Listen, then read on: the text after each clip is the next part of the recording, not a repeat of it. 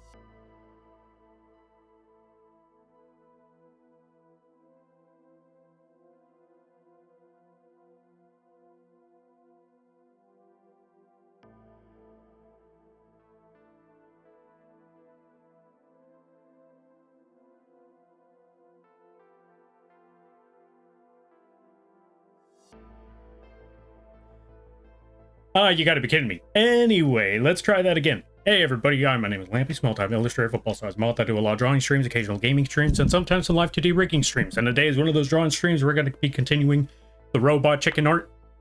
And I also want to say thank you, Requiem, for the raid. I greatly appreciate it.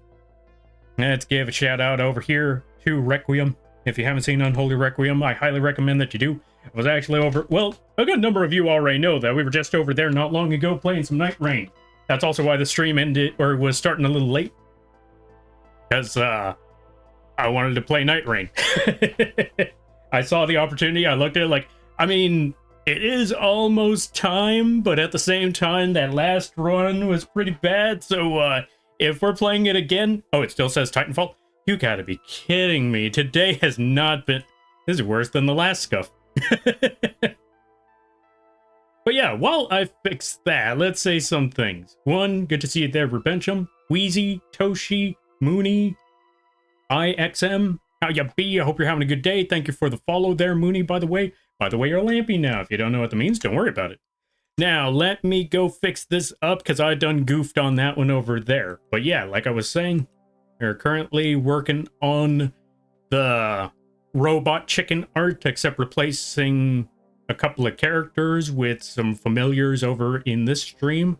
Let's fix up that title, though, and then we're going to catch up with everybody because I need to catch up with the rest of the chat and all of that. Also, I see what Jira did. I see you, Jira. I see you, Jira. Also, happy birthday, and I'm gonna get you later.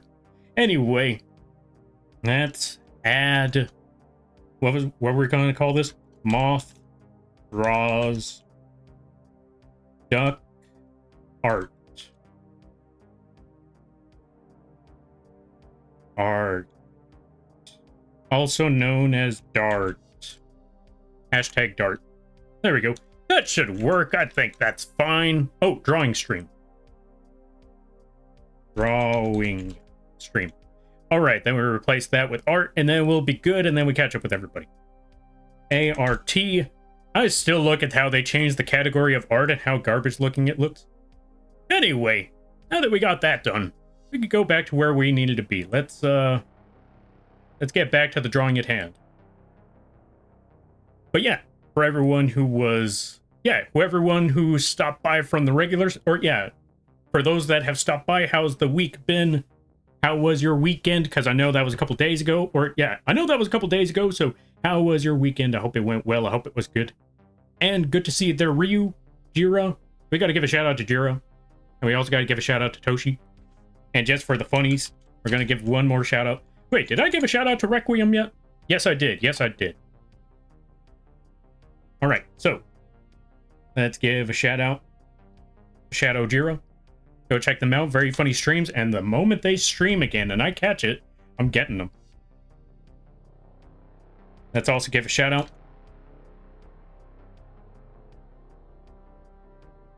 Let me see. Let me try to catch everybody's name. Okay, so we got Jira. Let's give a shout out to Toshi.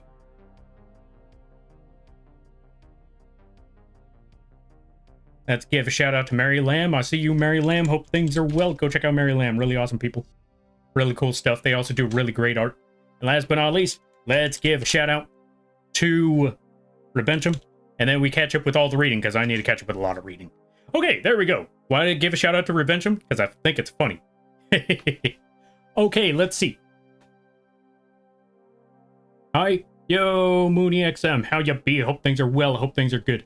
I was wondering if it was me or something scuffing, but no, you muted. Yeah, I done goofed today.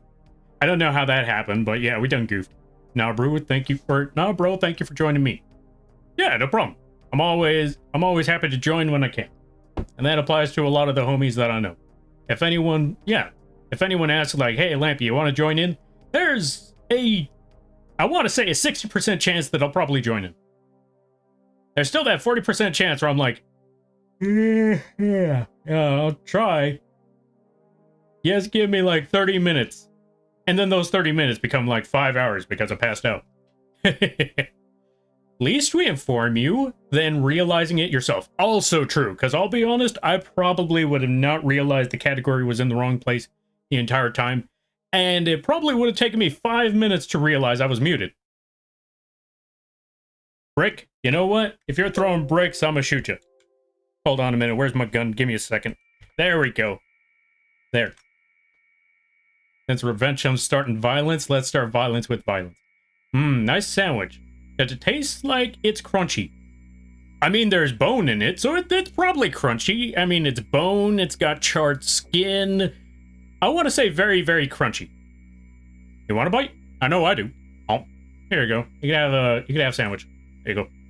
Yo, there, Tron, how you be? I saw you were working on that Dead Space art. It is looking cumbersome, but also amazing. How things be? I hope things are well.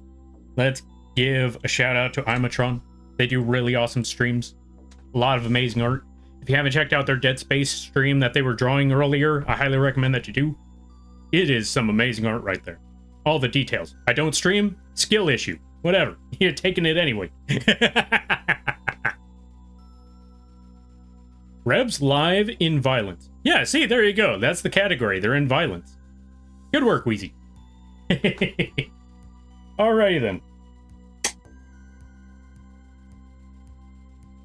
I see the cheese. I'm sold. Fantastic. See, this is why we added cheese. The added dairy makes it true. Yeah, the added dairy makes it truly amazing. One thing is to have a culinary art. Another thing is to have a culinary art and then add some cheese to it. That's how you really make it pop. Just add cheese. Doesn't matter what the food is. Doesn't matter what you're making. What you gotta do is add food. Add cheese. Well, I'm going to leave because me sleep. Good night and good luck with the stream, Lampy. Thanks there, Reventum. You go get that sleep. You go get that rest. And I hope you have a good day, a better tomorrow, and a great week. Also, hold on a minute. We gotta do the traditional thing. They're starting with violence. We too gotta start with violence. We gotta run them over. All right, we're running over Reventum. That's the best way to sleep. We're making sure they can't get this is how you know they're gonna go to sleep, is if you just hit them and they can't get back up.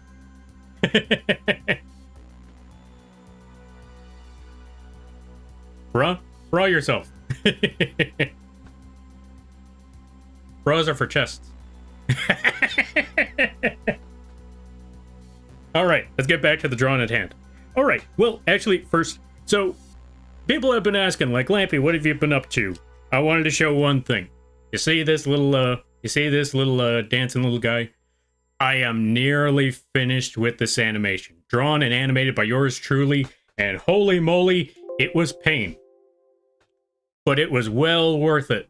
The only thing I have to do left for this animation is make the eyes a little bit happier at a certain point in the dance, and add their little mascot dancing next to them. Not to the same degree, because then I would have had to have charged a lot more. But yeah, that's how we gotta do things. Blobby, it do be a blobby. I'm glad y'all like the animation. But yeah, we're gonna get back to that blobby dance later. I still need to finish things off. That's one of the projects I've been working on. There's another project further down the road, but I cannot show it. But yeah, I can't show that project yet, but I want to say it's mostly done. Also, let's give a shout out to EB. Folks, go check out the EB. I highly recommend that you do. They do some amazing art, and they sell little, what are they called again? They sell little adoptable characters. If you want to go check out their adoptables, I highly recommend that you do. Whew. Oh my god, that's cute. I love it. Yo, thanks. I'm glad that you like it. Oh, you sell designs. Ah, gotcha. You did amazing, Lampy. Yo, thanks there, Mooney. I greatly appreciate that. All right, so let's get started on things. We need to find where is all the line art. That's a different piece. Ah, here we are. Wait, what's that? Oh, wait. This one needs to go back to 100% opacity. That's what I was wondering. Like, wait, where's the background color? So let's go back over here. Let's put a transparency lock on that. I also need my character sheet for this. Character sheet. There we go. Because I need the base color for the Lampy. There we go. Actually, you know what? Yeah, let's go for the shadow color first. We'll add the base color later. Not that one. There we are. We're also going to close that. Close that. Leave just those two. And now let's start selecting things. Let's select... Where's the line art? Select here, and there, and his face. And there we go. That should be everything. Let's go back to the base color. Select, modify, expand by 3. Lurk. All right there, Kofi. You do your lurking, and a thank you for stopping by. Let's also give a shout out to Kofi. Really awesome streams. Really funny. Yeah, really funny streams. Really chill people. Really awesome folks. Go check them out when you get the chance. Is the blobby dance one of a kind, or can people get one themselves doing the same dance? They can, but I will warn that since that dance takes a lot of work to make, it is a bit costly, but it is possible for other people to get that dance as well. It's just that I don't promote that dance because it's a lot of work. But it is possible. For those for those that are ambitious enough to ask, it is possible to get. this is actually the second, no, I want to say second and a half time that I've done that animation for somebody. Which, I will say, that dance animation is not an original. I will give credit where credit is due. That dance animation was inspired by this one mouse animation that was sent to me a while back. They wanted their character to do the dance that was previously animated, or how do I put it? There's a mouse animation out there, just like a sketch animation. Someone saw that mouse sketch animation and they wanted their character to do that dance, so they hired me to make that happen.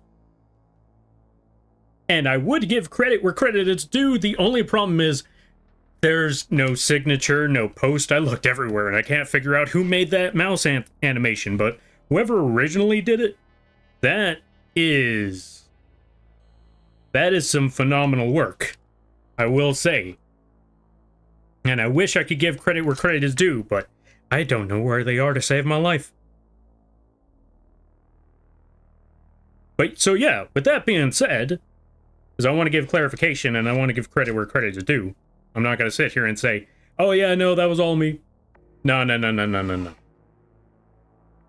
Someone sent me the reference animation. I made it happen for their characters. Other people saw that and they wanted it too. And so it just continued from there. And the reason why I say I've made 2.5 of those animations is because I made 2 whole animations, that being one of them, Shinzo being the previous one, and another one for a good friend Fallen, but they only wanted one portion of that dance. So, 2.5. Will there be more? Probably. Will I cry when I have to make those animations? Absolutely. Am I still gonna do it? You better believe it. So yeah.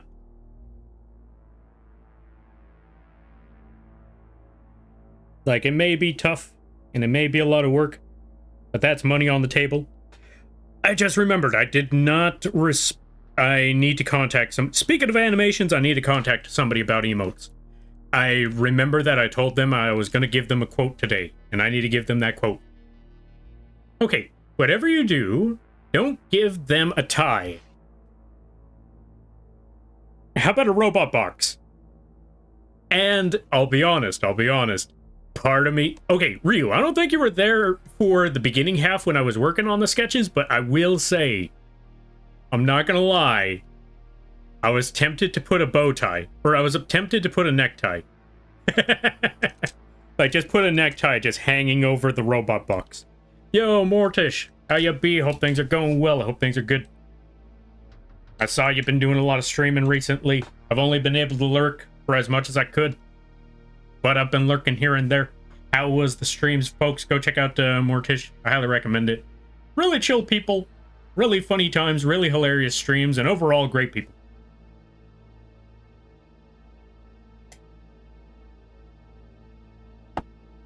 How are you? I'm good. I got... Oh, right. So, all the things that I've been doing. Right, I should probably explain all those. So, number 1, I'm nearly finished with that big animation that I mentioned earlier. Number 2, so I've been working on, or I finally got most of the... What's the word I'm looking for? I got most of the live 2D rigging tutorials cut and edited, and, well, not edited, but cut and sorted out and organized, so now they are prepared to be edited, and I just have one more video that I need to remake, which is a very, very small video. It's about, I wanted to make a tutorial about how to add secondary models to your stream, like the bird up there, or let's say you wanted a mascot, I needed to put, or I wanted to make a simple tutorial about that one too. But the one that I made was very, very scuffed. I made it a while back just to explain it, but I thought, you know what? Maybe if I could edit this one, cut it up, you know, clean it a little bit, make it a little more polished, this could really work. And then I heard it. And then I heard my chair throughout the entire video. So yeah, that's when I realized, okay, if I want to make that one a quality video, I'm gonna have to remove that chair sound, which means I have to do that one all over again. Which, isn't too bad. It's not terrible because the video is okay. The uncut recording of that video is only like under 3 minutes. 2 something. So it's not a lot of work. I could record that one. I could record that one in like, well, obviously like 2, maybe. I could record that one in like 30 minutes or so. And then get it cut up. Maybe even edit that one, because I'll be honest, the person that I have doing the editing, there was an art trade that I'm working with where they edit the video, or they edit my videos and I rig a model for them. So, but they're really busy right now, so I gotta wait on that. So that part's gonna be a little bit more tricky, but we'll get there little by little. Oh, right, also, 2 more things that needed to be mentioned. The other thing, number 2, is that I got the 3D printer. It showed up today. I don't know how to use it, but I will figure it out when we get there. We will figure out how to use that 3D printer, and then it'll be time to start making figures. I might even try to figure out how to work the 3D printer. Oh, well, actually, I was gonna say maybe I could do some 3D printing on stream, and then I remembered, wait, no, the 3D printing takes hours. So maybe not that. Maybe not that. But yeah, how about yourself there, Mortish? I hope things are good. I hope things are well. And that applies to everybody. How is everybody doing? Hope you're all well. Hope you're all good. And also, do not worry. If you're lurking, you keep on lurking. Do not let whatever it is that I'm talking about call you out. Or stuff like that. You know what I mean. Don't worry about it. You keep on chilling. Now, with that being said, that was those 3 things. And the last but not least is that, well, we'll get back to the 3D printer soon. But the other thing I wanted to mention was that if you look at the screen up there, you will notice that for every, or yeah, if you look at the screen, you may notice that at the bottom left corner, it says for every $100 that we get this month, we are going to be giving away a Lampy plushie, like a free Lampy plushie, to a random viewer at the end of said month. And from what I'm looking at there, it says 150, which should be 152 now at this point, maybe 153. But point is that I'm trying to make is that we are real close to the second Lampy plushie to give away this month. So that's going to be awesome. That's going to be great. I also wanted to make sure that it was at the end of, well, yeah, actually, we're going to be giving them away after, we'll be giving them away on the 1st of October. That's the one. This way we know that we got it all out of the way and there's no, well, actually, you know what? We could still try on the 31st. Yeah. You know what? We'll go with the 30th. 30th? 31st? We'll figure out what day. Basically, the last day, we'll be streaming on that last day, just to get those last points in. And yeah, that's about everything. I guess we're done with the stream. Thank you all for stopping by. Goodbye now. What am I doing? Right, we need to... Well, one, we need to go back to that line art and clean this part up, because that's going to be bugging me all day if I don't leave that. Also, welcome on in there, Spock. How you be? I hope things are going well. Also, let me catch up with a lot of the stuff. Let me see. Oh, I'm good? Ah, fantastic. I'm glad to hear that you're doing well. That's always good to hear.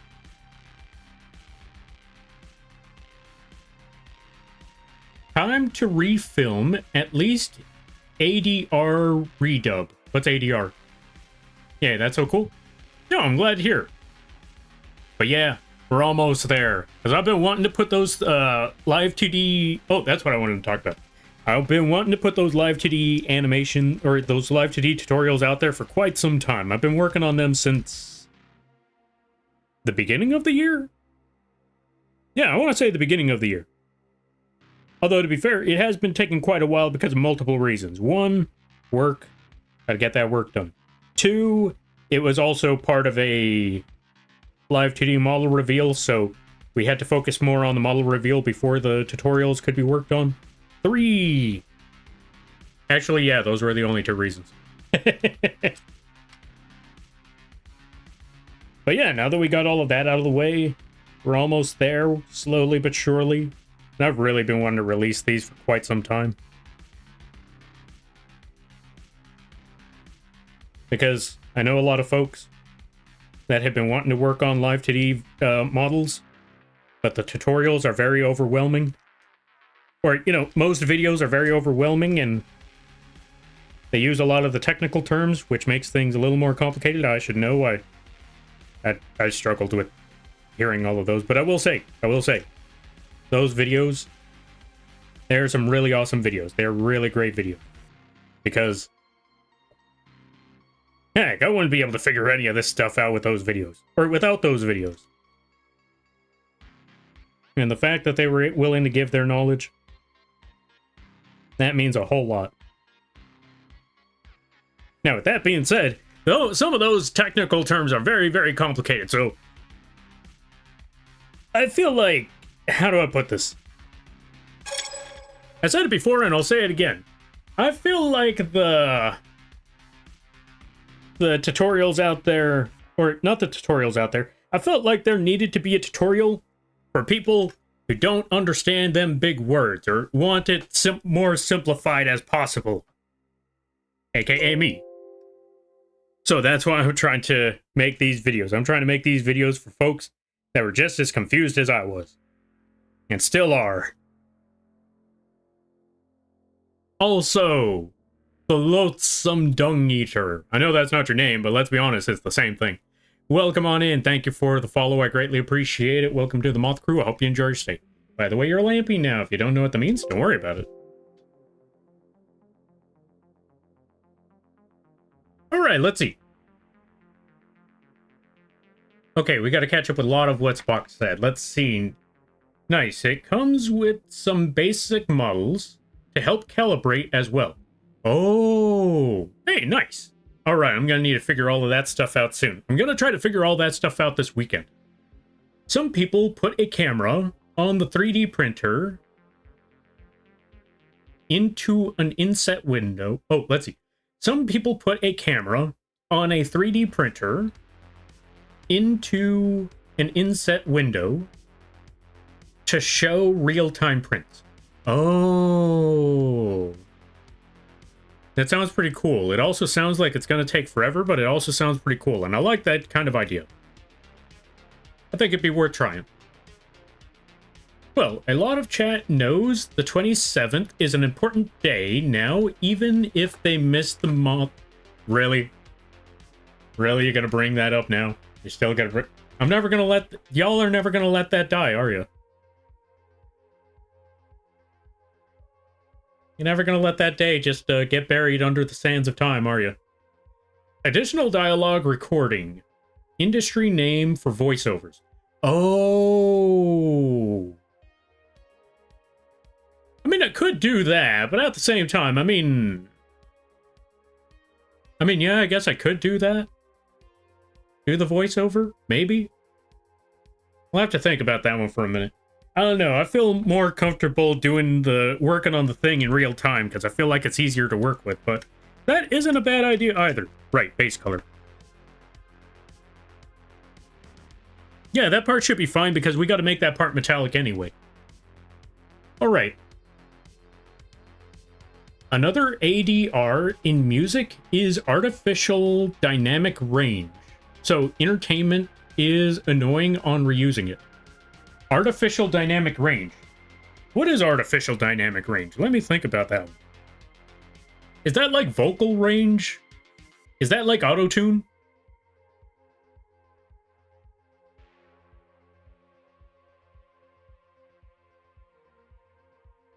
Because that sounds like auto-tune.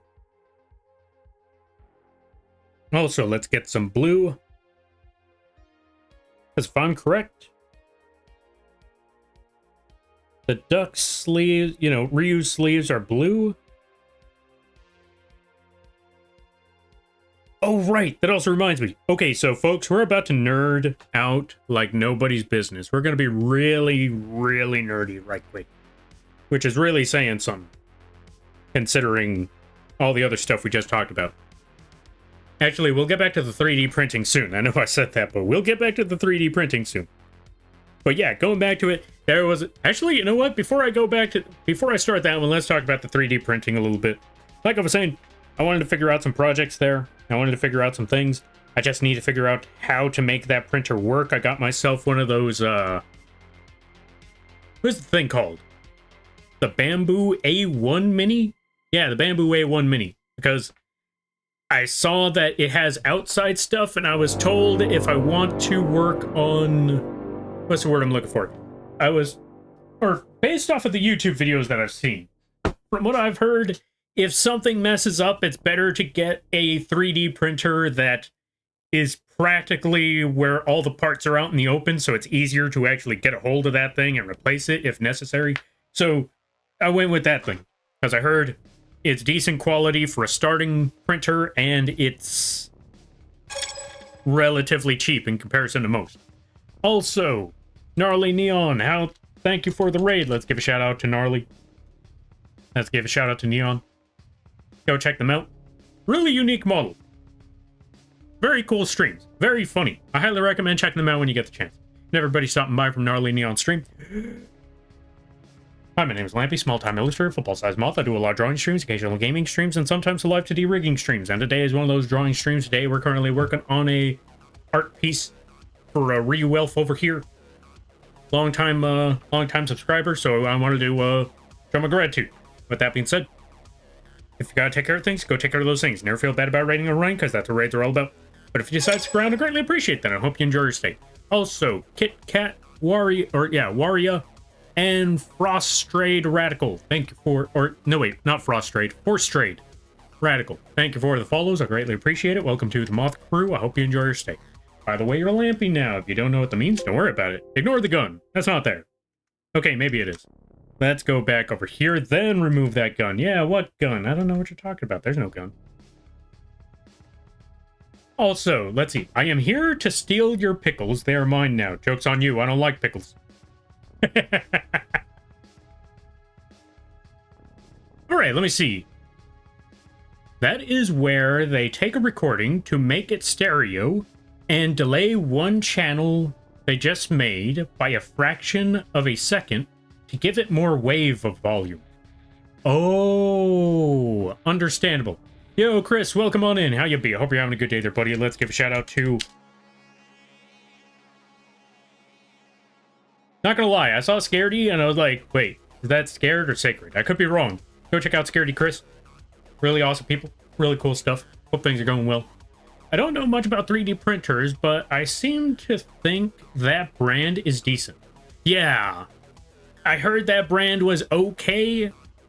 Not the best of the best, but it's a good starting point. And I wanted to practice what I preach, which is start small, start simple. And if I get more into it, if I get more interested in things, then I work my way up.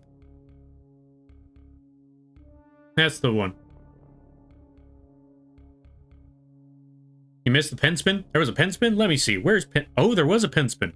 Oh, thank you for the pen spin there, Spock. Okay, pen spin. Hold on a minute. Pen spin, pen spin. Thank you for redeeming pen spin. All right, let's get back to the drawing at hand. How you be? So far, so good. Just been working on projects, just working on video recordings or tutorial stuff, and got myself a 3D printer, which I have no clue how to use. But we're figuring it out along the way. So what you're saying is, trap Lampy in a pickle jar. You can try. That's not going to work very well. All you're going to do is have glass and pickle juice flying.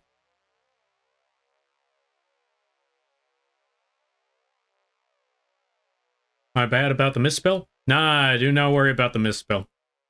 That's the thing about streams. You either got to type fast or you got to type right. And there is no in between. How do I know? I fail at spelling in streams all the time. Unless you were talking about something else. If you're talking about misspelling in stream, I'm like, yeah, no, I don't blame you. I misspell all the time. I fail that miserably.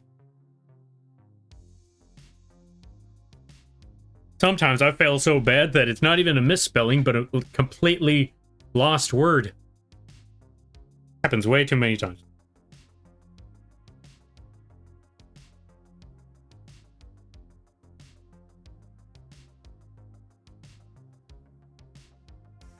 But yeah, right now we're just going to add some coloring. We're going to add some gray to the shackles as well, as we need some dark shackles for this chair. Wait, are they still called shackles if they're attached to a chair? Or are they just called restraints? I wonder. Oh yeah, the other thing I wanted to talk about. Okay, so now that we got that 3D printing stuff out of the way and we got everything else done, I wanted to talk about this other thing. It's okay, Lampy. Wait, what happened? Oh, let's see. Oh, wait, no, we caught up.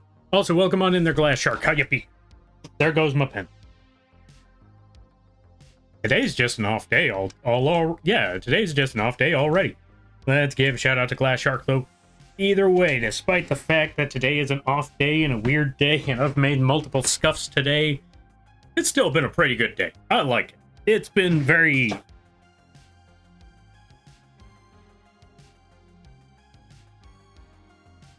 How do I put this? I dropped my pen again.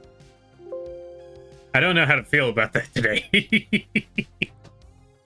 Either way, we're getting back into the swing of things. I'm good. Had some hell divers, and now I have pizza. Ooh, nice. Congrats on the pizza. What kind of pizza? And I hope the hell divers went well. Okay, so we need to go back over here, and we need a dark... Yeah, if I'm correct, the coat is black, I think. I should really look back at that reference sheet. Or the reference PNG. Because I feel like I'm really winging it at this point. No pun intended. Oh, right, going back to it. Pepperoni? Nice. Pepperoni sounds good. Oh, right, I did forget the SO command. Right. So, Glass Shark doesn't stream yet, but you should still check out Glass Shark. They said that they are planning on it. And I look forward to when that time comes. Or maybe they already have. And I missed it. When did this happen? But yeah, let's get back to the work at hand. Let's add some yellow to that duck bill.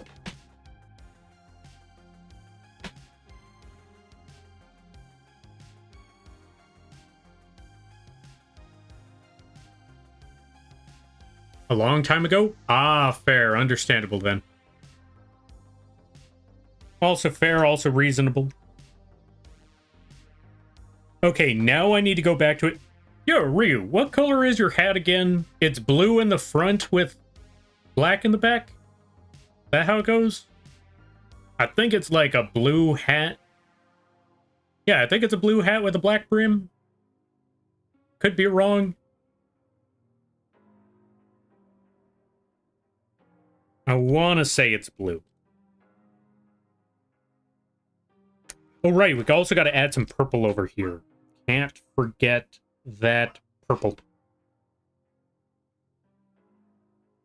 A very, very dark purple, almost indigo. Something along the lines of that. That should be good. Yeah, it's blue hat with black brim. Gotcha, gotcha, gotcha. Thank you for the clarification on that one there. All right, let's get that blue. And let's get the black. And we are going to make a very bruised hat. And you can't tell me this ain't going to be a bruised hat. It's black and blue.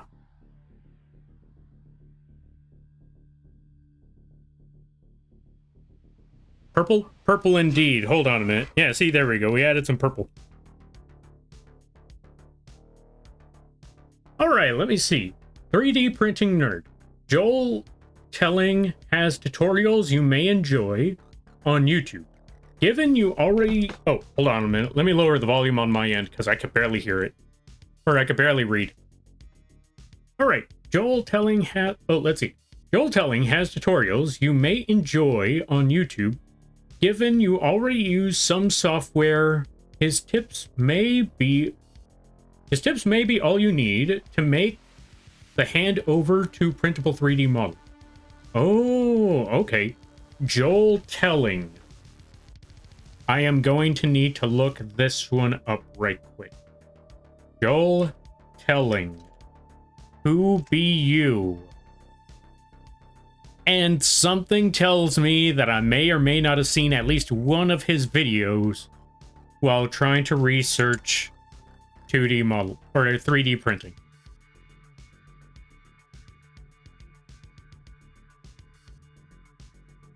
Oh, 3D printing nerd. Okay, so that is the name of the channel. Why is the first video that I find of him smacking his own hand with a hammer?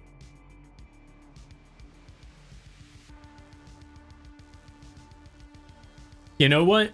You know what? That is one heck of a way to start a video, and now I am more intrigued. Now I gotta find out. Why are you smacking your hand with a hammer? What is the context behind this? Gotta be about the durability of the 3D print, and now I want to know more. Bravo, good sir, bravo. You got me intrigued, and now I want to click on that video, which I will sometime later. He's silly that way? That's fair, that's fair. Hammer time? Yeah, basically. Anyway, so I think I got everything set up for that part. Now we're just going to use that same color that we used for the hat brim to make these buttons. Although it's a lab coat, I don't think lab coats have dark buttons. Do lab coats have? Nah, that seems weird for a lab coat to have those kind of buttons. They stand out too much. I feel like a lab coat is just like all. Yeah, I think the lab coat's just all one color, all one shade. I think it's just all white. I could be wrong. I need to look up lab coats. What do lab coats look like? What color are the? You know what? I'm gonna look up something very, very weird. I'm gonna specifically look up lab coat buttons. Yeah, no, they're just all the same color tone. And not gonna lie, now that I'm looking at some of these lab coats, I mean, I know why the lab coats just cover the entire body, but they do make the figure look very, very suspicious. Maybe it's because I've watched too many movies.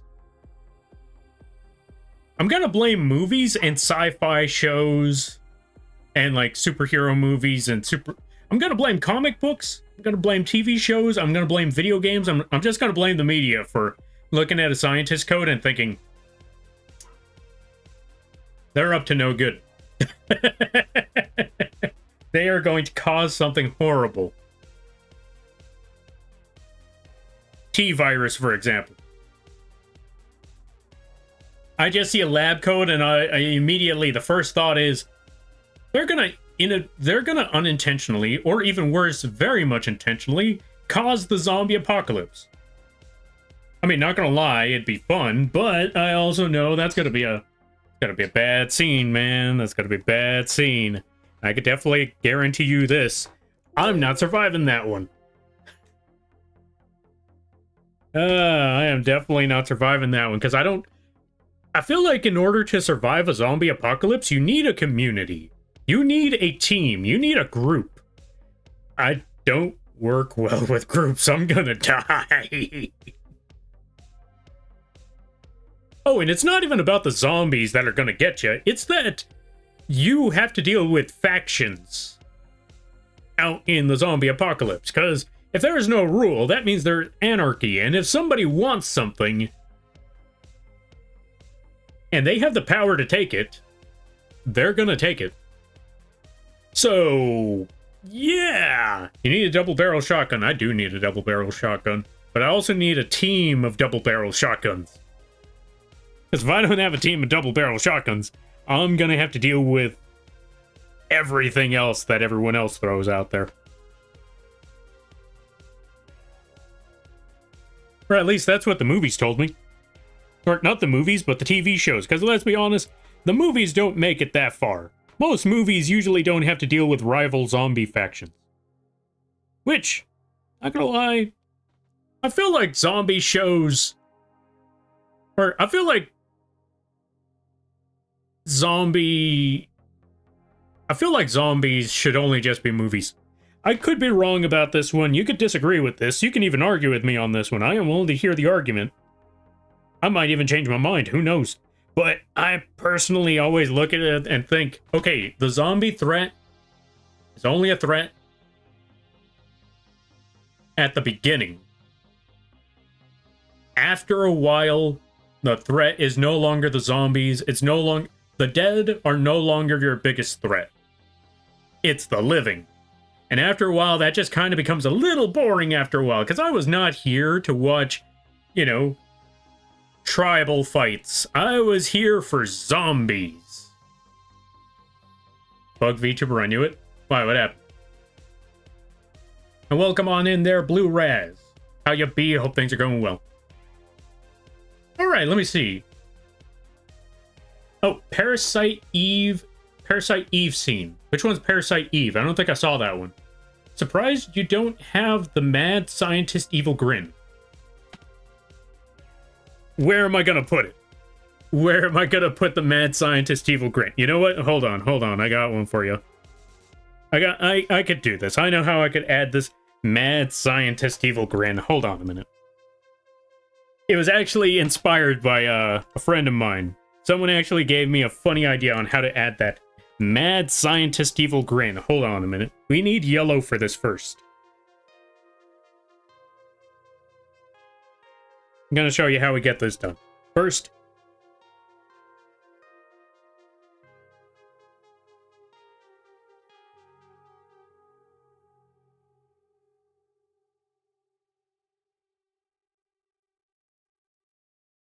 some of you might know what I'm making. Some of you might still be confused. But give it a minute. It'll all make sense.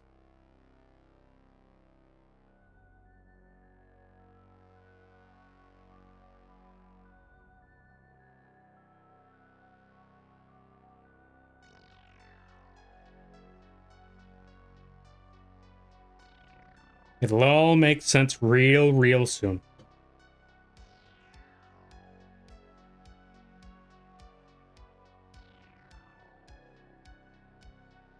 And we're gonna look back once we're done to see if anybody figured it out.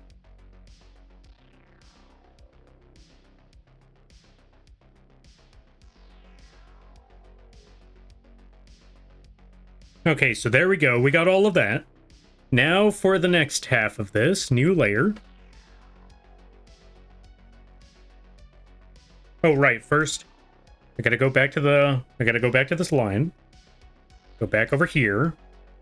Select, modify, expand by 3. Invert the selection, fill that in, and boom, sticky notes. Is that what you wanted, Ryu? Is that what you want? Is that what you wanted? Did you want the evil scientist grin on some sticky notes? There you go. Problem solved. Okay, let me see. Let's also save before I lose all the progress we just made. Alright, let me see. Gotta catch up with some things. Okay. Some do have dark buttons, but theatrical or black and white movies, where you do see the dark buttons. Oh, gotcha. Also, which one's Parasite Eve? And what scene are you talking about there? Also, Brina, thank you for the raid. I greatly appreciate it. Let's give a shout out. Go check them out. They play a good variety of games, really awesome people, really fun streams, really awesome, or yeah, really cool stuff. If you're a fan of Cuphead, games like Cuphead, I'm trying to remember the other games. They played a good variety of games. Go check them out when you get the chance. And everybody, stopping by from Brina's stream. I'm Lampy, small-town illustrator, football-sized Moth. I do a lot of drawing streams, occasional gaming streams, and sometimes live 2D rigging streams. And today was one of those drawing streams I highly recommend. Or yeah, today's currently one of those drawing streams. We're just working on this this robot chicken art piece. I hope y'all enjoy your day. I hope y'all enjoy your stay. And if you've got to take care of things, go take care of those things. Never feel bad about writing or running, because that's the raids are all about. But if you decide to screw around, I greatly appreciate that. I hope you enjoy your stay. And let's see. Persona 3. How's Persona been going? I hope it's been going well. I've heard a lot of good things about that game. I hope it's been going well. Thank you for the save there, Mary Lamb. I greatly appreciate that. Whew. We're catching up with everything. Resident Evil plus Parasite Eve plus Walking Dead plus Mad Max equals barely survivable. Yeah. Why does that sound like a familiar thing? Okay, the only one I'm missing is Parasite Eve, because I know Resident Evil, Walking Dead, and Mad Max. It's just Parasite Eve I haven't heard of. Scarcity makes the living more dangerous. You can learn to live with the zombie... Yeah. You can learn to live with the zombies too often. Yeah, exactly. That's what I'm saying. Like, zombie movies should just be... Or zombies... They should just stay as zombie flicks, because like I said, if it's a TV show, the first season is the zombie threat. But after a while, whoever's still alive already knows how to deal with the zombie, and therefore the zombies become less and less of a threat.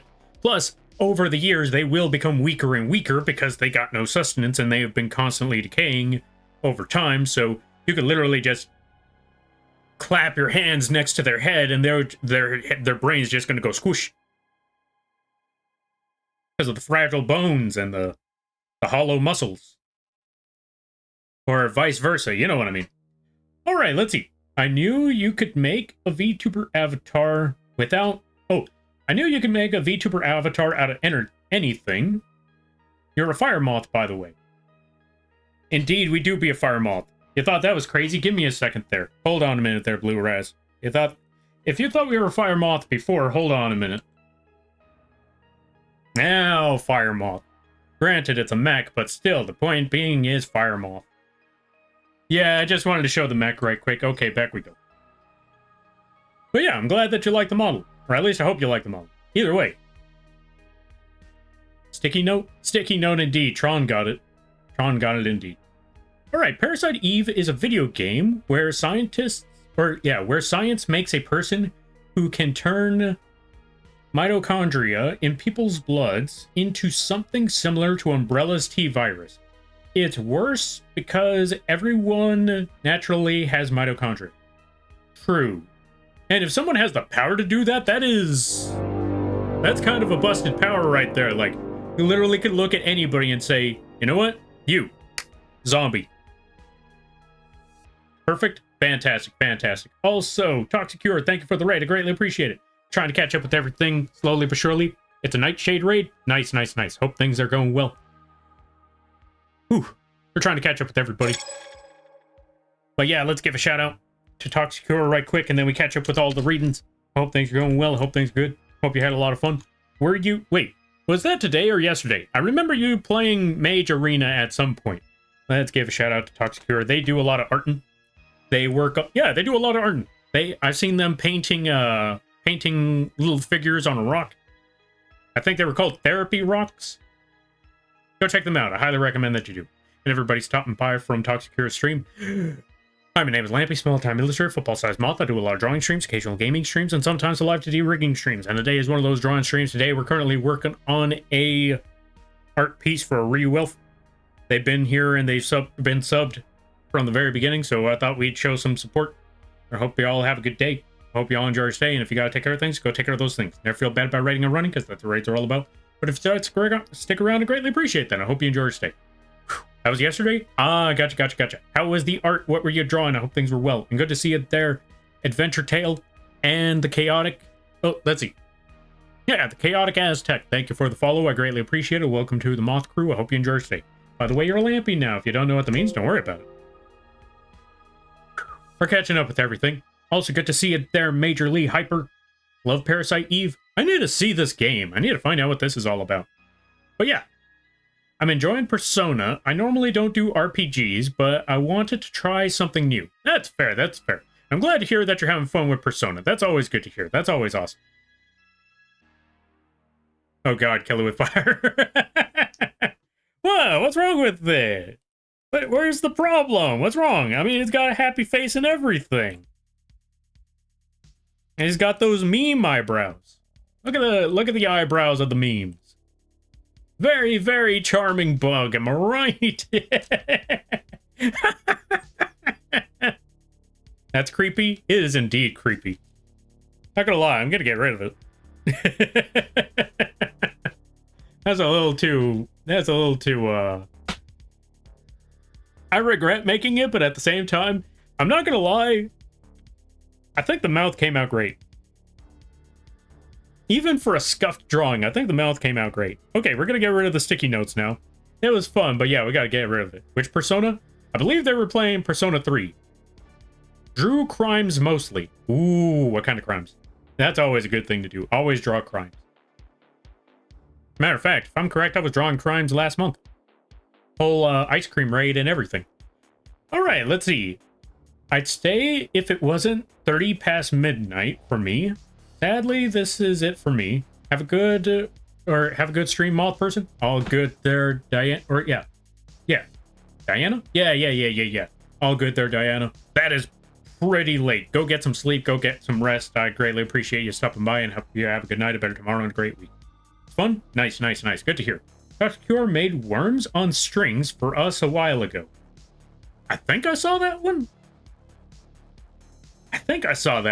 I definitely remember Halo. And I remember some art streams. I've been lurking in a lot, but I also realized that my memory kind of sucks after a while. I don't even remember. This is how bad. Like, if anyone ever feels bad, like, Lampy doesn't remember some of the things I've been doing. Or that, you know, some of the things. I'm going to let you know, I don't even remember what I did on Sunday. And that was like a couple days ago. Or was it Saturday? I'm going to be honest, I don't remember things. Even when I try, I'm like, what did happen that day? Either that or I get days wrong. Like, oh yeah, I remember someone was doing this at this hour. That was last time. Oh, what day is it now? It's Thursday. Really? I thought it was still Tuesday. A case in point, my memory sucks.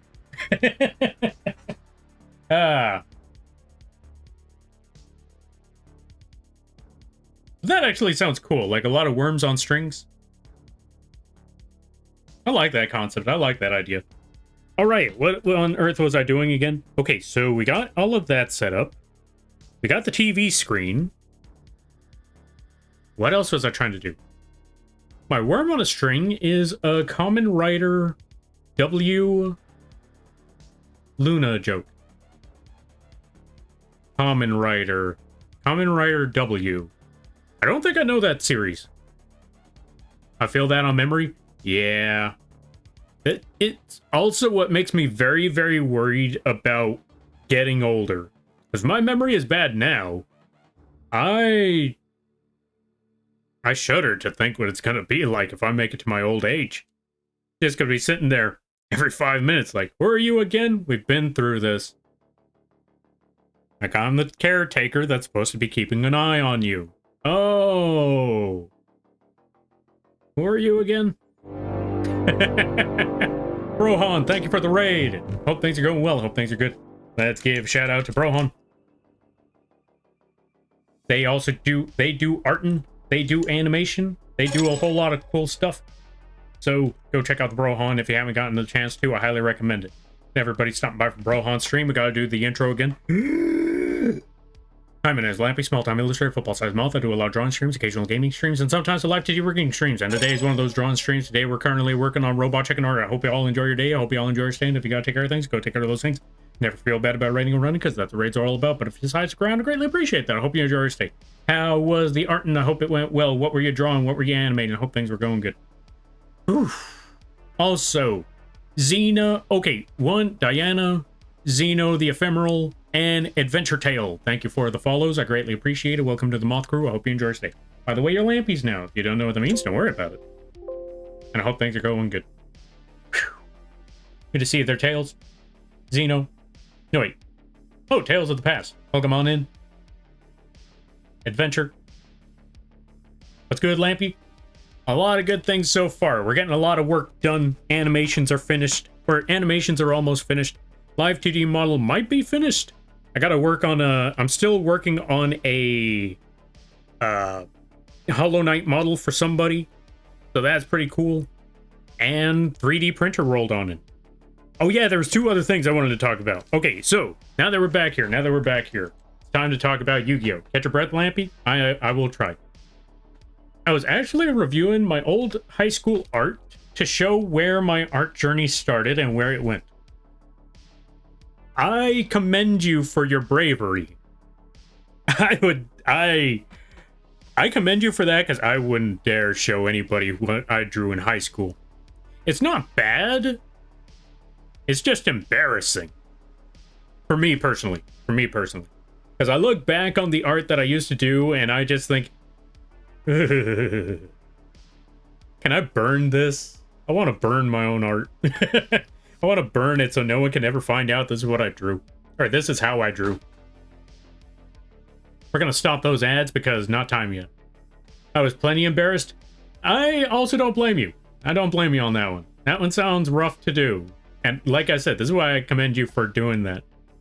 Because yeah, that's a rough one. So, going back to the Yu-Gi-Oh! Art, I wanted to talk about, or not Yu-Gi-Oh! Art, but I wanted to talk about Yu-Gi-Oh! Because they set up a new rule that I think has potential. It's a mess right now, not gonna deny that. It's an absolute mess. Yu-Gi-Oh! Leave stream. Sure you do, Ryu. Well, actually, Ryu might actually leave the stream for this one, because I know that the format they are not a fan of because pendulums and links are gone, and I understand the pendulum one and I understand the link one, but at the same time, nuts to links. They can eat a soggy sock. Anyway, with that being said, okay, I can't entirely talk smack about links because though I do think they're a problem. I'm not taking that back. At the same time, they were kind of a godsend to the reptile deck. The only problem is every other deck was still far, far better than the reptile deck. That being said, going back to it, Yu-Gi-Oh! Started doing this thing where they took away the ban. They have a format where they took away the ban list. Every card is available, but now there's a point system. And you have to limit your cards based off of 100 points. And most of the banned cards are usually around 100 points, which means you only, well, like I said, most of the banned cards are 100 points, so it seems a bit fair. With the exception, which I am going to criticize, Pot of Greed. Why? Well, first, what does Pot of Greed do? And two, why did they make that 33 points? Why did they think, hey, let's just add Pot of Greed to 3? Granted, if you want to play all 3 Pot of Greeds, there goes all your points. For the most part. Like, you're not going to be able to play any other card except 3 Pot of... or any other powerful card except for 3 Pot of Greed.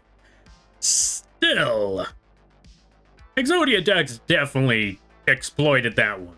Like, first video that popped up was an Exodia deck. Like, wait, so you're saying you could have 3 Pot of Greed? Yes, but you have to think carefully, Exodia. Straight up Exodia. Granted, I feel like the deck... yeah, the fact that the deck is a bit of a glass cannon, it still means it's still a cannon, which is essentially... if they could get the Exodia first turn, they're gonna get the Exodia first turn. If they can't get the Exodia first turn, they die. So, that's still a problem, because that's not a game. Unless you're the one playing Exodia, then you're probably looking at like, you know what, this is fun. I wonder how many points for your crow. I checked. It's free. I could play as many of those as I want. I also checked the invoke cards. Yes, that's right. I looked at it like, how many invokes can you play? Yeah, the invoked cards are also free, with the exception of like 1, and it's not the one I was hoping for. So, Mecha Buzz not on the list, Invocation's not on the list, the field card's not on the list, Alistair's not on the list, Chidal Fusion's also not on the list, Dragoon's on the list, thank God. Dragoon's at 100 points, I saw that part, like, okay, you know what, that works. I also started looking up Predaplants because I was looking at it wondering, how many points is Anaconda? Is Anaconda there? Oh, for a second there, I was thinking, what do you mean Anaconda is not on the list? Why is Anaconda, or Verte Anaconda not on the list? And then I realized, oh right, it's a Link monster. Ah, thank God. Super Poly's 10 points though. You better believe I'm playing Super Poly. Also, Tales of the Past, thank you for the follow. I greatly appreciate it. Welcome to the Moth crew. I hope you enjoy your stay. By the way, you're lamping now. If you don't know what that means, don't worry about it. So what you're saying is my deck is playable. Yeah. Yeah. Oh, yeah, you better believe they also hit the branded card. So, you're not going to be able to play any of the branded cards with your Dragoon. So I'm fine with that. Yo, Danzy, welcome on in. How you be? I hope you're having a good day there, buddy. Let's give a shout out to Danzy. If I'm correct, they've also been playing the Personas. Go check them out when you get the chance. We're going to snooze the ads one more time. And that's the last time I snooze the ads today. All right, let's see. So yeah, most of your cards are still free, with the exception of the branded part of your deck. That part is, I'm just glad that that part is gone. Like, I'm looking at like, okay, I could tolerate this. Kaijus kind of got hit. Like, all the Kaijus are free except for their magic card. That one's like 33 points each. So if I put all three Kaiju slumbers, then yeah, I'm kind of stuck there. But anyway, the point being is, folks, the point being is they made a new format where Yu-Gi-Oh! Might be interesting to play, mostly because of that point system. However, the only downside is not too many cards got hit in that point system. So someone's going to figure out a way to break that system. Case in point, the Exodia deck. And the list of points that you gotta look at, it's still confusing.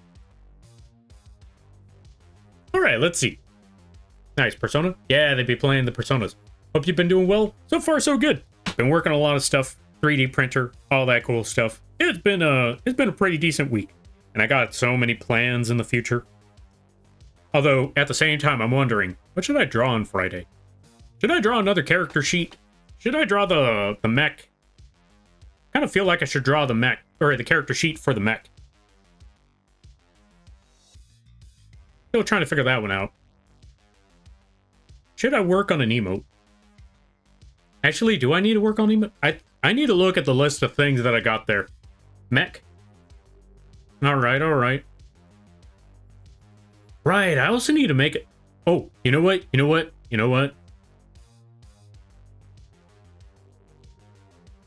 Maybe I should make an animated version of the gun. Don't worry there, Ryu. That one's also on the list. But I kind of want to make the mech emote first. Or, not the mech emote. I want to make the character sheet for the mech first, then I make the character sheet for the humanoid version of the bird. Those two are definitely on the list. Mostly because there's not really any other character sheet to make, with the exception of the Dust Bunny Moth. The Dust Bunny, I need to make a character sheet for that one. Mostly for potential of turning that one into a plushie. Because I remember a lot of people had interest in the Dust Bunny being a plushie. And I'm thinking, yeah, that could be a good idea too. But I first want to make the mech. I first want to make the... That's the word I'm looking for. I want to make the mech and the bird character sheets so I could get somebody to make 3D models of them and then print them out on the 3D printer. Especially the mech. Because I really want that mech as a little 3D figure. I think that would be cool.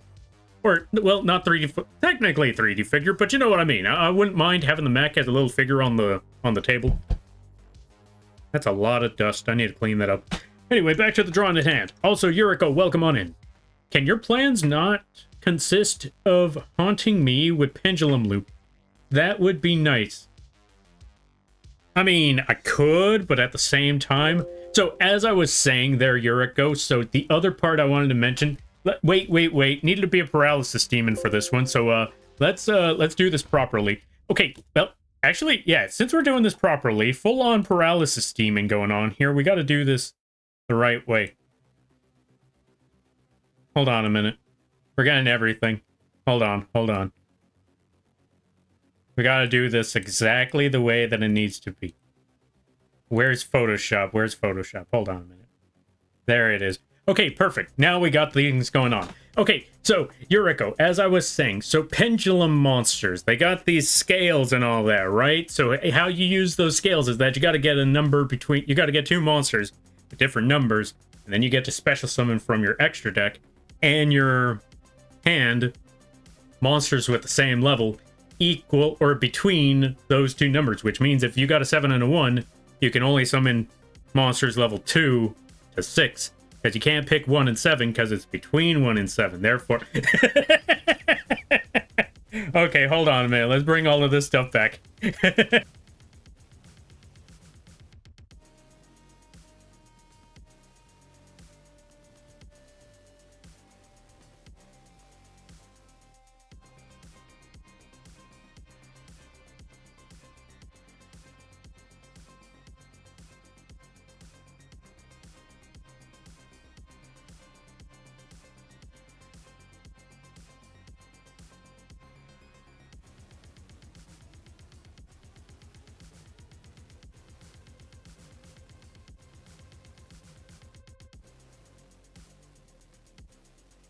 Right. Okay, and we're back. So for those of you that don't know, for those of you that don't have the context behind it, I gotta explain this one right quick. Ad started. So for those of you that have subs, you'll hear the story. Anyway, Yuriko posted on socials, or on social media, that imagine a paralysis demon, except they, instead of, you know, haunting you in their sleep, they teach you pendulum they teach you about pendulum monsters. And I'm gonna be honest with you, out of all the friends that I know, no one has ever been taught pendulum monsters, or any of my friends who have ever been taught pendulum monsters were taught by me. Because they're usually popping up like, oh yeah, I've played Yu-Gi-Oh, but I haven't played since the Synchro era. How has that been? Like, how's Yu-Gi-Oh been since then? My friend, I gotta ask you something. Have you ever heard of a pendulum monster? And they're like, what's a pendulum monster? Sit down for a second there, buddy. You're gonna be here for a while. Grab a drink, sit down, get comfy, because we're gonna be here for about an hour. And so yeah, there you go. It's been a funny time over there. Also, we're gonna get back over here. We're gonna give a shout out to Madam Butterfly. If you haven't checked out Madam Butterfly, I highly recommend that you do. They do the artins. They do the artins. They do the drawings. All of that good stuff. Really awesome people. I highly recommend that you check them out when you get the chance. And yeah. Also very chill streams, really awesome folks. I refuse to learn pendulum. That's also fair. That's also fair. Okay, so about pendulums. So what you do... Yeah, I know, I'm done. That's the only part I really needed to... Oh, wait, actually, so pendulums are considered spell cards as well as monster cards, but it depends on where you place them. If you put them in your pendulum zone, they don't count as a monster anymore. But if you summon them regularly, then they count as a monster. And that's why they have two separate effects. Okay, I'm done. I'm done trying to traumatize Yuriko over here. But how you been there, Yuriko? I hope, aside from the cursed pendulum talk, I hope things have been good. I hope things have been well. Nobody hates pendulums more than Konami. Also very true, because you have any idea how many times pendulums keep catching strays? Like, they don't even do that much. They're not even that cursed. Also, Madam Butterfly, thank you for the hydrate. I greatly appreciate it. Pendulums don't even do that much. They were only good for like 2 eras. Not even 2 eras. That is being too generous. They were only good for 2 formats. Outside of that, they haven't really done too much. And even in the formats where they were all right, they were still in competition with other decks. Like, they were still in competition with a fusion deck, an XYZ deck, A ritual deck. A ritual deck of all things, surprisingly. I'm now that I'm looking back on it, like, holy cow, they were incompetent. There was a ritual. Well, there's actually been a good number of ritual decks that have actually been rather competent, but it's not because of the ritual. It's not because of the rituals themselves, but more so, it's a weird thing about them rituals. Somehow, some way, they've all made it there because of different reasons. Anyway, let's get back to the drawing at hand. Where am I?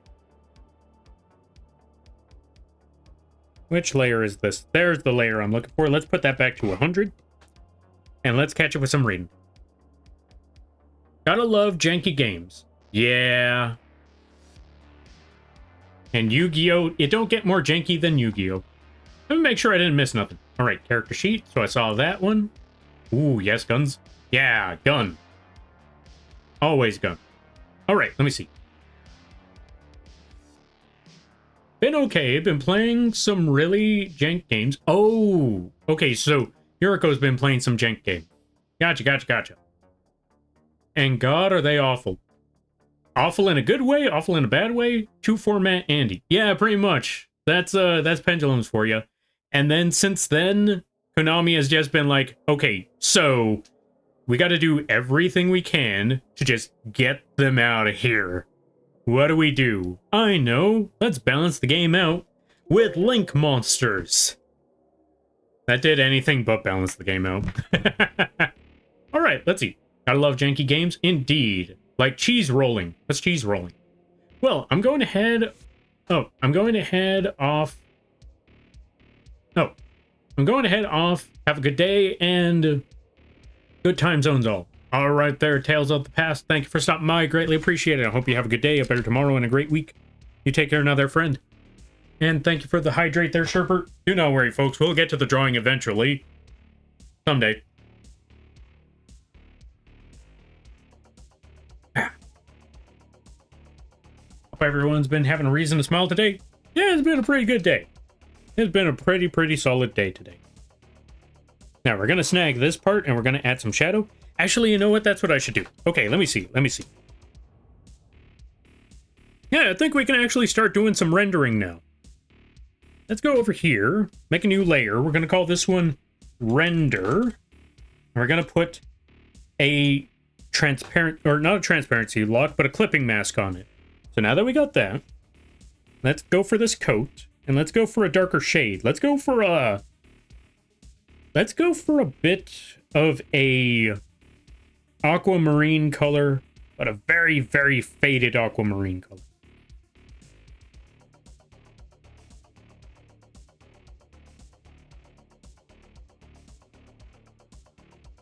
Like, very dim, very desaturated, but it still has a slight, has a slight turquoise color. Very slight. You'll see what I mean soon enough. We're going to get that. We're going to get our brush. We're going to put it at... Actually, no. We'll keep it at 100% opacity. But we're going to put our brush to 30. Layer at 100. This is what we're going to roll with here. So, let's start working on these shadows. That is not the right shade at all. Hold on a minute. That was not the shade I was looking for. That was black. We were looking for the aquamarine color. Here we go. So the reason why we go with the reason why we go with a darkened shade, but a 30% opacity on the brush, I actually got to put this to 50%. Not 100% on the sharpness should still be fine. The reason why we put it at a 30% opacity is this reason. Because we can get multiple shades from a single color tone by just going over it multiple times, as you can see right here. You could actually see the gradual gradation by how many times we went over that brush, or went over it with our brush. And even though you see those layers, you see those, yeah, you can see where they differentiate. You can see where all the layers went across. We could actually fix that. Well, for one, let's get our brush. Let's erase this layer. Let's erase that, the top half of that. And now let's get our brush, our smudge tool. We got our smudge tool at 50% sharpness, 0% opacity, 150 on the radius. Then we just drag up, drag down, and just continue to drag across like so.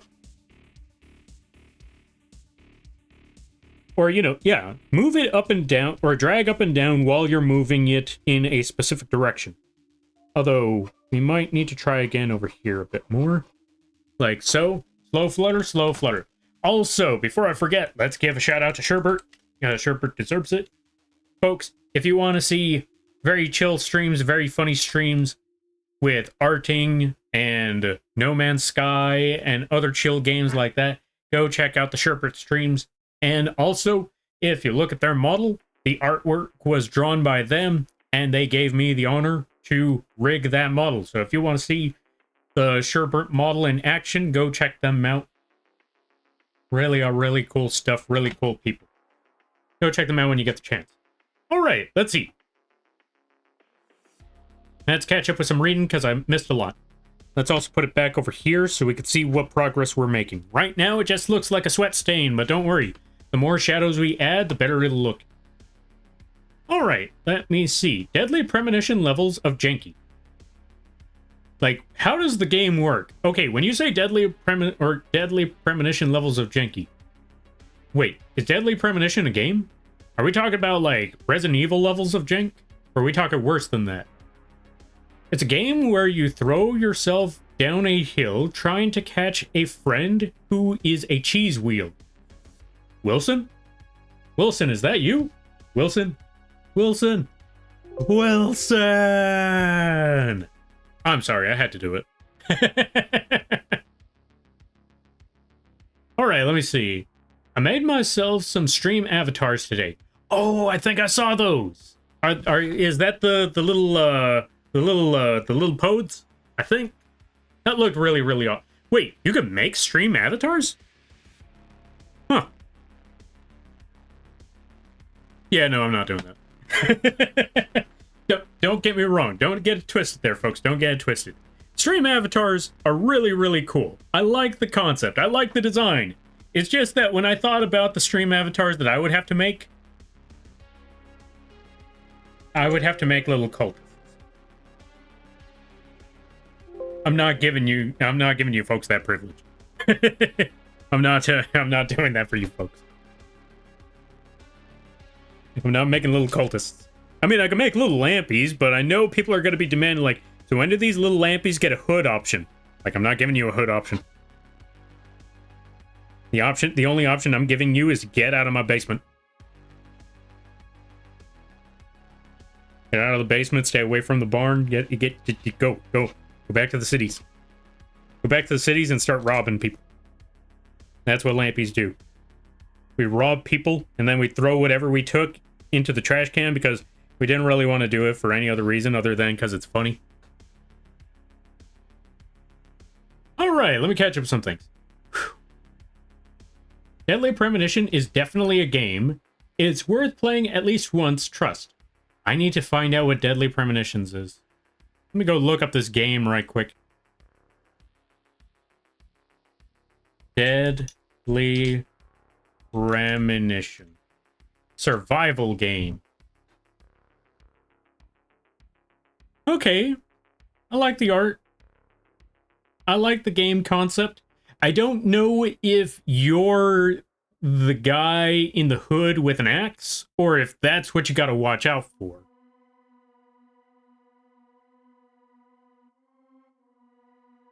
Okay, from what I'm seeing, you're a guy in a suit. There's a hooded figure with an axe. And I think you have to run away from the hooded figure with an axe. Wait, what on earth is it? Okay, I don't know what I'm looking at anymore. I just saw another scene. I'm not going to spoil it, but I saw something else that's just making me think, okay, I don't know what this is about anymore. Okay, I didn't even know much about it in the first place, but now I really don't know what it's about. Little Mothman's is what I'd want to dress up my lampy as. Little Mothman? Yeah, I mean, that's an option. That's an option. I need to write this stuff down. Now, what was the... Right, stream avatars. Oh, right, Sherbert, that's what I was talking about. I saw that you had the little stream avatars over there. Those were pretty cool. Those were pretty awesome, and it made me think, maybe I should add stream avatars. And then I realized what sort of stream avatars people would be demanding. I'm not making any of those, so maybe stream avatars. And now that I think about it, the lampies with hoods wouldn't even be the worst demand that some of these folks would be yelling at me for.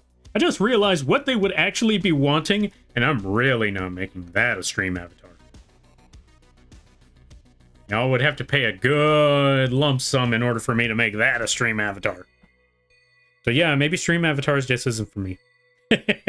But just because it's not for me doesn't mean it's not a good idea, because it is very, very much a good idea. And I like seeing people make them stream avatars. But yeah, no, I can't do that. I cannot do that. This community is not the place to make stream avatars.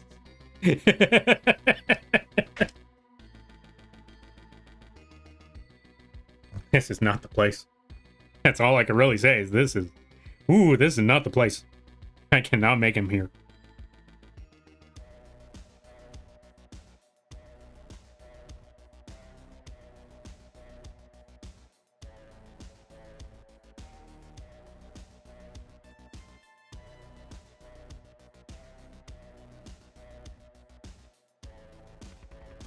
All right, let's get our smudge tool, blend all of this in a little bit. Just let that blend for a minute there. All right, let's see. Little lampy stream avatars. I mean, yeah, I wouldn't mind that idea. It sounds cool until Sherbert brought that up. Exactly. See, that's exactly what I was talking about. And Sherbert knew what I was worried about. All right, let's see. Oh, better get to work on doing pixel art and sprite sheets. True. I mean, I could make that happen. That could be an option.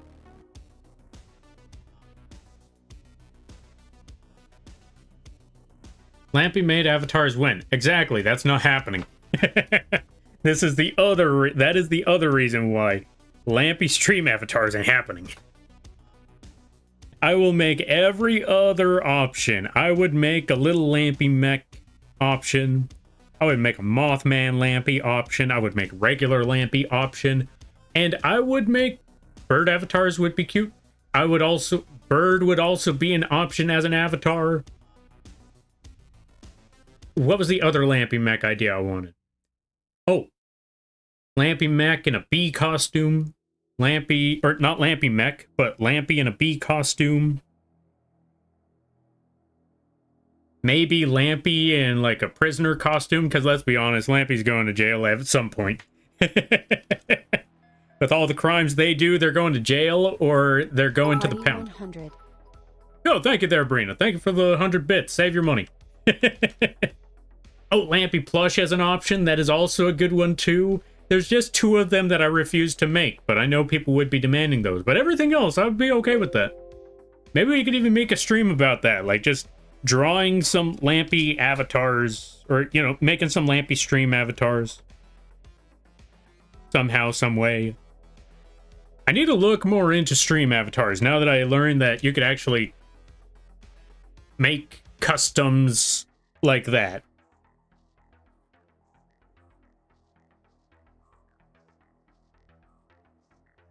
That sounds like a pretty cool idea right there. If you need help with pixel art stuff, I know a few tricks. Yes, I would actually need a lot of help with that. Like, if you could send me information or any tips and tricks on any of that pixel art stuff, I would very much greatly appreciate that. Because I used to make pixel art a long time ago on MS Paint, and I don't really know what on earth I'm doing anymore. Actually, I don't even think I knew what I was doing back then. Like, the closest I've made to anything was, I believe it was called the Black Knight from, what was it called? Fire Emblem Path of Radiance? Because I liked that character. It looked pretty cool. It looked pretty awesome. And yes, in that game, he was a dreadful... He was... How do I put it?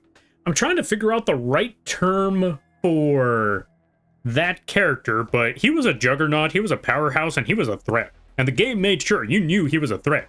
You don't, when you see him on the battlefield, there's only one option. Get out of there.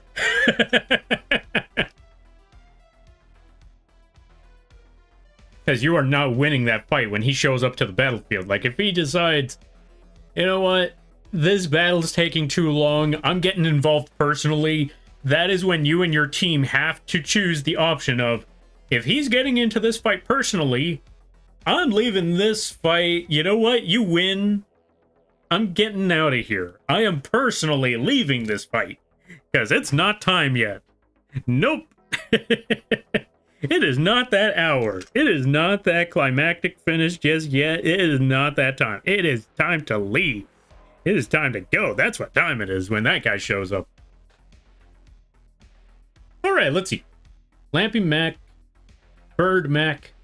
Ooh, Bird Mac. Man, consider that one.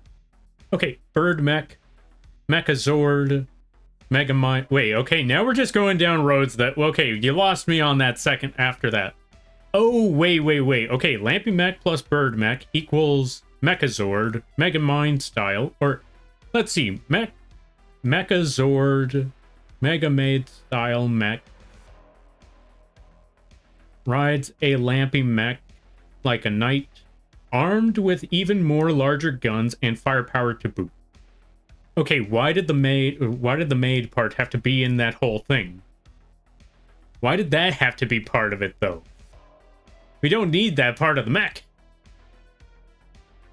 We could leave that part alone, you know. We could leave that part... Not have that part in the robot? How about we not have that part in the robot? Let's not make the battle station from Spaceballs. Shall we? I'd rather not.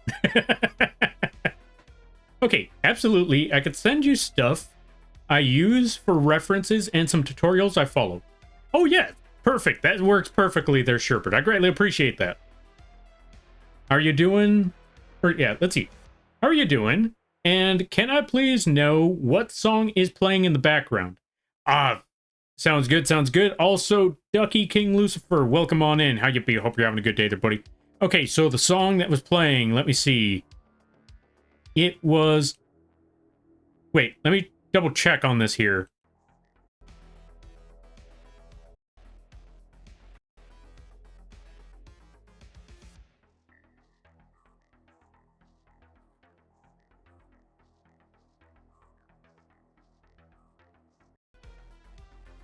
Were you talking about this one here, Ducky, or were you talking about the one before it? Let me know.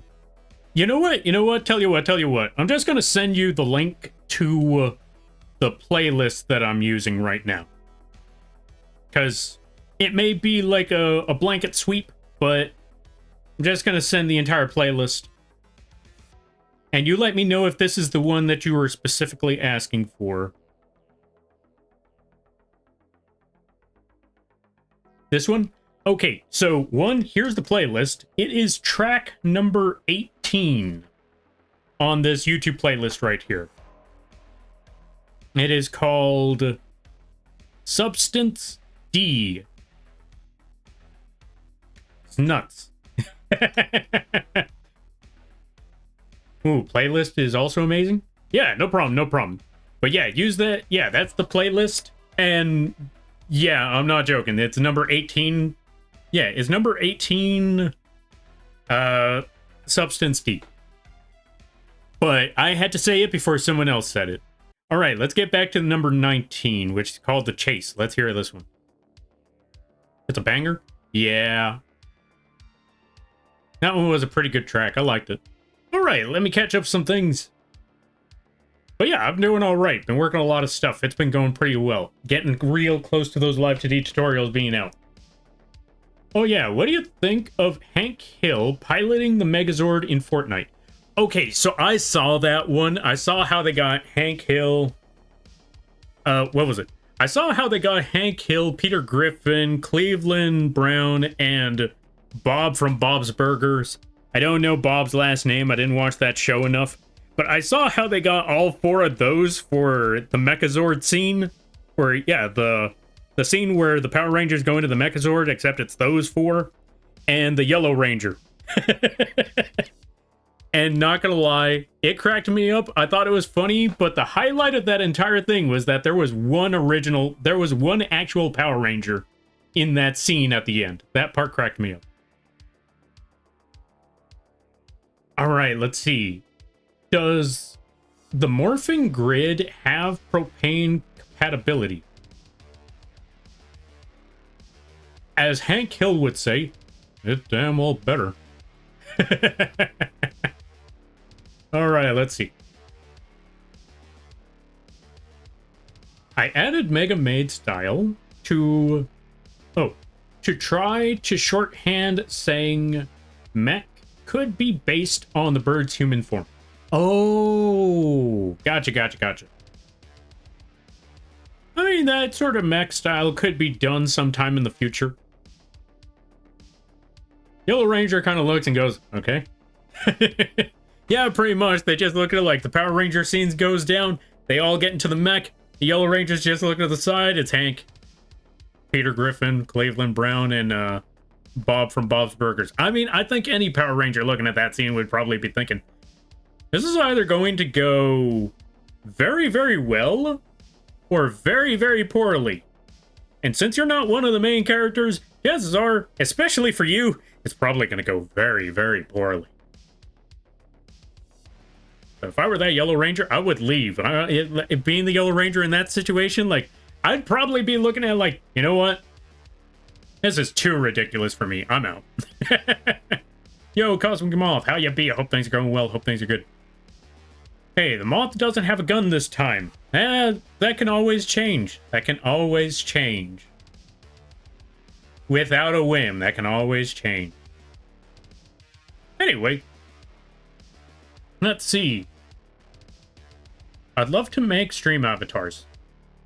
That actually sounds like a pretty good idea.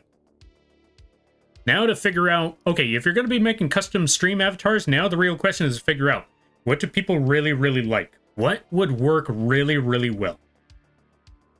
I did all 4 squad pilots of the Mechazord, and it was Skeleton Jack, Emma Frost, Iron Man, and Christmas Snoop.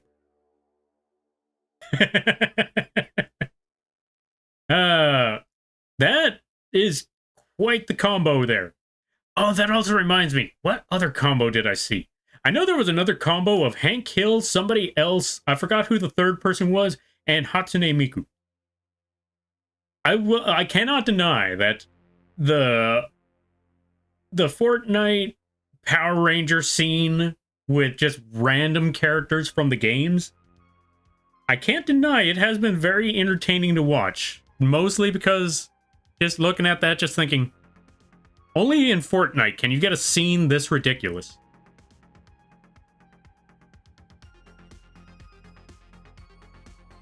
Yeah, that's basically it. Only in Fortnite can you get a scene that looks this ridiculous.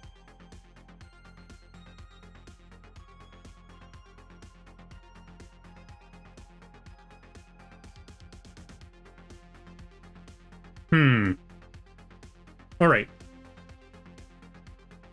Hang on now, I hyperfixated... Oh, let's see. Hang on, I know a hyperfixated streamer who needs to know about Emma Frost and a Megazord.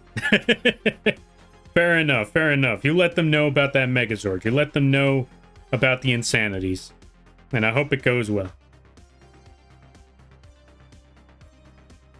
I'm going to add more shadow near the bottom.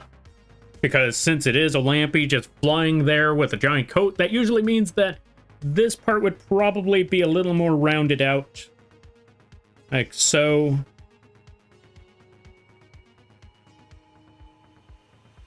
Something along those lines. We're going to just add on top of it one more time just to get that right blend. Let's get our smudge tool now. Also, if you're looking at... Oh, actually, it's not there. That's actually kind of wild. All right. They'll probably be there later, but you're probably looking at those very, very weird streaks, and if we still have those at the end of the day, I'm going to show you how we could fix that. Because I'm pretty sure a lot of us are not a fan of the streaks.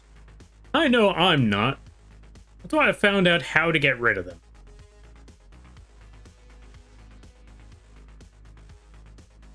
And I really had to test that one out because I honestly, when looking at that problem, I felt like going to YouTube may not help that solution. So I actually just left that one alone. Okay, that one's taken a bit too long, so here's what we're going to do. We're going to make the circle a lot smaller. 200 should be good. Just going to drag this across now.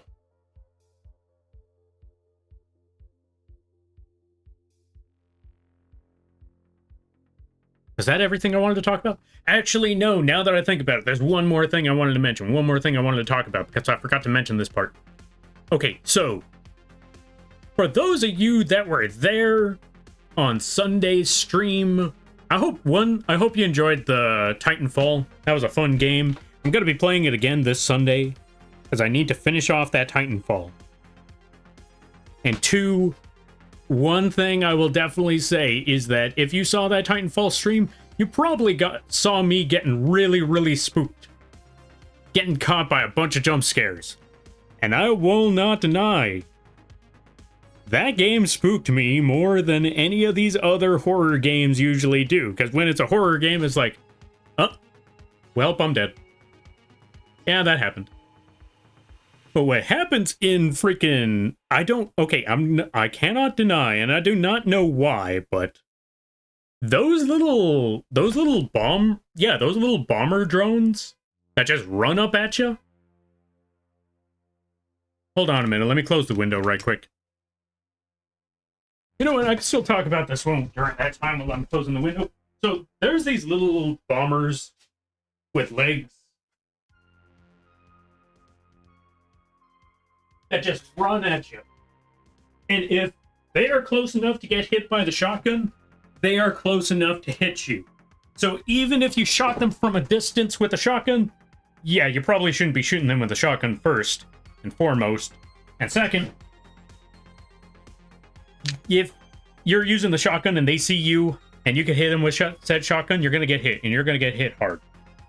You don't want that. So whenever I'm running around, did I hear Titanfall? Indeed, we played Titanfall yesterday. I'm going to be playing it again this Sunday. As far as we made it was to this one boss called Ash, which was an absolute weeb because they were running around with a katana doing that teleporting thing, like that instant transmission stuff. So yeah, definitely weeb style right there. Also, I saw that they were building Apex Legend maps. And yes, I was also told that Titanfall got recycled into Apex, which I feel bad about because after playing some of these Titanfall games, I then realized, wow, I actually do want a Titanfall 3, but I know that's never going to happen because Apex exists instead. I feel bad about that. Oh, and also, my favorite thing in this game is the super punch. I love that move. Like, that move, oh my god, like, just... the excitement, the sheer rush to just... Okay, this is coming from someone who's played multiple games where when you punch somebody, they just drop. Like, if you're playing a shooter and you punch them or you elbow them in the face, they're like, ah, and then they fall over. Titanfall 2, I did not expect that when you punched the person in the face, that they would be getting sent flying One Punch Man style. When I saw that, I absolutely lost it. I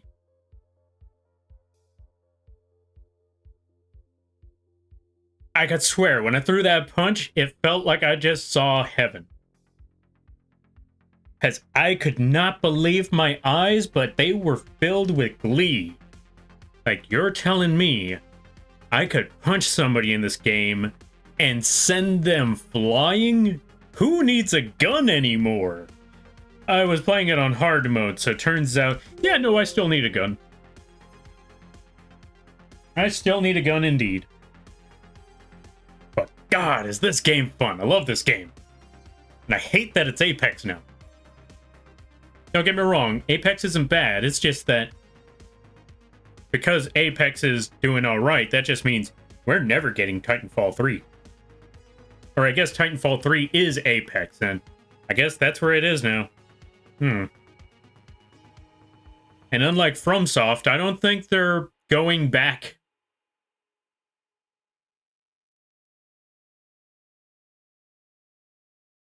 Well, actually, of course they're not going back. It's been a whole console, and we don't have a Titanfall 3. All right, let me catch up some things. Let me catch up some things. All right.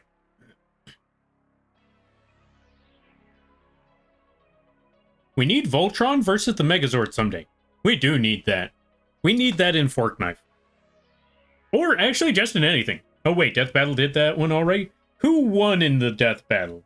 I'll be honest, I don't really have a side in that fight. Like, between the Megazord and Voltron, I don't really have a side, nor can I really determine whether Death Battle is full of themselves on that one, or if it actually made any sense. Because I'm pretty sure we can all agree that sometimes Death Battle really... How do I put it? Death Battle really has some strong biases on certain things. On certain factors, they have some strong biases.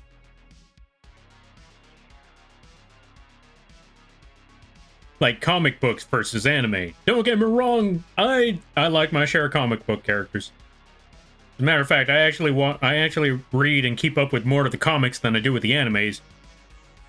And even then, I could see their biases on this. Like, because whenever it's a comic book character versus an anime character, they will not let that anime character win 9 times out of 10.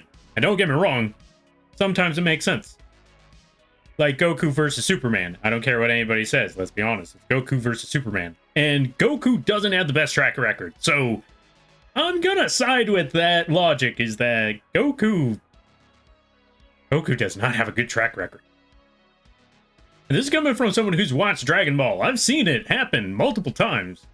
Goku's not winning a 1v1 fight. Like, ever.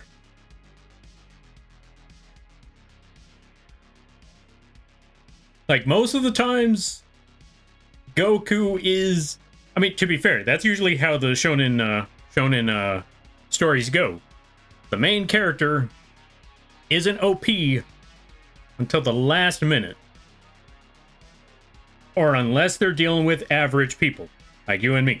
Like, if they're dealing with, like, the average villain that would have probably been a threat in season or episode 3, but they're dealing with them in season 4, yeah, that villain has no chance. But that's usually how most of these stories go, is that, you know, we just beat that villain. We're practically godlike. There is nobody that could stop us. Season 2 villain rolls on in, like, allow me to introduce myself. I am the next one on the ladder, and I'm going to show you that your new power ain't nothing. What? How is that even possible? Because the story needs it to happen like that. And anyway, with that being said, don't get me wrong, because there's some pretty busted comic book hero characters. Well, I wouldn't really call this one a hero, but let's be honest, the Sentry is busted. His only real weakness is bipolar, bipolar. I'm not even kidding. I'm not even kidding. That's what's it called? The Sentry's biggest weakness is he's got serious mental problems. That's the Sentry for you.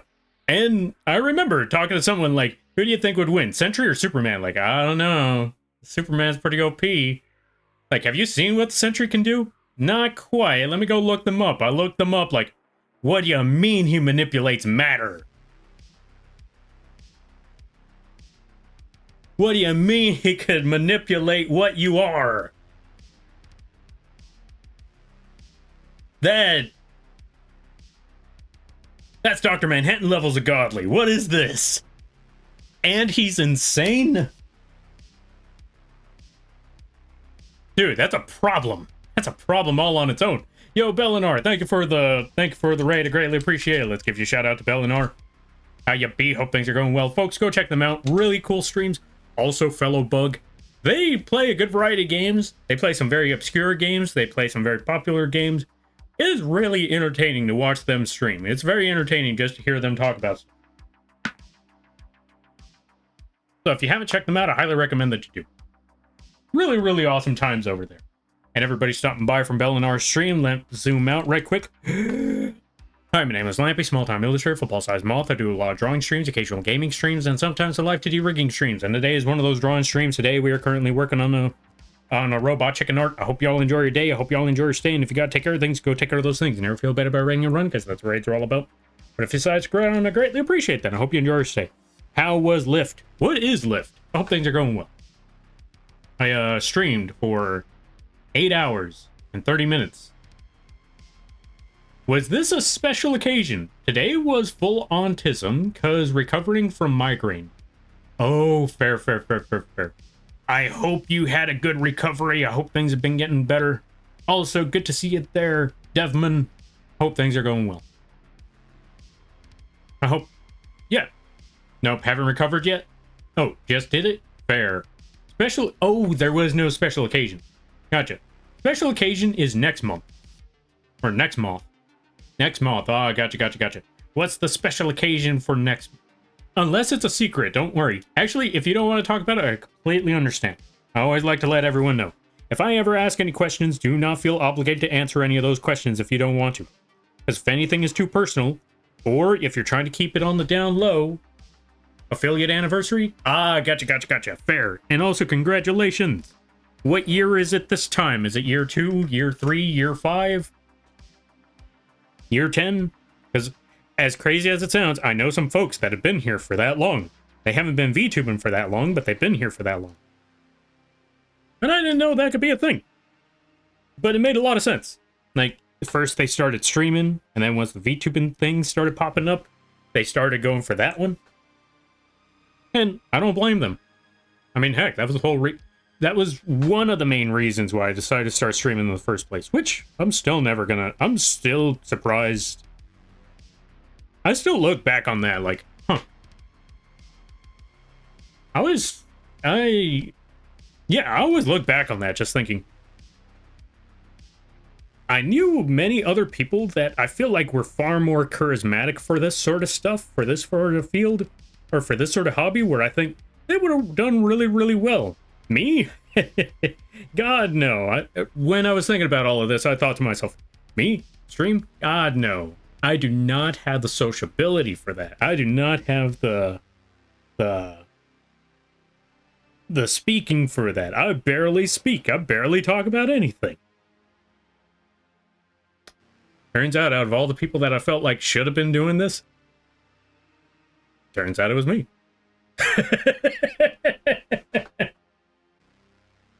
Never in a million years would I have thought this would have happened, but here we are. Year 4, almost 5. Thank you for the hydrate there, Ryu. Now let's catch up with a lot of reading, because there's a lot of stuff. 3rd, I believe? Nice. Oh, October be month, I was able to trick enough people into watching me. Hey, that's what's up. That's what matters. I am autistic. I will hyperfixate. Apparently, some people like listening in. That's exact. Yeah, that's very similar to how it is over here. Like, I obsess about stuff. Like, not a single stream goes by where I don't talk about the Yu-Gi-Ohs or comic books, stuff like that. And so, and for some reason, people want to listen to this stuff. I'll still never get it, but that's what they want to do. All right, let me catch up with some things. Okay, Death Battle did that watching. Did I hear Titanfall? Titanfall 2 has the ability to jump scare for some reason. Right. Okay, see, Cosmic Moth gets it. Out of all the games have ever spooked me, it's this one. For some reason. I played Dead Space. Nothing. I played, what's it called? What's that one game? What's that, trying to remember. What's the name of the game? I played Callisto Protocol. Nothing. People even watched me streaming that one for my first playthrough of that one. Not a single jump. Okay, maybe one jump, but not as much of a jump as how these things are. Because I'm running around, I'm trying to avoid gunfire, and then out of nowhere, boom, freaking walking bomb. Bomb with legs right in front of me, just glowing red. And that one, every time, without fail, that's the one that always catches me. That's the one that always makes me jump. Don't believe me? Watch the previous stream. Watch the Titanfall stream. It starts off very chill until those robots start popping up out of nowhere. Especially nearing the end, that's when the robots really started catching me. God, is that game so fun. Alright, so Lampy becomes an Apex streamer, is what I'm hearing. No. Maybe. I need to see how Apex plays first, because, not gonna lie, I really like Titanfall. I don't know how I'm gonna feel about Apex, though, but I really like Titanfall. I was a terror in the first Titanfall. I sucked in pilot versus pilot combat. I sucked in pilot versus pilot combat, but I can wreck robots as pilot in a as a pilot or in a robot. Okay, let's see. Pilot versus pilot combat. Oh, okay, gotcha. If it were you... But I can wreck robots as pilots or in a robot. Gotcha. So if it's a 1v1 shooter, you struggle with that.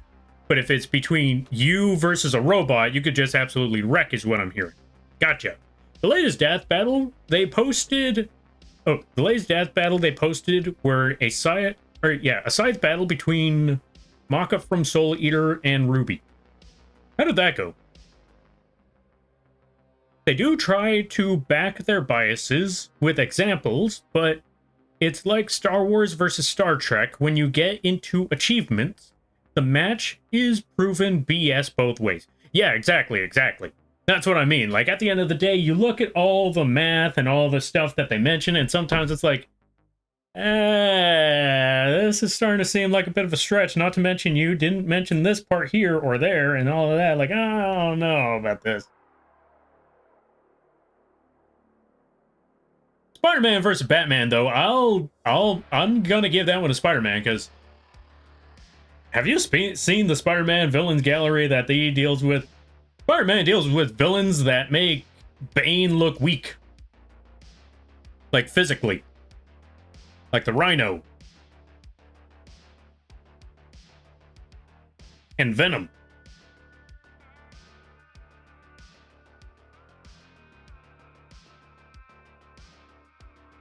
And then you got the clever ones like Doc Ock. And Osborn. Okay, now, I know Osborn is insane, but let's be honest. You are a vile, intelligent, maniacal villain when you decide you want to know what's the best way to really do some psychological damage to your arch nemesis? Date their aunt. That's right. If I'm correct, Norman Osborn was dating Aunt May for a while in one of these comics, and I'm just thinking that I don't think I've seen any villain do something as diabolical as that. That's basically like dating his mom or his grandma or something like that. Somewhere along those lines, like that is villainy beyond compare. I don't even think the Joker can mess up Batman like that. I don't think I've ever seen any nemesis mess up a person like that.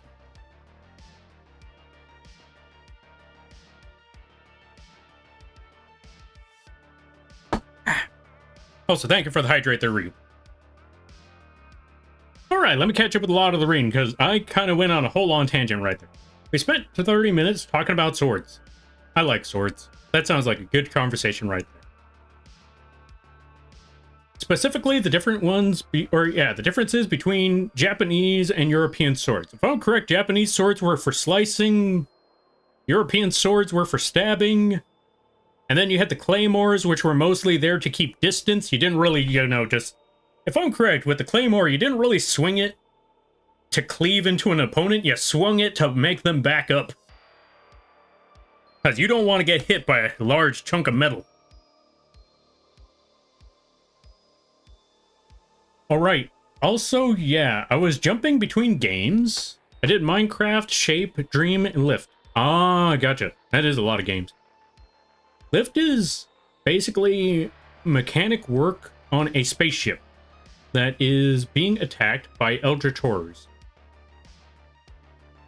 I commend anyone who has to work on that because, one, you know, mechanics is some tedious work, but it's very, very useful. Ticks. They do that? Wait, why were we talking about ticks? All right, let's see. I want to play... Oh, that's what are the robots called ticks? I want to play Callisto. I know a dev who was shortened... Oh, I know a dev who was shortened from the credits and wants to superimpose their name and make it blink at the end of the game's credits just to spite the publisher. Oh, I see. I didn't know that there was a developer for that. But also, I'm horrible with horror games. Anything that involves long hallways, corners, or chasing, I'm horrible with. Also, fair there, Cosmic Moth, I don't blame you. Sometimes, hallways are a rough one. They are a tricky situation right there. Especially since, you know, there's nowhere to really bob and weave. The best you could really do is just run. And considering usually the monster is faster than you, it doesn't always work out that way. Especially if you're playing Dead Space. That is usually a high chance that they're going to outrun you. So the only thing you could really do in Dead Space is fight back. And that may not always be the best of results. But what other option do you got? That's the best I could really say when it comes to that sort of thing.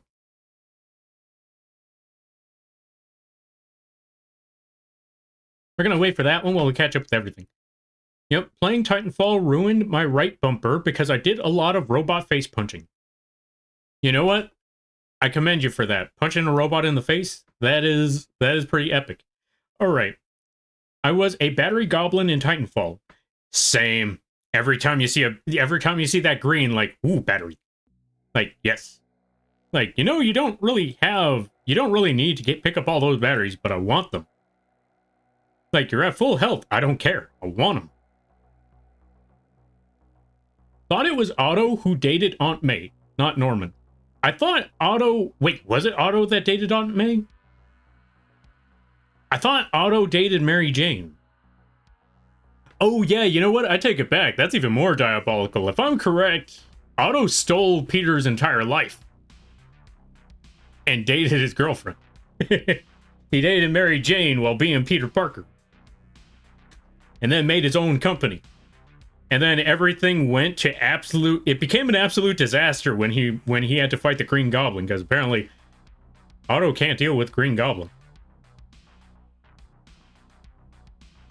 But yeah, Otto may have done the same. I don't quite exactly remember, but I could have sworn that it was the Green Goblin that did it. Or did the Green Goblin date Mary Jane? No. I know it. Well, okay, now I'm just getting confused. I could swear it was Otto that... Wait. I could swear that... You know, now that I'm looking back on the... Okay, let me see. Let me look this up. I need to look this up now. Who on earth... Yeah, which one of the villains dated...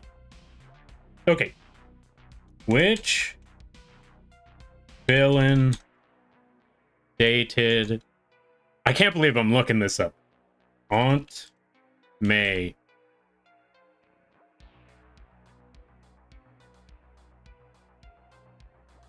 Dr. Octopus. Dated Aunt May in the beginning. Okay, so it was Dr. Octopus. I take everything back. Dr. Octopus is the most vile villain. Puts the freaking Green Goblin to shame.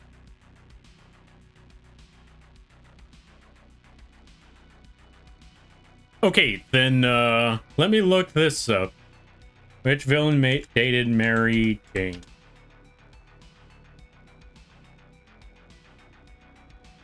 Other than Paul. Maybe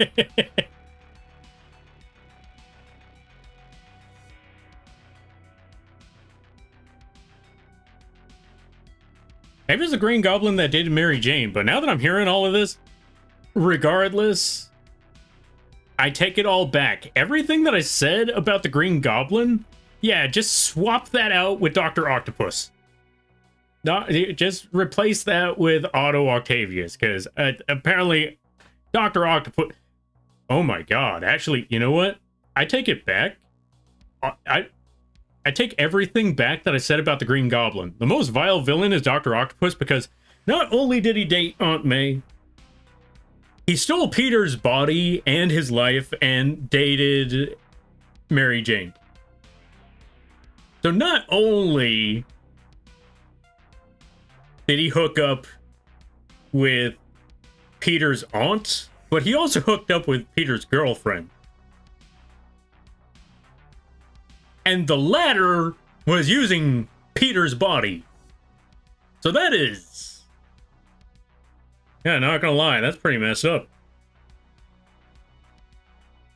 How much trauma can you put on a person? Jesus Christ.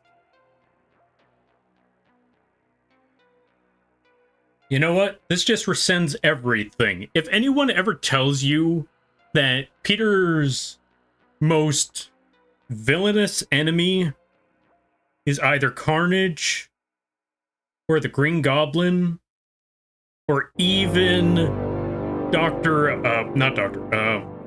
Kingpin, if they tell you his most vile villain is any of those three, you let them know about what Dr. Octopus did. Because that changes everything. That... Jesus, Octavius. What is... That's just evil. Yo, Heavenly. Thank you for the raid. I greatly appreciate it. Also, Uni, welcome on in. I saw you. Don't not worry. Folks, go check out Heavenly Fighter. They play a good variety of games. Really awesome stuff. Really awesome streams. Really awesome people. And hope things have been going well. Hope things have been good. And everybody stopping by from Heavenly Streams. Hi, my name is Lampy, small-time illustrator, football-sized Moth. I do a lot of drawing streams, occasional gaming streams, sometimes some live 2D rigging streams, and today is one of those drawing streams. We're currently working on a robot chicken art piece and talking about how Otto Octavius, Dr. Octopus, is Spider-Man's most vile villain of all time. And for those of you here, you're gonna hear why. We're gonna summarize it for you. Green Goblin, done some vile things. Kingpin, done some vile things. What's it called? Carnage is the epitome of vile. But Dr. Octopus dated his Aunt May. And in a separate occasion, stole Peter's body and used it to date Mary Jane. Mr. Steal Your Family over here. Jesus, Otto. So there you go. If anyone ever asks you who's the worst villain in the Spider-Man series, you tell them Dr. Octavius and you tell them that summary. Okay, are you familiar with Dr. Doom and Reed Richards? Somewhat. I am somewhat familiar with those two. I know Dr. Doom has a inferiority complex as well as a... No, wait, I take it back. Not an inferior... The simplified version, because I was going to say he has a superior and inferiority complex. But I take it back. That's just megalomania. Dr. Doom has some serious case of megalomania. And mother issues, with her, which are completely understandable. Why? Considering that, you know, his mother got taken away by Marvel's version, one of Marvel's versions of the devil. So yeah, I can see why. Though technically Norman had a relationship with Gwen. True. That's still not the comparison to dating his Aunt May and Mary Jane and stealing his body. That's a whole other level. Alright. I have on multiple occasions managed to steal a battery and squish the Titan when they start chasing me on the way back. Ooh, nice. And how Dr. Doom is the godfather of Reed's daughter, even named her. Okay, godfather is one thing, but well, to be fair, if he's the father of it, that would be an entirely different story right there. But wait, how did he become the godfather? Did they choose him? Like, did they have no choice? How did that go about? Now, both Japanese and European swords have examples of stabbing and slashing weapons. Oh. Wait, which one did they have for the stabbing sword? All right, Lampy, there was a worse relation for Norman than Aunt May. Oh, let's see. There's a worse relation for Norman than Aunt May. It might not still be canon, but there was a story where he forced himself on Oh. Yeah, no, that's still actually pretty vile right there. The primary difference is steel quality. Japanese smiths just don't have great sources on pure iron. That's why there's the whole 1,000-fold blade. Ah, gotcha. Which, ads. We're gonna snooze those ads one last time. We're almost there. We almost caught up with everything. But yeah, we're gonna get there little by little. Which leads to the whole culture of maintenance for the samurai sword. Maintenance of the whole ritualistic causes their swords were more in need of care and were far more expensive and difficult to make. Also understandable. And Uni, welcome on in. How you be? I hope you're having a good day there, buddy. Folks, go check out Uni. Very fun streams. Really awesome people. Really chill times over there. They play the Cult of the Lamb stuff, so if you want to see some cult stuff, that is where you should go. We bring the liberty. Ah, it sounds like you're playing the Helldivers. How's the Helldivers? I hope it went well. All right, let's see. But yes, I need to go eat. All right, go get that food. I hope it went well. Or yeah, you go get that food, and I thank you again for the raid there, Bellinar. I hope you have a good night, a better tomorrow, and a great week. Go get that food. Whew. No, you. How is the art? The art's going pretty well. I'm currently trying to blend currently blend the color tones into this coat. It's kind of difficult. It's kind of tricky, but we're getting there. Slowly but surely, little by little. How was the Helldiving? Was that the new update? Because I think I remember people started jumping back into Helldivers because of something new. What happened there? Okay, let's see. Otto was bad, but Norman doesn't need to be let off. Oh yeah, I didn't say that Norman wasn't evil. I didn't say Norman wasn't vile. I'm just saying that Otto Octavius is worse. That's the point I'm trying to make, is that if anyone calls any of the other villains the worst one to Peter Parker, it's gotta be Otto Octavius, even though they've all done some pretty bad and messed up stuff, because, yeah, no, like what you mentioned about the Gwen Stacy story, yeah, that's a pretty messed up story.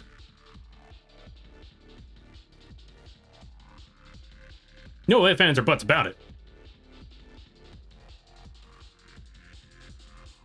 And still, somehow, some way, I still think what Otto Octavius does to Spider-Man is far worse. Which is still really saying something, because, yeah, the previous ones are still pretty bad. TLDR.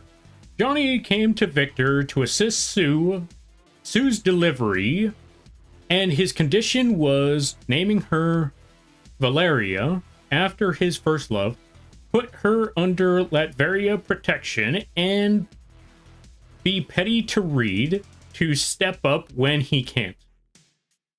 Of course Dr. Doom would do that. Dr. Doom is one of the most petty... Okay, I will say this. After seeing the dynamic between Dr. Doom and Reed Richards, Dr. Doom is one of the most petty characters imaginable. Not the most petty, because that goes to... What's his name? I forgot the dude's name. Thanos? And if you want to know why Thanos is considered one of the most petty characters imaginable, this guy picked a random person in the galaxy and decided, every day on your birthday, I'm going to troll you. I'm going to make sure that that is a terrible day for you. For no reason other than, why not?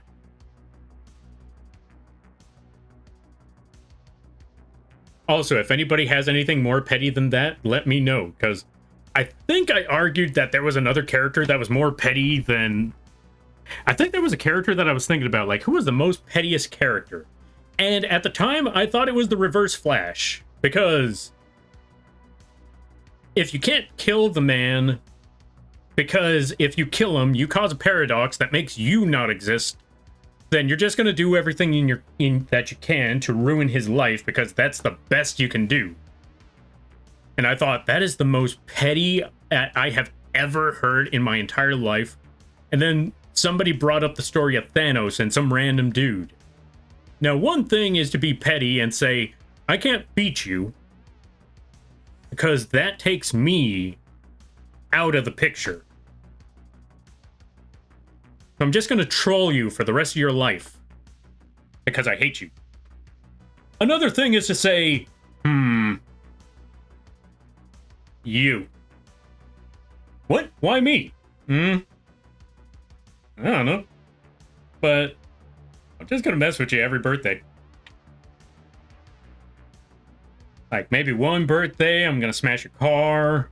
Maybe another birthday, I'm going to make sure you're late, so you late for work, so they write you up. Another day, I just knock that cake onto the ground. Another day, I might just kill a family member. I don't know how severe or how inconsequential it's going to be, but I know it is going to do it. But why? Why would you do such a thing? I don't know. I think it'd be funny. And not just a random person, like every time. It's specifically that random person every year. For no reason. I say Dio is petty because of his beef is generational. True, but he has a reason to be petty. Just like how, what's his name? What's the dude's name again?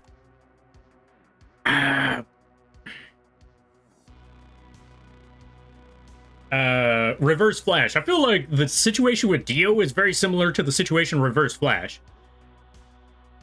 They lost. And now they're mad about it. And because of that, they're taking it out on this person and every other person that they know. Where Thanos, no reason. He doesn't hate the person. He barely even knows the person. But hey, why not? Happy birthday. Smack. Alright, let's see. Let's catch up with some stuff. Also, the ads... Oh, let's see. Dragon Roach and Worm God. Wait, what? What's this about Dragon Roach and Worm God? Oh, let's see. I haven't laughed that hard. Oh, I haven't laughed that hard in a long time. Oh, fair. I'm glad to hear that you've been having a lot of fun with the Helldivers. That's always good to hear. That's always awesome. Roach and Worm God are newish. Oh. Wait, the ads have started. Okay, I'm going to come back to that one afterwards because I see two different people that I need to respond to. In the meantime, we're going to try to blend this in. Oh, it was so much fun. Oh, ad. Yeah, unfortunately, had a feeling like, dang, I should have been responding faster. We'll wait for the ads to finish and then I'll catch up with all of that.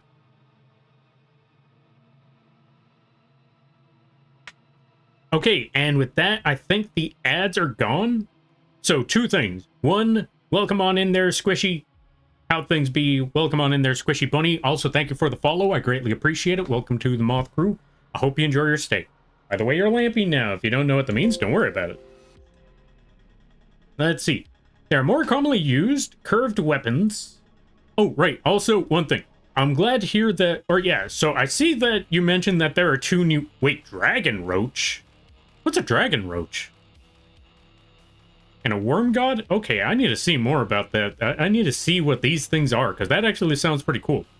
They're commonly used curved weapons, which are stronger in the slash and weaker in the thrust. Ah, gotcha. But straight-edged swords were still used. Oh, got it. All right, understandable then. Also, welcome on in there, Kitsuro. How ya be? I hope things are going well. I hope things are good. Lurk? All right, you do your lurking there, Bellinar. For no reason, then it's the 27th... shut up, Spock.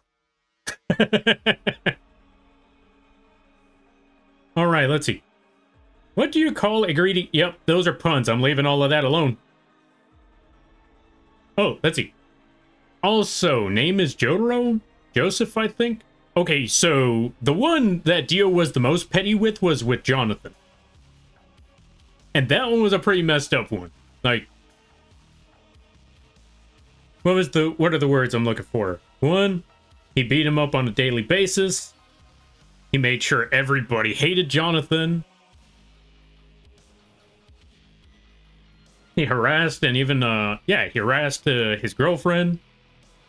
No, not even harassed, because harassed only means that you verbally, or maybe, like, okay.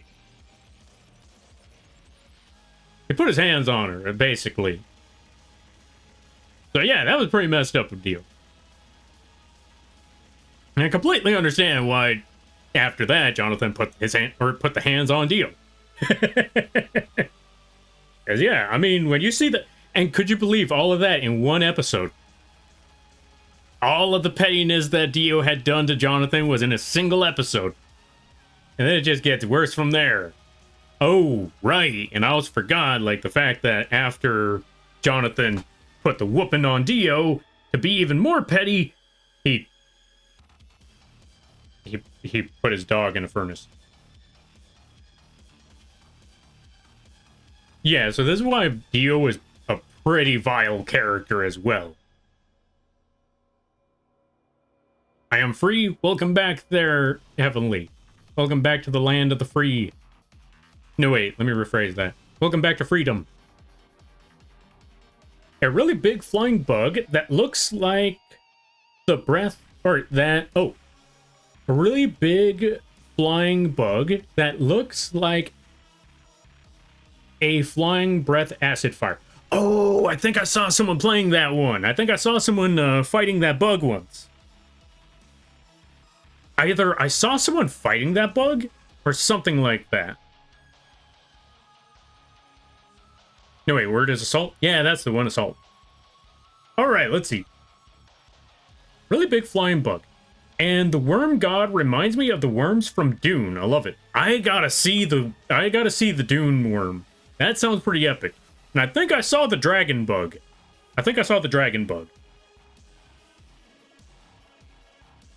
But I don't exactly remember. The only thing I remember was, is that a dragon?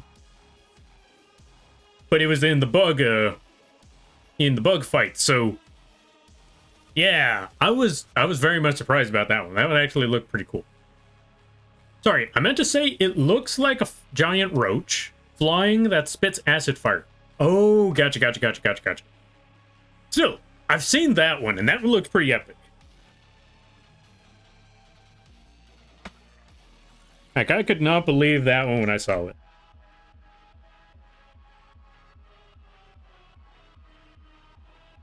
But I also don't know anything about the robots. I just know that there are robots in that game.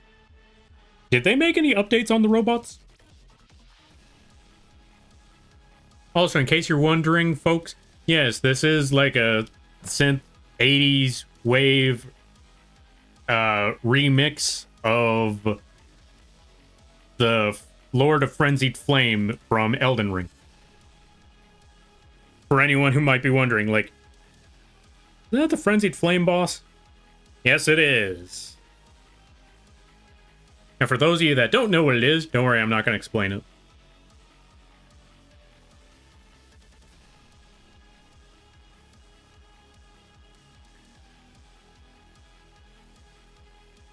Whew. That was one heck of stuff, but we finally caught up with all the reading. Took a minute, but we finally made it.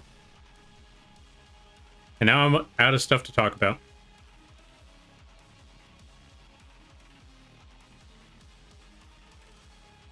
Oh, right. We were talking about if, like, which one... You know, that's the craziest part. The whole thing about petty villains all started because I was talking about, a death battle video where they had Spider-Man versus Batman and Spider-Man won that fight. And I was talking about why that one actually kind of makes sense where Spider-Man would beat Batman because Spider-Man's got that speed and he's also got that ridiculous strength. Like some really, really ridiculous strength. And also from what I've learned from comics is this, or from what I've learned from the Spider-Man stories, it's this. You do not want a Spider-Man that drops the act. Or, in case you don't know what I'm talking about, Spider-Man, you know, he flies around, he does the web slinging, he does the trolling, he makes the funny quips and all of that.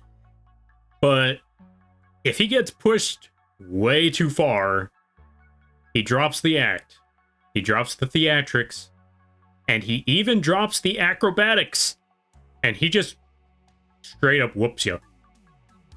Badly.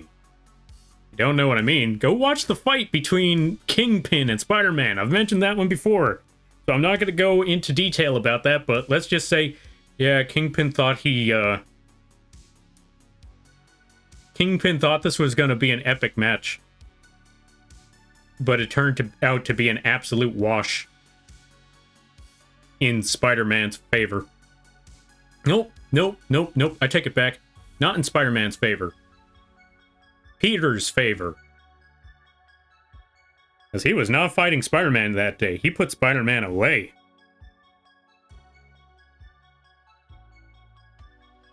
You never want Peter Parker to put Spider-Man away when it comes to a fight.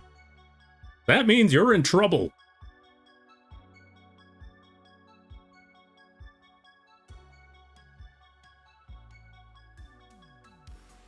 You know, I just realized what it was. Spider-Man is like the reverse of the Hulk.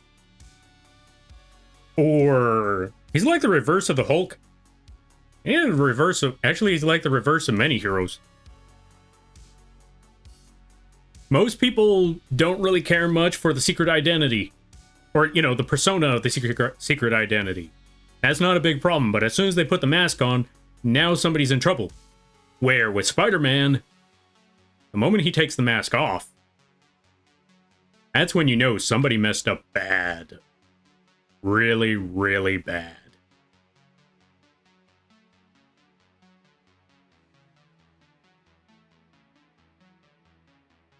But since we're on the talk of Spider-Man and Batman, and talking about how, you know, one thing that I've learned from these comic books, the other thing that I've learned, going back to the reverse, or yeah, going to the opposite direction, going towards Batman, you want to know what I've learned?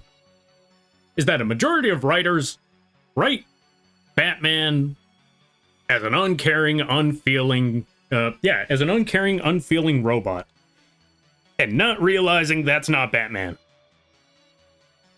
Or at least depending on the stories, I suppose, because there are some rare occasions where you get a story where the writers actually understand what Batman is like, where they forget that, you know, he is still a superhero, and there's a reason why he's considered a superhero.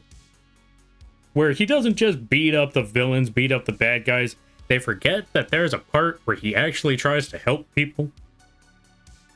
You know, save lives other than just punching a person.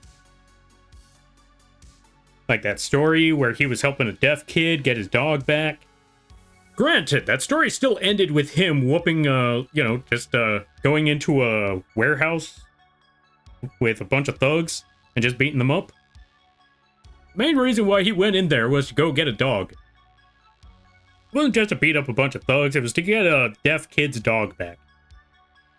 And people forget, Batman's got a heart. Especially the writers tend to forget Batman's got a heart. Like this one story where... what was it? There was this one story that had that very problem that I'm mentioning right now, where they forget that Batman's human. And not just mortal, I mean human. Where the Joker had a bunch of dogs and just left them, or, you know, after having the dogs do their job, which was, you know, attack Batman, after a while he just ditched them in a literal ditch until only one of those 3 dogs survived. And Alfred took the dog, trained the dog, and even though the training seemed like it had no effect, the dog was still aggressive, the dog was still vicious, all of that, it was Batman that told him, the dog is a lost cause, why haven't you given up on him yet? It's been months. You can't take the... Basically, yeah, the Batman... Yeah, Bruce was the one that told him, it's been several months, Alfred, give it up. I don't know why you're still trying this, but you can't fix that dog. And then just walks away with that. Despite the fact that As soon as Batman walked away, Alfred just told the dog to sit, and it actually listened. And apparently that is the origin story of the dog known as Ace. And I'm just thinking, I really don't think that's how Batman would have reacted to the dog, or Alfred just telling him give up on it, it's a lost cause. Batman of all people. You're telling me Batman, the man who thinks that every character, every one of his rogues galleries can be reformed, and you're telling me somebody made a story where he gave up on a dog? I don't think this person I don't think this person knows how Batman works. If he gave up, like, if he... I don't know. This just doesn't sound like Batman, in my opinion. Kind Batman who comforts kids over always edgy and aggressive Batman. Yeah, exactly. It's the same thing. Like, okay, so there was another story that I felt was just... This one felt like a really terrible story. Where... It didn't even sound like a story. It just sounded more like a voice. What's the word I'm looking for? What's the term where someone makes a story not for the story itself, but just to rant, or yeah, just throw their rant out there, like throw their a voice piece, something like that. I don't know the story, or I don't know the terminology for it. But basically, they don't make a story to, or they don't send a message. Yeah, how do I put it? They don't make a message around a story, they make a story around a message. Where... I forgot the exact words on it, but basically there was another story where the Joker went to Metropolis, and Superman was there, told the Joker how, one, he is a joke and not a funny one because he's pretty pathetic, blah, blah, blah, blah, blah. I'm paraphrasing, but pretty dang close. And it just felt like this story felt really ill-willed to every character in that story. Because, one, is basically saying that the Joker isn't a threat, the Joker is not a big deal. As a matter of fact, the Joker sucks, and Superman does not care at all. And then it goes to after he sends the Joker back to Arkham, he busts into Batman's cave, and Batman tells him how Superman failed his test, and Superman punches him in the face. And I'm looking at this like, okay, whoever's writing this story, I feel like whoever wrote this story really doesn't like any of these characters, and should not be writing this story, because I don't care what you say. Like, I do not believe Batman would be... I don't believe Batman would test any character like that with one of his biggest villains. I don't think he would have any of his team have his villain and be like, you know what? Let's see how they deal with a psychopath. I don't think they've ever seen any of these stories, because if we've all seen these stories, it's mostly Batman saying, I know how to handle this guy. I know how to deal with this. You stay out of the way. Let me take care of things. And it usually doesn't turn out that well. And turns out at the end of the story, Batman really needed their help. And didn't realize it till the end of the story. Like, you know what? I take it back. You're a big help back there. And I didn't realize it till it was too late. Or till it was almost too late. Also, Hi Dragon, thank you for the raid. I greatly appreciate it. Let's give you a shout out there, Hi Dragon. Folks, if you're a fan of the Pokemon, or not the Pokemons, the Yu-Gi-Ohs, the Overwatch, and I think Marvel Rivals, go check out, oh, even the Honkai Star Rail, go check out Hi Dragon. Highly recommend it, and I hope you had a good day. And everybody stopping by for Hi Dragon stream. Hi, my name is Lampy, small-time illustrator, football-sized moth. I do a lot of drawing streams, occasional gaming streams, and sometimes a live 2D rigging streams. And today is one of those drawing streams. Today, I'm currently working on a robot chicken art piece. I hope you all enjoy your day. I hope you all enjoy your stay. And if you gotta take care of things, go take care of those things. Never feel bad about writing or running, because that's what writes are all about. But if you decide to stick around, I greatly appreciate that. I hope you enjoy your stay. Also, folks, I'm going to show you how we could fix up this entire weird, smudgy stuff that you see right here. We're going to get rid of all of that, or all the multiple colors that got along with it. What we got to do is go to our layer. We got to go to our render layer. Let's bring the wings down for this one. We got to go to that render layer right over there, the blue one. And we have to take our cursor. We got to drag it all the way up to the layers until we see a checkerboard sort of thing that says transparency lock. That locks in all the pixels. We can't add more pixels. We can't remove pixels. We can only work with the ones. Basically, the pixels we added right now, the colors and the layers that we added, that is our canvas for that one. So I'll show you what I mean. We're going to go to our brush. We're going to put it at 100. And we're going to put it at a different color. I'm going to show you something. If we take this, oh, right. We're also going to remove that clipping mask. So we could take this. I said, oh, right. We also got to remove that selection. Remove clipping mask. And so when we go across, you will see that this goes all the way across. It goes everywhere. Wherever we needed it to go, it goes there. And if we put a clipping mask, it stays within the image, but it goes over everything that we just did. Now, let's say we wanted it to just select just the parts that we colored in, that we painted in. We go all the way up here to where that little checkerboard box is, or anything on your program that says, what's it called? Transparency lock. And we do the same thing again. You will notice that it stays only within the layers that we just made. It does not go anywhere else. Now, with that being said, what we can do is take the color that we used earlier to paint all of this, put Control B, or Control Backspace, and it'll just fill everything in with that color. If we don't have the transparency lock, and we do that, it just fills the whole thing in. But we only want it to fill in that spot. So that's when we use our transparency lock and just fill it in like that. Boom, done. All right, let's see. Origin of Ace. Yeah, exactly. Another comic that year, Bruce says it on purpose in front of Ace as a psychological ploy. Oh, let's see. Another comic that year made Bruce say it on purpose in front of Ace as a psychological ploy. Oh. Yeah, see, there you go. I read up on him, then strategy proving he knew... Oh. He knew the 9s... Wait, 9S? Wait, the what? Oh, typo, the 1s.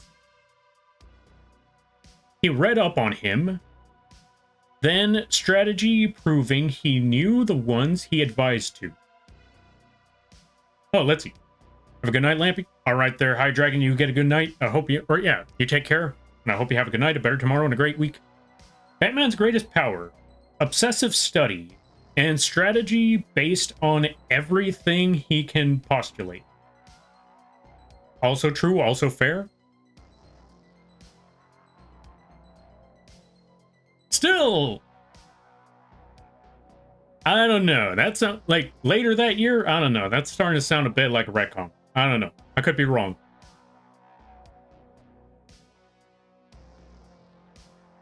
Speaking of retcons, I was hearing about Dragon Ball Z earlier today, and then I heard this story about the Bardock second movie. Ugh. I mean, I know someone who I know a friend who likes the concept of that one, but I was just, every time I think about the second Bardock movie, I'm just thinking, God, why did they give him, why did they do time travel? And why did they make him a Super Saiyan? I know it's supposed to be, oh, it turns out Broly was the legendary, or not Broly, Bardock was the legendary Super Saiyan all along. Wow, isn't that epic? I'm just thinking, God, no. As messed up as this sounds, you should have just kept him dead. Bardock, I mean. Like, okay, as tragic of a story as that is, I feel like it was epic where, you know, Bardock just dies knowing, you know what? I could see the future, and I see my son, so I know everything's gonna be okay. Why is my skin burned? Where is my skin? Oh, this ain't good. I feel like that's just where Bardock's story should have ended. It was a blatant retcon. Oh, it was a blatant retcon comic to try to make previous authors run less of a betrayal of canon. You know what? Also fair, also understandable. Cause yeah,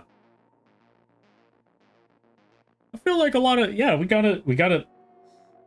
Well, not we, but you know what I mean. Like the writers, they really gotta reel that back in. We gotta stop making Batman a jerkwad. No, I don't mean don't make Batman flawed, but we gotta stop making him an absolute, like, we gotta stop making Batman borderline villain.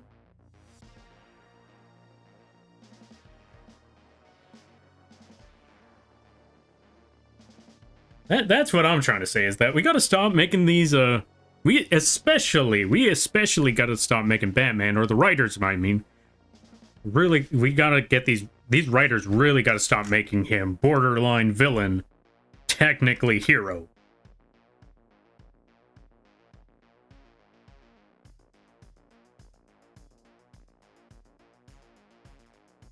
You know what? There was a story that I really liked, because, okay, there was a story that I really liked that I think knew what Batman was all about.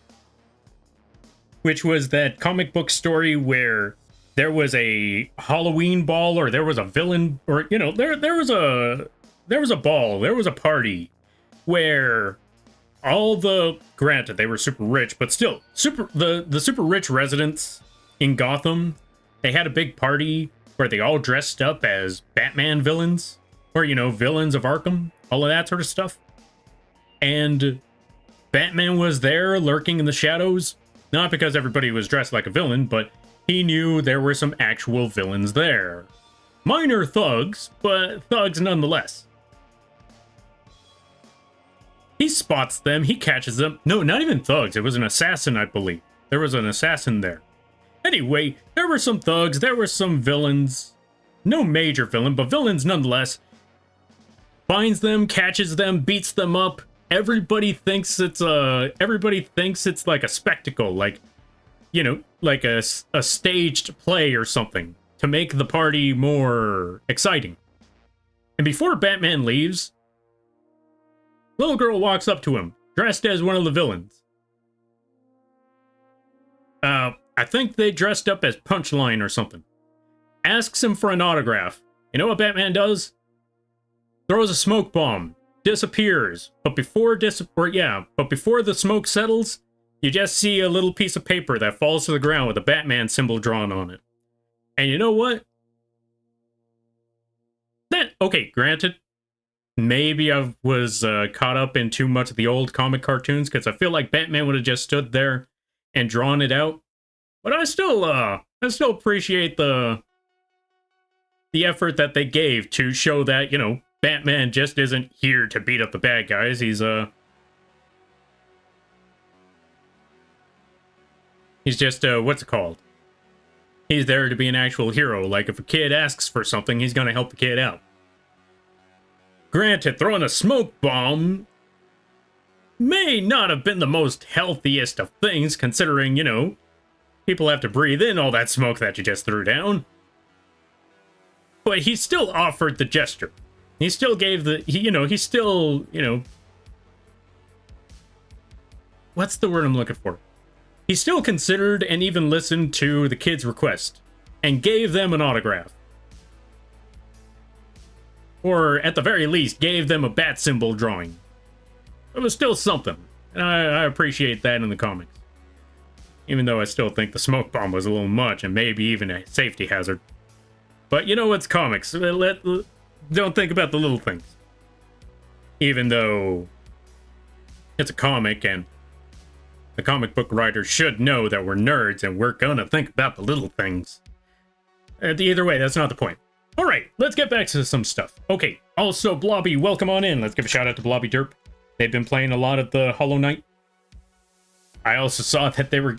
Okay, one, I'm gonna say, go check out Blobby Derp. One of the chillest streams I've ever done seen, because even when they're already talking about crashing out in a game, it's still very, very chill.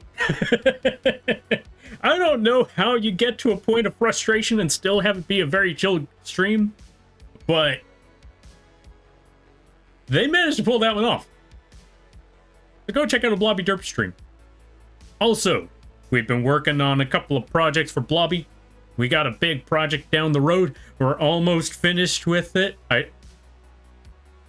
Also, Blobby, I hope you don't mind. I showed people the nearly finished animation. But yeah, folks, go check out the Blobby Derp. I highly recommend it. Really chill streams. Really awesome stuff. Also, really amazing people. League of Shadows retcon. Wait, what happened with the League of Shadows Oh, don't forget his training with Tibetan monks. League of Shadows retcon? Wait, what was this training with Tibetan monks? Oh, yeah. Wait. What was this training about Tibetan monks? Wasn't that the League of Legends Assassins comic before introducing Talia and Raish? Wait, which one was? The Tibetan monks or the League of Shadows? Typo introducing. Gotcha. Don't worry about it. Yeah, no problem. Thanks so much, Lampy. Yeah, no problem. Also, welcome on in there, Umbra. Let's give a shout out to Umbra. Umbra is also playing Hollow Knight. They are also playing the Silk Song. Really awesome streams. Really great people. Also frustrated with the game. Okay, funny thing is that I've been seeing a lot of people playing Hollow Knight Silk Song. And the number one thing that I see, their most reaction, 9 times out of 10, frustration. Don't get me wrong. I hear, like, I've seen a lot of people playing this game, and apparently they really, really like it. But frustration nonetheless. Kind of like a Souls game. Kind of makes sense. Alright, also, everybody stopping by from Umbra's stream. Hi, my name is Lampy, small-time illustrator, football-sized Moth. I do a lot of drawing streams, occasional gaming streams, and sometimes a live 2D rigging streams. And today is one of those drawing streams. We're currently working on a robot chicken art for a Ryu elf. I hope y'all enjoy your day. I hope y'all enjoy your stay. If you gotta take care of things, go take care of those things. Never feel bad about raiding and running, because that's what raids are all about. But if you decide to go around, I greatly appreciate that. I hope you enjoy your stay. How was the Hollow Knight? I hope you do be well. And good to see it there. Hootzier. Hope thing goes good. Bruce's smoke bombs are colored glycerin smoke. No more harmful than a fog machine, but tinted to reflect all light that might show his movements. Oh, okay, fair. Understandable then. It do be frustrating sometimes, I won't lie, but I still like it. Also fair. Yeah. You know the frustrations of playing a Souls game. Now, I'm not saying that Hollow Knight is a Souls game, because that's more like I've said it before, and I'll say it again. That's more like a Mega Man game than a Souls game. The only thing that Hollow Knight and FromSoft games have in common is that the experience loss system. Outside of that, it's more like Metroid or Mega Man or Castlevania.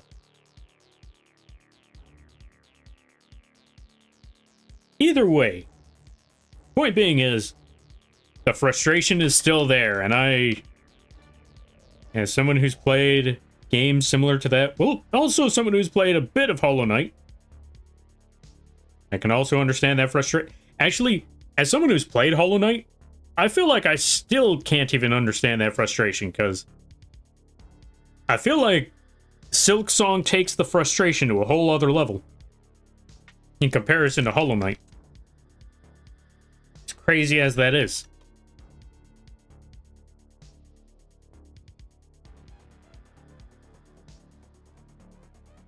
Wait a second, I recognize that little emote though.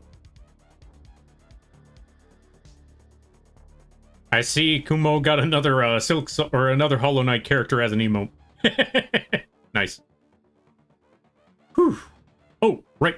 Hi, Lampy. How are you? Or how you doing? Hoping things have been going well for you. Oh, yeah. It's been going pretty well. I've been working on a lot of projects. I got a live 2D model nearly done, if not already done. I think it's done. I could be wrong, though. I'm still waiting to hear back from the client. I have an animation that is almost there, really close. I just need to make 5 more frames, 5 more frames for a little dance and adjust the current animation. I need to adjust the eyes on a current animation. So yeah, overall, going pretty well. Also, got myself that 3D printer, so now it's time to start printing things. It's time to start printing the merch. So you know what I'm gonna do? I'm gonna make those little generic dragons. No, I'm kidding. Okay, so funny story is that I've also started hearing, once I got into 3D printing, or once I started looking into 3D printing, I also heard that 3D printing has a bit of an issue, like a social issue, which I did not know was a thing. I thought, wait, people are mad about 3D printing? Why would you be mad at this? It turns out that a lot of art shops, or, you know, like a lot of, what's the word I'm looking for? A lot of art galleries and a lot of art stores and stuff like that, like wherever they set up shops, like in cons, art festivals, stuff like that, apparently there's a bit of an issue there where people take generic 3D models that they found online and they started printing those and selling them at art swap meet sort of things. And I didn't know this was a thing until I started looking into buying a 3D printer. I'm just thinking, yeah, I could see why that could be a problem. I personally just wanted a 3D printer so I could make my own things. And make 3D prints of Yu-Gi-Oh! Monsters that I can't find anywhere else because they're not popular. But yeah, let's catch up with some things. Also, Trogan, thank you for the raid. Do not worry, we're gonna try to catch up with all the reading ahead of time as well, because yeah, we got a lot of stuff to do. But first, let's give a shout out to Trogan, and we also got to give a shout out to somebody else here. Do not worry, I have not missed it. What were you up to there, Trogan? What were you doing? What were you playing? How was Biomorph? What is Biomorph? And everyone stopping by from Trogan's stream. Hi, my name is Lampy, small-time illustrator, football-sized Moth. I do a lot of drawing streams, occasional gaming streams, and sometimes a live 2D rigging streams. And today is one of those drawing streams. We're working on robot chicken art. I hope you all enjoy your day. I hope you all enjoy your stay. And if you got to take care of things, go take care of those things. Never feel bad about writing and running, because that's what raids are all about. But if you decide to stick around, I greatly appreciate that. I hope you enjoy your stay. Thank you for the hydrate there, Spock. Hope things are going well. How's it going? So far, so good. We're just working on some art, working on some things. I hope you're all having a good day. Oh, Silk Song is a whole punch in the stomach, but it is so satisfying to get that win after failed attempts. Yeah, that sounds like a Souls right there for you. That sounds a lot like the Souls game sort of thing, where, okay, I know I'm not supposed to be comparing it because they're not exactly the same, but that feeling, I know that feeling from playing games like Bloodborne and Elden Ring, where you just have that boss, it's giving you such a struggle. Actually, you know what? That's also why I got frustrated when playing Hollow Knight. Not because of the game itself, but because when people tell you how to beat a boss, even though you want to figure out how to beat that boss, it just... That's why I stopped playing Hollow Knight, because people told me how to win. And I don't want people to tell me how to win. I want to fall flat on my face hundreds of times until I get the satisfaction of getting that victory. If someone tells me how I'm supposed to do it, then it's not really a win anymore. That's why I dropped the game. But it's such a fun game. Hollow Knight is such a fun game. Don't let people ruin it for you. That's the best I could really say. Alright. The Halloween party you described, I think it's the Link of Assassin's story, leading to the introduction of Ra's al Ghul the first time. Ah, gotcha. Understandable then. Lampy, knocking out comms. Let's go. And a 3D printer. Lampy gonna be making all the money from merch. Oh yeah, I don't expect to be making a lot of money off of this, but I do want to be making those figures. Alright, let's see. Hey Moth, I'm mostly lurking tonight, but it's nice to see you, and I hope you have a good night. Yeah, no problem there, Mew. And thank you for stopping by. I greatly appreciate it. Last name, because I'm tired. Hi, Lampy. Do not worry there, Mew. I completely understand. No worries. And you do your lurking, and I greatly appreciate you stopping by. It's awesome to see you.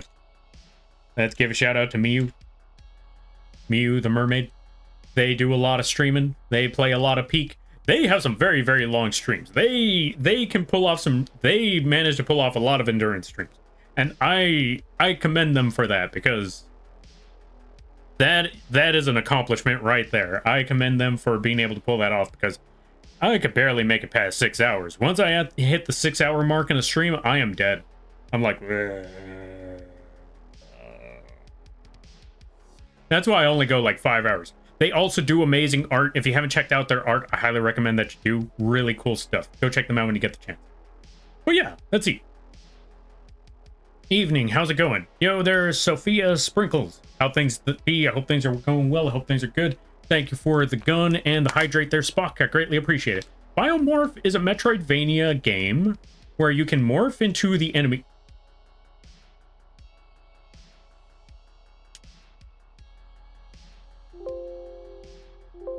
Okay, so I have to know more about this game, because that sounds epic. Biomorph, you say? I like games where you become the enemy. I like that.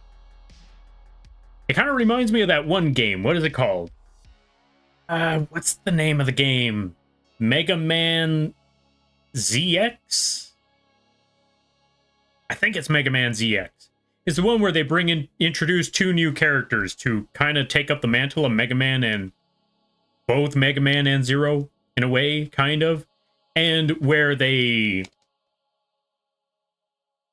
every boss they beat, they can become that boss, and I really like that aspect. All right, let's see. Of course, as an artist myself, that's all we do, create art. Yeah, so I can understand why some of them would be mad about, you know, the whole people bringing in generic work that they only printed and didn't create, that sort of thing. All right, let's see. I suffer playing Silk Song. I play anyways, I don't know why. Because it's a fun game, despite how difficult. Hey now, you ain't gonna shoot me, right? Maybe. Oh wait, that was a gun redeem. Hold on, we gotta keep the gun out. But yeah, welcome on in there. I hope things are going well. I hope you're having a good day. All right, let's see. People ruin it for you? Yeah, unfortunately. That's why I didn't pick up Silk Song when it came out, because it looks fun. It looks all right, but it's tainted for me, unfortunately. It's tainted. Oh, I had that today. I had some issues, the accessibility settings, so I couldn't beat one boss. Oh, I see. Sorry to hear that they're trogan. That sounds... Okay, when there's accessibility settings that ruin it for you, that's a struggle right there all on its own. That's an unfortunate experience, but hoping that you'll give it another shot sometime. It's hard to say. I know a lot of people have been wanting me to play Hollow Knight again. And every time I look at it, I just think about those moments, and it's not really something I could just... I don't know, it's just... I just remember all the things that were spoiled for me that I didn't even get to experience yet. And I was like, maybe I'll be able to forget it someday. Maybe I'll forget all of that stuff. Who knows?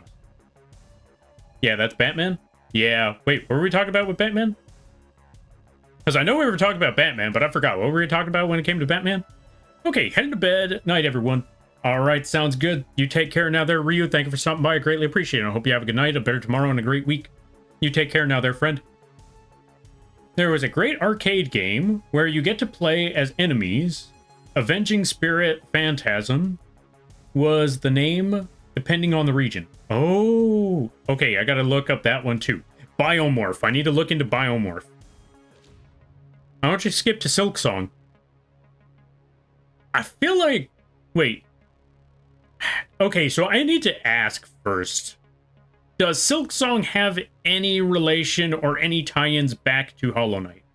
Like, if I play Silk Song, will there be anything that I will need to know from Hollow Knight? Because I feel like that might be a thing where I play Silk Song and it's gonna be like, I don't know what that is. I don't know what that is. I feel like I'm supposed to know what that is.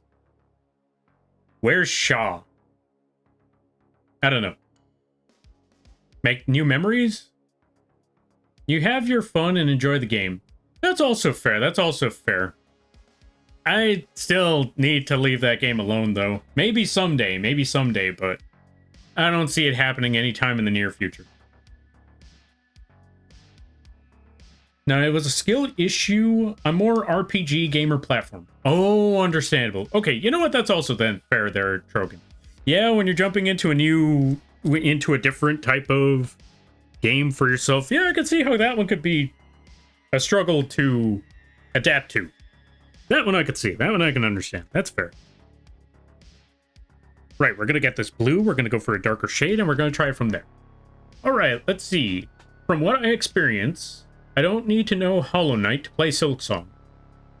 Okay. I might give Silksong a shot, then.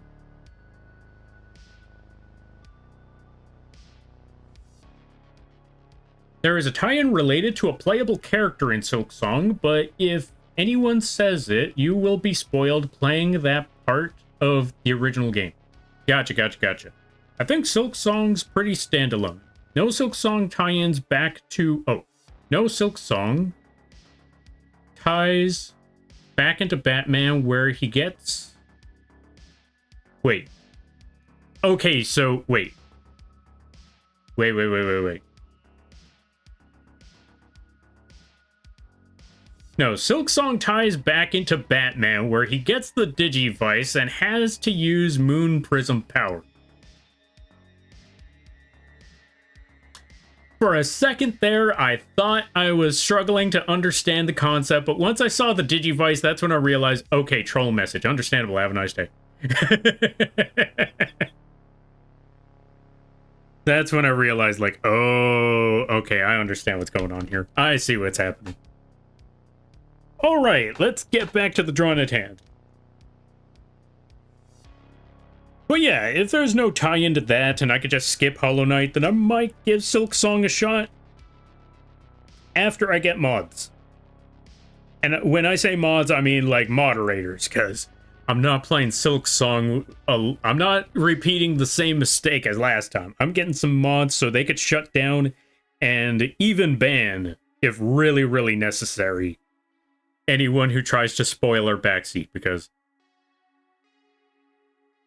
not having this again.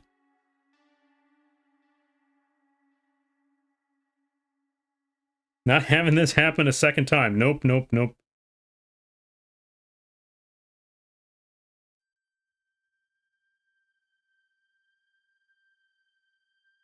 All right, let's see. You know, Batman could be an improvement on Moonlight Knight. Which one's Moonlight Knight? Is that the... No, wait. Is Moonlight Knight Tuxedo Mask, or am I thinking of the wrong person? Because when I heard the Moon and Prism Power, I thought, wait, is that Sailor Moon? Maybe? Possibly? Am I thinking of the wrong series there? Which one's the Moon and Prism Power, then? I thought that was Sailor Moon. Is it?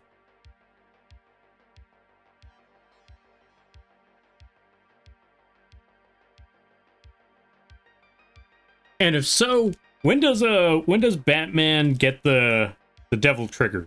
That's what I'm really waiting for. Okay, enough of the nonsense. I'm done here. Back to the art. Also, folks. Well, actually, I was going to ask a really odd question. I was going to be like, all right, so folks, for those of you that play Yu-Gi-Oh, what's your favorite Yu-Gi-Oh monster? For some reason, all the Yu-Gi-Oh monsters that I really, really like are like side monsters that never get a second summon. That just get tossed to the side after their first duel. With the exception of Insect Queen.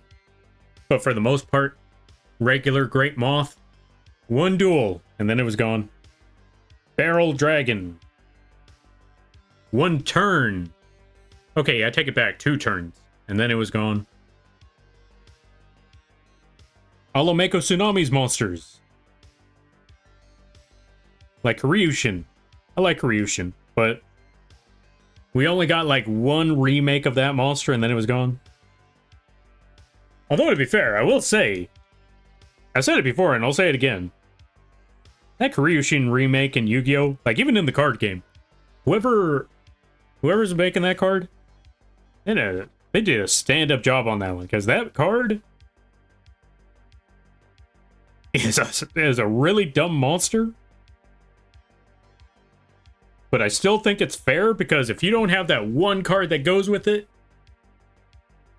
the whole strategy falls apart. You get rid of the ocean, and that monster loses all of its power.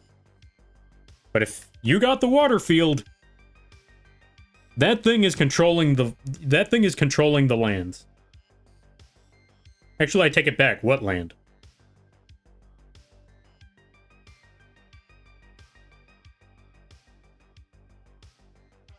But anyway, going back to it, don't get me wrong, I like Blue Eyes, I like Dark Magician, I like Red Eyes, and I like the Elemental Hero monsters and Flame Swordsman. There's a lot of Yu-Gi-Oh! Monsters I liked. Hence the reason why I even played or even watched Yu-Gi-Oh! Was characters are okay. They're alright. Yugi, Joey, Kaiba, they're all okay characters, but I really like the monsters. So I wanted more figures of the monsters. But as the years went on, less and less figures of the monsters and more of the... Well, less and less figures of every monster, and it just became more and more the main monsters. Like Elemental Hero Neos, Dark Magician, Blue Eyes, Red Eyes, Dark Magician Girl, the Egyptian Gods. But we never got other monsters like Gearfried the Iron Knight. Curse of Dragon. Yeah, we didn't really get a lot of Curse of Dragon. Catapult Turtle. You know, I wouldn't mind a figure of Catapult Turtle. Because Catapult Turtle was one of the dumbest of monsters back in Duelist Kingdom. I really liked how they just... Okay, his concept made sense in the cartoon, but in the game, they really had no way to make Catapult Turtle work like that in the actual card game, where it was, let's take a monster, let's put it on the turtle, and launch that monster into the enemy. Now, I know the best way they could do that was have Catapult Turtle tribute another monster and inflict damage equal to that monster's attack to your opponent's life points. But they never really got the exact way of launch that monster into something and put some real damage on it. Launch this monster into another monster. Or launch this monster into a trap card. Wait, I just realized the simple... Okay, I guess Catapult Turtle would have been way too broken back then for this sort of trick, but I feel like Catapult Turtle would have been a really great monster to have. To just be that generic monster where it's tribute one of their cards, tribute one of your monsters to destroy one of their cards. Problem solved. Easy. They have a pesky trap card that's getting in the way. Catapult that monster using your turtle. Use that turtle to catapult something into that trap card. Into that spell card. Into that really annoying monster. But at the same time, in the earlier stages of Yu-Gi-Oh!, I feel like that would have been a little broken, but at the same time, we also had cards like Tribe Infecting Virus that destroyed all of them by just discarding a card, and he was level 4. So I feel like Catapult Turtle could have done that trick. Either way. Anyway. Let's see. Only spoiler legit things if the people actually want it. Otherwise, do stuff like this. Spoiler, water is wet. Yeah, exactly. If people did things like that, I would have been fine with it. You know, I wouldn't have minded if people just, okay. I would have rather preferred that people just talked smack about me losing. Like, just make fun of when I'm losing. Instead of telling me, look, I see you're frustrated with the game. Here's how you do it. I'm like, no, don't tell me that part. Just laugh and say skill issue. That's all you really need to do, is just laugh and say skill issue. Or do a little bit of trolling. That's all you really needed to do. All right, let's see. Moonlight Knight was a character created by Darian and... Okay. Amnesia. And couldn't remember being Tuxedo Mask. Oh, gotcha. I can understand that one. My favorite is Goku from the Digimon named Pokemon. Gotcha. All right, let's see. I like Toon Blue Eyes. That was also a fun one. That was also a funny concept. And I said it before and I'll say it again. I had a friend who hated Toon Blue Eyes because he was a serious Blue Eyes fan. Like regular Blue Eyes fan. He was practically Kaiba incarnate. And that's why he hated the Toon Blue Eyes. And because of that, I had to play a Toon deck. Just to do a little bit of trolling. Like, you hate Toon Blue Eyes? Hold on. I need to get me my Toon Worlds. It's time to build a deck. Like, what do you mean you're building a deck? I need to make it my life's mission to play the Toon deck, summon Blue Eyes Toon Dragon, and beat you with it. Like, what is wrong with you? Like, I don't know, but I have a life's mission. I have a goal. And I don't know why, but I gotta do this trolling. I am committed to the bit now. To the point where I really started strategizing with this deck. I really started looking into combos and plays and how I could get this done. I even started adding some, during this time, this was before even Toon Castle came out. So you know this was a really, really tough thing to accomplish. Because there was no Toon... No, not Toon Castle. There was no Toon Kingdom.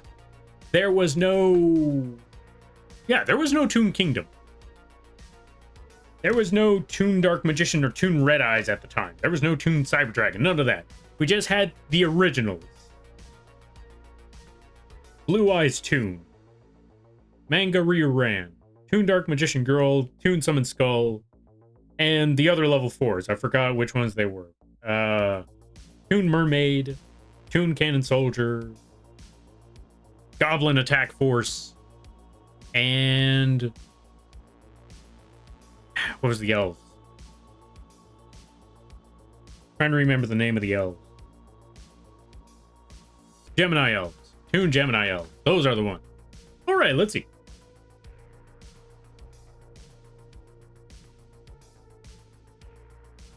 Oh, look on Thingiverse. I think someone modeled Catapult Turtle with Karibo.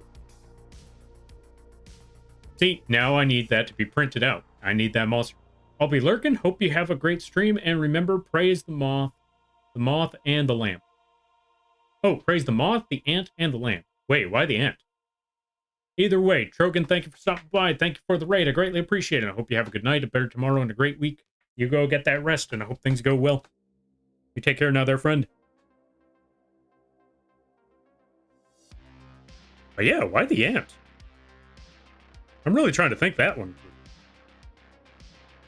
Like, what is it about the ant that I need to know about?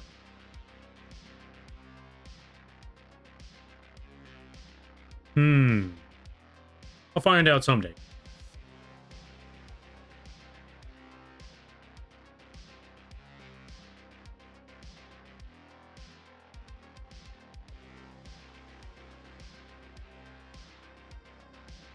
But now that I'm looking at that strategy, I need to think about that. Okay, well, going back to that other Yu-Gi-Oh thing about how they got rid of... Where there's a format where there's no pendulums and no link monsters, and I'm trying to think, how would I go about making a deck around that sort of stuff now? Like, especially with that point system thing, I really want to try that out. I want to look back on my previous deck. I want to see, what could I do to fix that? How can I go about that point system? I really like the concept of the point system. I know there were some folks that were not happy with the results, but I saw that and I was like, point system. I gotta check this out. Yo, Shy Guy, welcome on in. Let's give you a shout out. Let's go give a shout out to the Shy Guy. How you be? Hope things are going well. Hope things are good. Hope things are well, folks. If you haven't checked out Shy Guy, I highly recommend that you do. Really funny streams. Really awesome stuff. Really, really great people. And absolutely amazing at Night Rain. I don't know how they do it, but they are really, really good at that game. And they also play some other games. I saw them playing the Musume game, the horse game. That's the one. and everybody stopping by from Shy Guy's stream. Hi, my name is Lampy, small-time illustrator, full-size Moth. I do a lot of drawing streams, occasional gaming streams, and sometimes I live to do rigging streams. And today is one of those drawing streams. Currently working on, today we're currently working on the robot chicken art. I hope you all enjoy your day. Hope you all enjoy your stay. And if you got to take care of things, go take care of those things. Never feel bad about raiding or running, because that's what raids are all about. But if you decide to stick around, I greatly appreciate that. I hope you enjoy your stay. And welcome on in there, everybody. Good to see you there, honey. Hope things are going well. Good to see you there, Navi. Brunale. Hope everybody's doing well. Let's also give a shout out to Honey. If you haven't checked out Honey, I highly recommend that you do. Very hilarious streams, really great singer, all of that good stuff, and avid Night Rain player as well. Yeah, both of them, they do be playing the Night Rain like a lot, and it is really awesome because honestly, you know what's funny? Shy Guy, both you and Honey's streams are the reasons why I've started getting a little bit better at shot calling and like map awareness, because if it wasn't for hanging out and lurking in your streams or playing these games, nope, we're snoozing that. No time for ads. Yeah, if it wasn't for watching both Shy Guy and Honey's streams, I would not really know where anything is on the map. And folks, if you want a great community to play Night Rain with, go check out Shy Guy, go check out Honey. Both of them really amazing people. All right. Very Shy Ray. Indeed. Heyo, my favorite Moth. Yo there, Shy Guy. How things be? How you doing? So far, so good. Been working on a lot of stuff. Been working on a lot of animations. Been working on a lot of live 2D model stuff. The tutorial videos are nearly really close to finish. I've gotten them all cut up. I've gotten them all organized. So now all I got to do is just get them edited, and then everything's all good. And I got a 3D printer, so it's time to finally start doing some, making more figures, it's finally time to start making some figures, so it's going to be pretty awesome. How about yourself? I hope things have been going well. I hope things have been good. I hope things have been amazing. It will always be, let's see. It will always impress me, Lampy, or let me see. It will always impress me. Lampy's intro is so good and fast. Yo, thank you. I'm honored to hear that. I don't know what to say. It honestly took many years to figure out what I wanted to say exactly. And then eventually, we got to that point. Yo, Tron, thank you for the raid. I greatly appreciate it. Oh, you're so sweet. Lies and slander, I know you. For me, it was mostly F around and find out. Ah, fair. You know what? That's one way to experiment. Someone has to experiment in the game to figure out how to get to that point. I didn't go decent until I got 50 hours in game, and after getting the basics, it was an easy flow. Oh, fair. Still, that's commitment right there, and that is an accomplishment. Also, let's give a shout out to Imatron. Welcome on in there, Tron. How you be? I hope things are going well. I hope things have been fun. If you haven't checked out Tron, I highly recommend that you do. They also do art. They're currently working on the Dead Space art. How did the Dead Space art go, by the way? I hope it went well. And everybody stopping by from Tron's stream. My name is Lampy, small-time illustrator, football-size Moth. I do a lot of drawing streams, occasional gaming streams, and sometimes I live to do rigging streams. And today is one of those drawing streams. We're working on a robot chicken art. I hope you all enjoy your day. Hope you all enjoy your stay. And if you gotta take care of things, go take care of those things. And never feel bad about raiding or running, because that's what raids are all about. But if you decide to stick around, I greatly appreciate that. I hope you enjoy your stay. Whew. How did the art go there, Tron? I hope it went well. And also, I wish I had as much time to play Night Rain. I only get a couple days to play. And I've been seeing a lot of people playing the Deep of Night. How is the Deep of Night, by the way? I've been hearing people struggling with that one like nobody's business. And the few times that I get to play, I am getting one shot by everything. Even as the freaking bird, I'm getting one shot. How do you do it? Yeah, honestly, how do you do it? Because how am I supposed to play this game when even the tank is getting one shot? My good lord. Thank you. Got the lines and basic color workout. A couple more parts, shading and recolor, and I can animate it. Oh, you're animating it? Oh, that's pretty impressive. Also, I like that bird flail. Oh, it's not a bird. I thought that was a bird. I think it's because of the flapping that I thought it was a bird. All right, let's see. It's really hard. I am stuck deep 3. You really need a good team in that mode. Oh, I see. I think I'm still in deep 1. Like not even gonna lie. I got my first win in the Deep of Night earlier today, and that was against Caligo, and even then, that was a struggle. Okay, not Caligo itself, but everything else about that game was... Funny enough, Caligo was not the struggle, but everything before that was a struggle. Like, if it were any other boss, I think I'd still be at no wins at all whatsoever.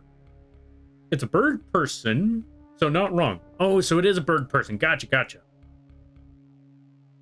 Without teamwork, deep mode is impossible. So from what I'm hearing is you cannot beat Deep of Night level 3 with random.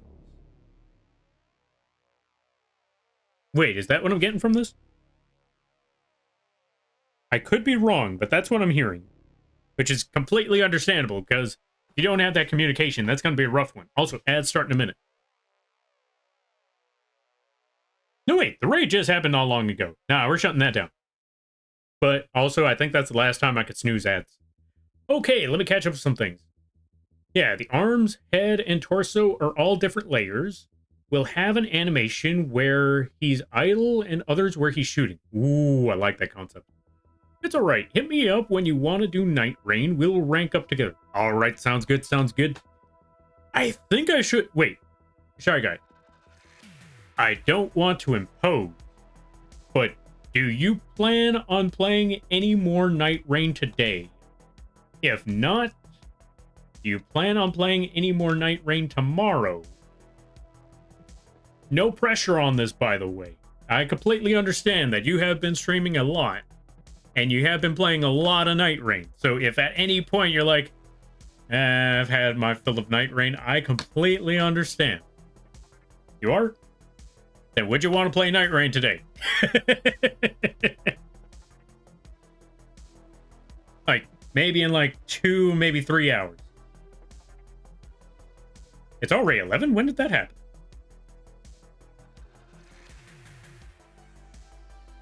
Not right now. I have to eat and get some rest. Also completely understandable. That is also fair. And no worries.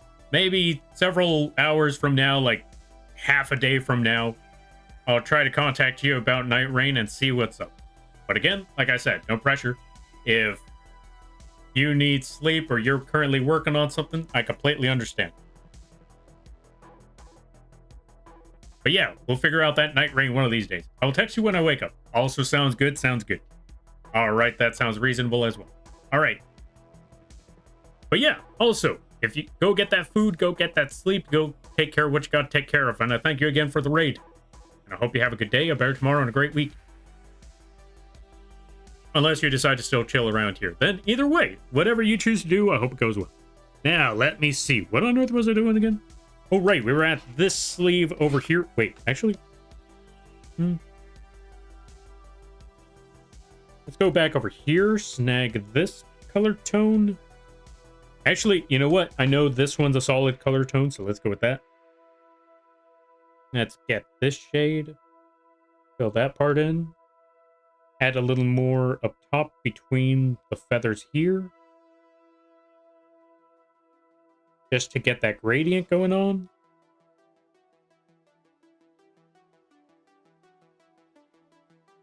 And there we go. Let's also get our brush. Zigzag up and down, up and down, up and down to really blend that sucker in. We have the strength at 30, so it doesn't pull too much. All right, I'm gonna get food first. All right, sounds good. You go get that food, and I hope it goes well. And I hope it's some really, really good food.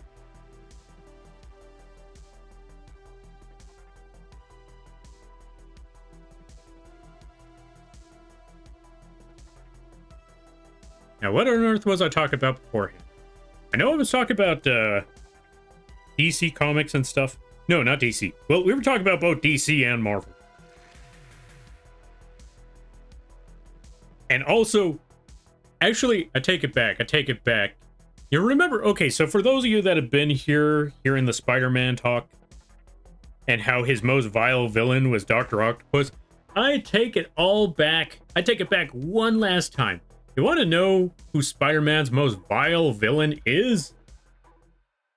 The writers. The writers are his most vile of villains ever because, one, they always send him back to square one. They always what's the word I'm looking for? Not They rarely ever let him grow up. Don't get me wrong, there are some comics where they do finally let him grow up, but for the most part, they always send him back to square one. And they always want his life to be absolutely miserable. They can never just let Spider-Man be. They can never just let his life be normal while he fights crime. Nope. Every time, like, oh, Spider-Man's having a family. Things are going well. Things are finally turning around at the Daily Bugle. Finances are finally okay. That's great and all that. But I think it's time for some trauma. Okay, what a time to raid on in. Yo, Bambi, Lil, Mooney, welcome on in. How y'all be? Hold on a minute, we gotta give a lot of shout outs. Because since y'all showed up here, that means you're in my world. Which means I get to shout y'all out. 1, go check out Bambi. 2, go check out Mooney. 3, go check out Lil. All of them great people. All of them amazing streams. Wait, I didn't do that shout out right. We gotta do that proper. All of them amazing people. All of them really funny streams. Really wholesome folks. Really insane too, in the best ways possible. And if you haven't checked them out, you're doing yourself a disservice. Hit me with the trauma?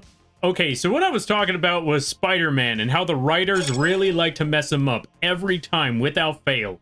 Like when a Spider-Man story is finally going well, things are finally going smoothly, a writer has to show up and say, you know what? Spider-Man has a really, really good life. How can we mess it up to the worst possible degree? I know. Let's get Aunt May shot. Let's have him lose his body to another villain. Let's have one of those villains date his Aunt May. Or let's kill off Gwen Stacy. Or let's kill off Mary Jane. Or you know what? Let's introduce Paul. The list goes on. Spider-Man just cannot... Oh, ads. Either way, the list goes on and they just will not let Spider-Man have a day of peace. Oh, right. I forgot. Last but not least. Hey, you know what? Let's have Iron Man convince Spider-Man to reveal his identity so the whole world knows who to point. Like, who's got the freaking... you know what I mean. Ad jail? We'll catch up with that one soon enough. We'll catch up with that soon enough. Okay, we'll wait for the ads to finish. I think we're good. I think we're in the clear. And the writers thought every bad thing in his life was a good idea. Yeah, that too. That too. Every single writer saw that and was like, Jesus, isn't this a little much? Nah, let's add some more on top. All right, let's see. But yeah, good to see you there, Toshi. Good to see you there, Mooney, Bambi. I was going to say my own name and realized, wait, no, that's me shouting you out. Lil. Let's see. Spider writers be like, Uncle Ben, it's time. Exactly. Like, you know what? You know what? Spider-Man's had a good life. Let's restart that. Uncle Ben, come here a minute. What's up, Brisket Moth? Welcome on in there, Harm Assist. How you be? I hope things are going well. Welcome on in there, Grimp. Grimp. Hold on a minute. Wait. Okay, also, I realized a month ago that it's supposed to be Grim Paletta. So it's supposed to be Grim for short. But I've been calling them Grimp for God knows how long, and I can't undo it. So, let's give a shout out to Grimp. I apologize. I can't undo it anymore. It's there. So, folks, go check out Grimp. They also do art, really fun streams, very chill times. Whew. Welcome on in there, Peanut. How ya be? You can fire that beam all you want. It's not going to change anything.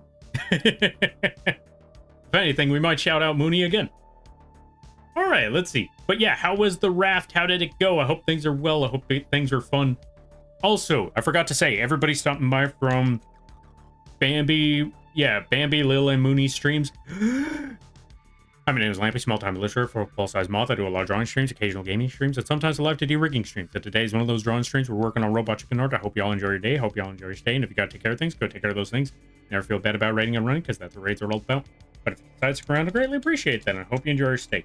Also, before I forget, take the shout out again. Actually, you know what? Since we have time, and since the other shout outs got drowned out, we should probably shout them all out all over again. This way, everyone knows who we're looking for. So, yeah, go check out each and every one of them, because now that their names are all next to each other, there's more accessibility. Fantastic. That is a great idea. Thanks, Lampy. No problem, Lampy. Yes, I may be a little insane, but it's well worth it. All right, let's see. Effin' Paul. F them kids. Yeah. Yeah, that's Paul for you. Like, I don't know why. Okay, I understand why nobody likes Paul. It's not because of Paul himself, but it's what he represents. Paul represents that Peter Parker and Mary Jane are never going to be a thing. And Paul is the living representation of that concept and that cold truth that the readers and the fans have to, unfortunately, accept. And they refuse to accept it. That's why they hate Paul. Yeah, they just want pain for him. Yeah, him and Bruce. Him and Batman, like, this is why they're the most iconic of superheroes next to Superman and Wonder Woman, is because those two, they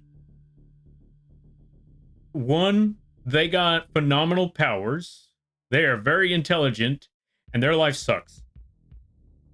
Because the writers want their life to suck. Okay, let's see. At jail? At jail. I'm free? Fantastic. Also free? Good to know. Good to know. Oh, right. Before I forget, you know what? Let's also give a shout out to Toshi again. Take that, Toshi. Because you've been shouting me out too. So it's only fair that I do the same to you. Spider-Man is my husband's special interest. He has a shrine. Huh. Not gonna lie. That's kind of weird. Can I see that shrine? I gotta lie. I kind of want to see that shrine. By the way, that's a joke. I like, out of privacy safety, I wouldn't want anyone to actually drop any actual pictures of anything. But the concept of a Spider-Man shrine sounds really, really cool. I kind of want to see it. But for safety reasons, I won't ask to see it. All right, let's see. Also, they killed out MJ by making him give her cancer from... Wait, they did that? Spider-Man gave Mary Jane cancer? What part of the story? Jesus! See, this is what I said. The writers are the worst villain that Peter Parker actually has. It's fine. I like it. You're good, Lampy. Well, since you said you're good, okay. Oh, the grip part. I thought you were talking about the shout-out part. You know what? Well, since you said you were okay with it. I know they were talking about the name, but I'm gonna shout them out again. Hey, no? Too late. Do it. Shout her out again. Fair. All right, let's see. Pickle pizza sounds okay, but imagine pumpkin spice pizza. You know what? I think I could see it. I'd be a little weirded out, but I think I could see it. We killed Big Shark. Nice. Rest in peace, Bruce. Hey. A is for horses. Whoa. Whoa is what horses say. Hog. I got nothing for horses on that one, but you know what? Fair, Pog. You know what? I wouldn't be surprised if there's a horse named Pog out there. They always ruin Scarlet Spider as well. Really, what do they do to Scarlet Spider? I don't know too much about their stories, but it's a spider character, so I wouldn't be surprised if they give Scarlet Spider some trauma. What do they do to Scarlet Spider? Get shouted? Yeah. Toshi too. Toshi is a menace. Yeah. Toshi is a menace. We're Pug. Also fair. Toshi is a menace. Both Toshi and Grimp are menaces when it comes to the shout-out button.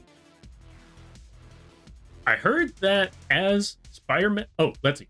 I heard that as Spider-Man is my husband and was like, oh, yeah, I heard that part too. I was thinking like, yeah, I know some people that have fans, or yeah, that fan over characters like that. I could see a lot of people pulling that one. Let's see. Lampy, I have a question. What would you think of a hot dog with Lifesaver mints on it? Okay, I would accept a hot dog with Lifesaver mints on it over... Oh, also, Fitmit, thank you for the follow. I apologize that it's been 9 minutes. Thank you for the follow. I greatly appreciate it. Welcome to the Moth crew. I hope you enjoy your stay. By the way, you're Lampy now. If you don't know what that means, don't worry about it. Also, going back to the conversation about the hot dog with mints on it, or a Lifesaver mints on it, I would accept that over the Mountain Dew flavor hot dogs any day.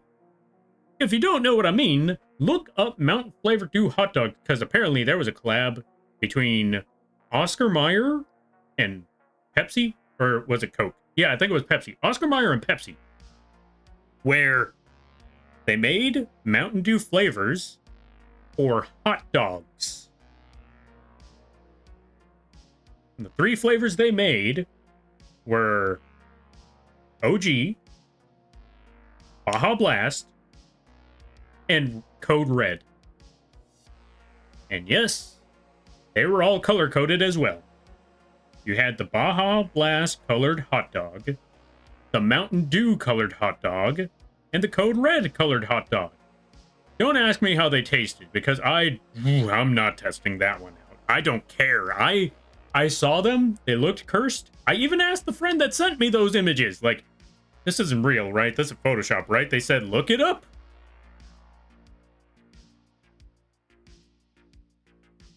Yeah. Yeah. Remember Radioactive Spider? Oh, remember Radioactive Spider. Right. True. Oh my god, Spider-Man gives people cancer. Oh my god, that joke wasn't lying. Okay, so, for those of you that don't know, there was a really dumb video where... There was a really dumb cartoon video. Or, you know, spoof video, I guess that's the best way to put it. Where J. Jonah Jameson is just trying to find ways for why Batman is the cause of all the problems in the city. And he even though Peter is there trying to tell him, like, come on, like, Batman isn't every problem in the city. Like, and J. Jonah Jameson, he's just looking at him like, oh yeah? To prove you otherwise, I'm gonna show you, like, I'm gonna show you every story, everything that's going on out there. I could tie that back to Batman or Spider-Man being the problem.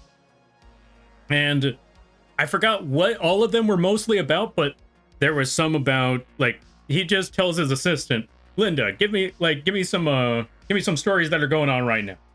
They bring up how crime is skyrocketing in New York, and he brings up Spider-Man. Yeah, Spider-Man causing a menace, Spider-Man being a menace out in the city is causing the crime rate to skyrocket.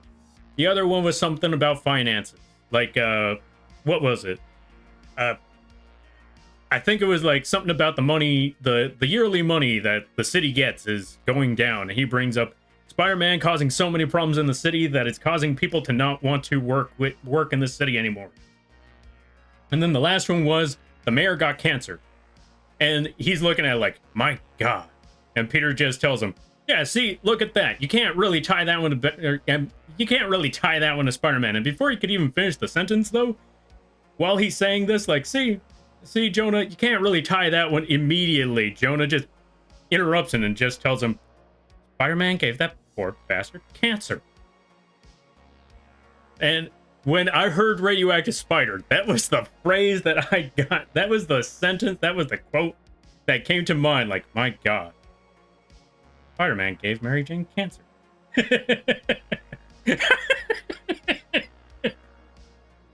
So, holy cow, J. Jonah Jameson was right. Granted, the joke was about the mayor, but still, same thing. I'm never gonna question J.K. Simmons ever again. Great voice actor, and he knows his stuff. All right, let's see. I'll send pictures of the shrine at some point, don't worry. It's only half set up because some stuff is still packed away from the move. Ah, fair. Also, I don't know how long ago this was, but congrats on the move. I hope it went smoothly. There was pumpkin spice spam a few years back. Hold on a minute. Did I hear this right? Hold on a minute. Give me a second here. Wait. Pumpkin spice spam. Okay, spam is already questionable enough, but when you add other flavors to spam, pumpkin spice of all things toss. Okay, pumpkin spice. It's already a meme as it is, but to put that one on spam. Why do I feel like Mountain Dew's gonna roll back in like hold my soda right quick? Yeah, you know what? You thought that's crazy? Hold my soda. Pumpkin spice Mountain Dew, only available at Starbucks. I honestly, I feel like this is going to be a thing. I feel like this is going to happen. Also, I hope Starbucks, Mountain Dew, or whoever I hope Starbucks and Mountain Dew or Pepsi don't see the stream. Ever. Because I feel like that would be a problem if they spotted that. Okay, let's see. Scarlet Spider, Ben Riley, a clone on Peter, and he always gets screwed over. I feel so bad for him. Ah, see, that's the problem. He's a clone of Peter. That means he's gonna have the exact same curse. Both of them are doomed because the writers want them that way. I seen that? Yeah. No? That sounds so bad. It does sound bad. It also looks bad. We're talking about the Mountain Dew thing, right? Right, the Mountain Dew hot dog, right? Because, yeah, that looks and sounds bad, and I'm never testing it out. KFC Canada has pickled Pepsi. I heard about the pickled Pepsi. I also saw... Okay, I don't remember where I saw the pickled Pepsi, but I know I saw someone talking about the pickled Pepsi. Or the entire pickle advertisement. And I heard everything but the Pepsi was okay. It was all right. The Pepsi was horrible, but everything else was okay.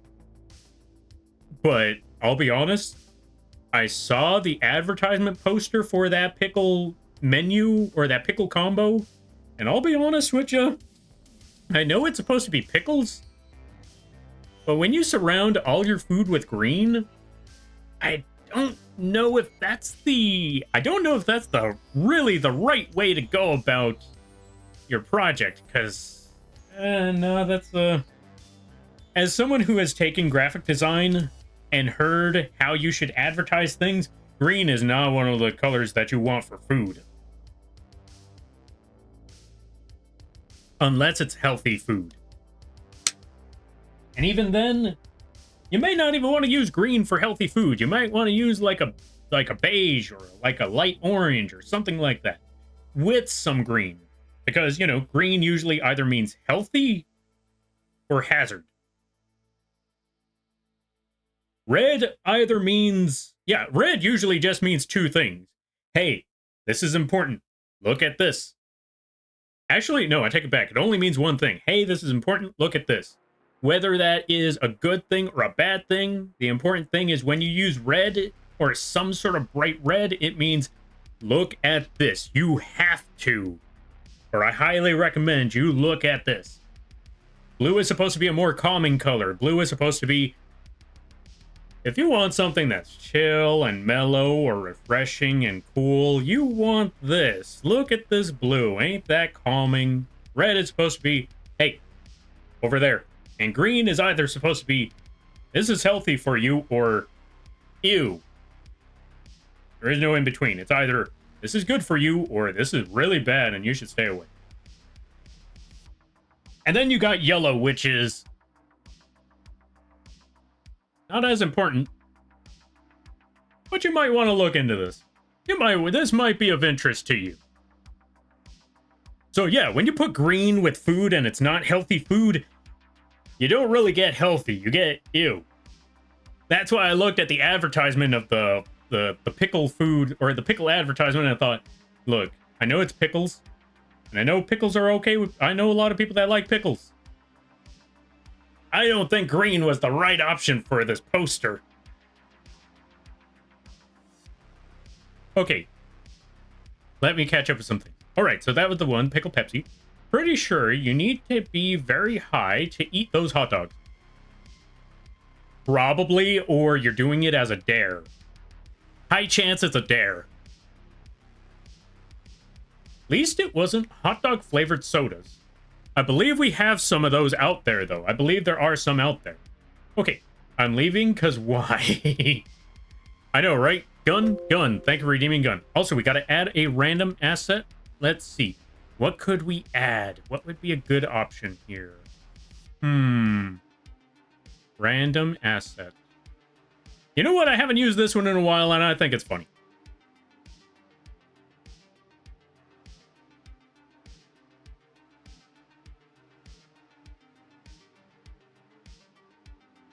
Yeehaw, cowboy. Yeah.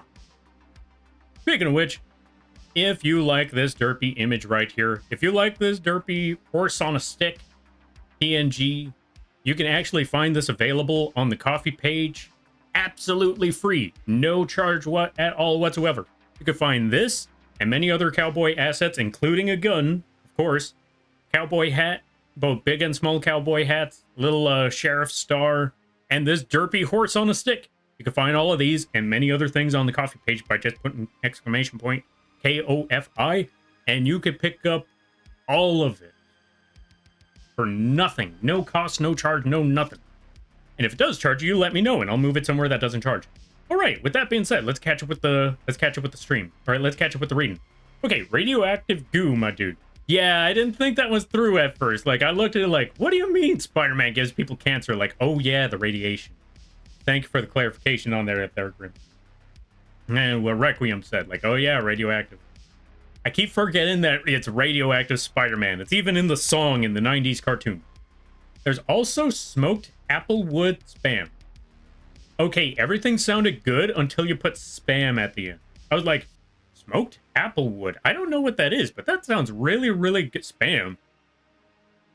Okay, I rescind all of that. I retract my previous statement.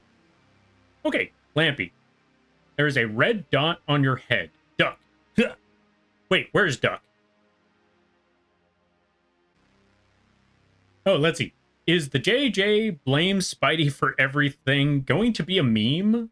Like the unkillable SCP lizard? Yes. Also, lizard. Yes, that J. Jonah Jameson blaming Spider-Man for everything, it's been there ever since the beginning. It's been a meme before memes existed. It has been like, it's not even a joke. It's not even a meme. This is literally J. Jonah Jameson. This is how he works. So much so that he's even made villains to get rid of Spider-Man, because he literally believed Spider-Man is this much of a menace that he made the Scorpion. He funded the creation of the Scorpion, last I remember. All right, let's see. There's already a brand of soda doing weird flavors. I don't remember their name, but they are from the US and they even import here. They have BS flavors such as ranch soda, bacon, dirt. Ranch soda? I know a Moth you need to send that to. Okay, bacon, dirt, grass, peanut butter, and with low or how pricey it is to import here. I don't know how the F they keep their operations running. Me either, but yeah, that thing, what's the word I'm looking for? That thing right there that you just mentioned. I feel like that's, okay, so with that soda, I can understand. It's the gimmick. Their gimmick is really weird sodas. I don't know what the idea was from Mountain Dew and Oscar Mayer. I don't know where they... Okay, Mountain Dew I can understand because Mountain Dew is that quote-unquote gamer soda. Mountain Dew itself is already a meme. But Oscar Mayer... I don't know how they got convinced to say, you know what? Maybe that would be a good idea. Maybe we should make Mountain Dew soda flavored hot dogs. The creation process already sounds questionable enough. Like, you're just making these hot dogs like, okay, so this batch we need to throw in some Baja Blast, gotcha. Start pouring it in like, ew. Okay. Actually, Lampy, a few years back, someone made a hoax announcement of a pumpkin spice Mountain Dew. Mountain Dew themselves had to make an official statement to debunk why it would never happen. Really? So Mountain Dew actually said, yeah, no, not happening? I'm actually surprised about that one. Does anybody know what Mountain Dew said? Like, what was the reasoning? Yeah, does anybody know the reasoning behind it? Grim, do you know the reasoning behind it?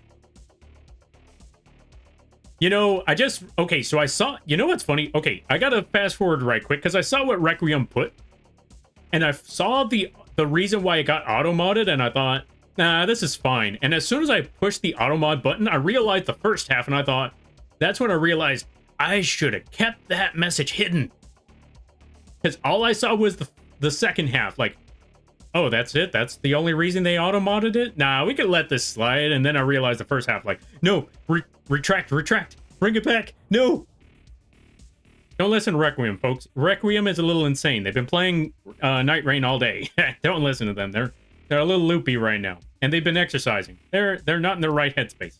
Yeah, those are the words. All right, let's see. Lamau, it's great. Yeah. Wait, what's great?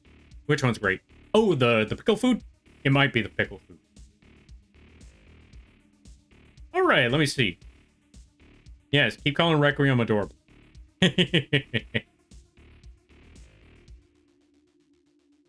Okay, let's see. Take the shot? Wait, what happened? What do you mean take the shot? What am I looking at? What am I looking at here? Lizard? Lizard. There we go. Thank you for dropping the lizards. Okay, Oscar Myers has the Wienermobile, which is a... You know what? You're not wrong there, Peanut. You make a solid point. Oscar Mayer was also doing memes before we really thought this through. You know what? That makes a solid... You make a solid point there, Peanut. No moth tax. Actually, you know what? Yes, there are moth taxes, but not here. Other moths deserve tax. Yeah. I thought they did make a pumpkin spice flavored Dew flavor last year. Well, I guess there's our answer. Apparently they didn't do the thing. Mountain Dew is a citrusy and sour flavors, and pumpkin spice flavoring don't work well and won't mix well. Oh, okay. You know what? That makes sense. Why did they make a hot dog? Like, it sounds like they have a sound and logical explanation back there, but why the hot dog, though? And why everything else that they... No moth tax. We've been through this. But yeah, it sounds like they have some solid logic there, but then you got things like the Mountain Dew cake from, the Mountain Dew cake and the Mountain Dew ice cream from... Actually, the ice cream sounds pretty good. Actually, if I'm correct, my brother got that ice cream a while back, and it was okay. It was all right. The only problem is that is way too small for the price they were selling it for. No, not ice cream. I think it was a gelato. Either way. Man, skill issue? Don't you skill issue me. I saw you die in Night Rain just like I did.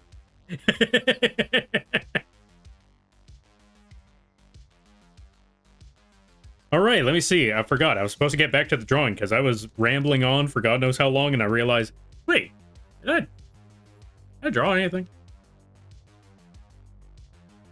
I think we got some stuff going on here. Right, let's also get this brush. Let's reel this back in for a minute. Blend all of this here and there. There we go. Orphe, we still need to read you that creepypasta. Yeah, creepypasta. Wait, what creepypasta? Now I'm curious. What's this creepypasta that Requiem needs to read? Or get read about? Moth tax? No moth tax. Or at least no moth tax here. I'm pretty sure there's some other moths out there. Actually, I know some other moths where I should just be like, you know what? Let's throw you folks over there to go moth tax stuff. Because, yeah, those ones deserve it. Not this one. And I hate the fact that I have to segue into this one because I just realized... Okay, now I'm on the fence about this because I want to talk about the Lampy plushies and how we're close to dropping another one into the giveaway. But at the same time, also around the same time about the moth tax, so I don't want to bring it. You know what? Don't worry about it. Don't worry about it. We don't need to talk about Lampy plushies. We're going to leave that one there.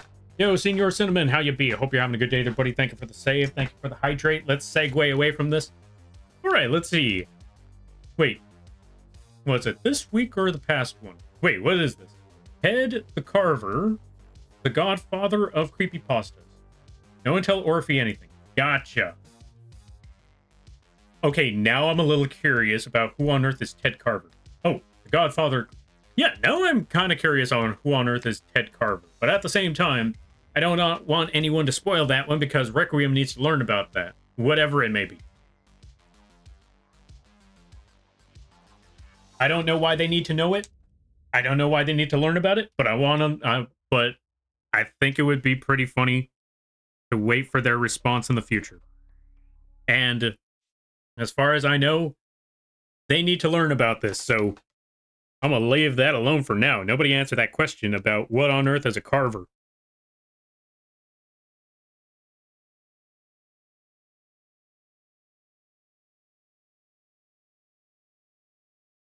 All right, let's see. There's a limited edition fruitcake, Mountain Dew, called Fruit Quake. I hate that name.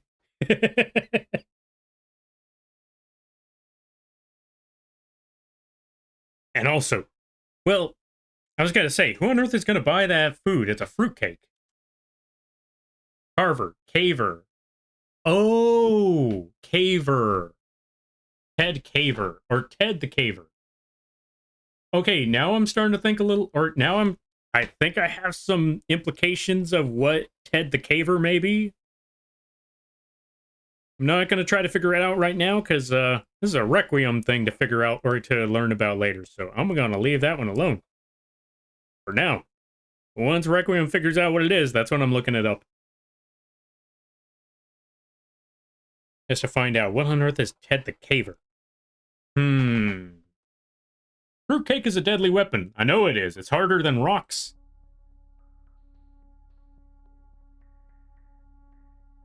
Like, you could throw it.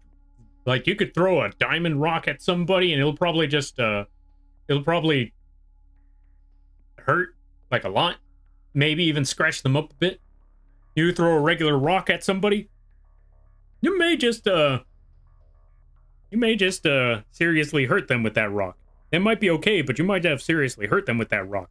You throw a fruitcake at somebody, you're probably crushing their skull in because you just practically threw a brick harder than diamonds at somebody.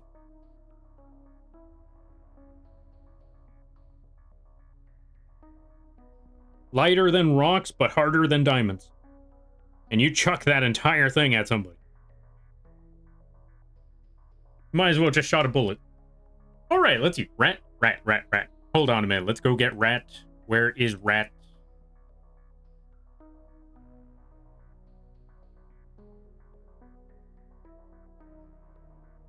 There we go. Rat model. Which, by the way, oh, right. First, two things. One. Oh, right. We should probably bring this down here so I can actually see what I'm doing.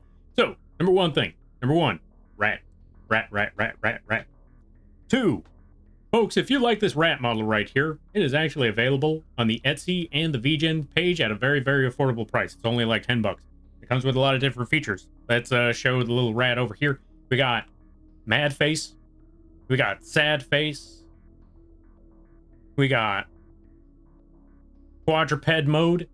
That's right. We could have a little We could have canonically accurate rat. Although, to be fair, rats can also stand up. We also got chinchilla mode.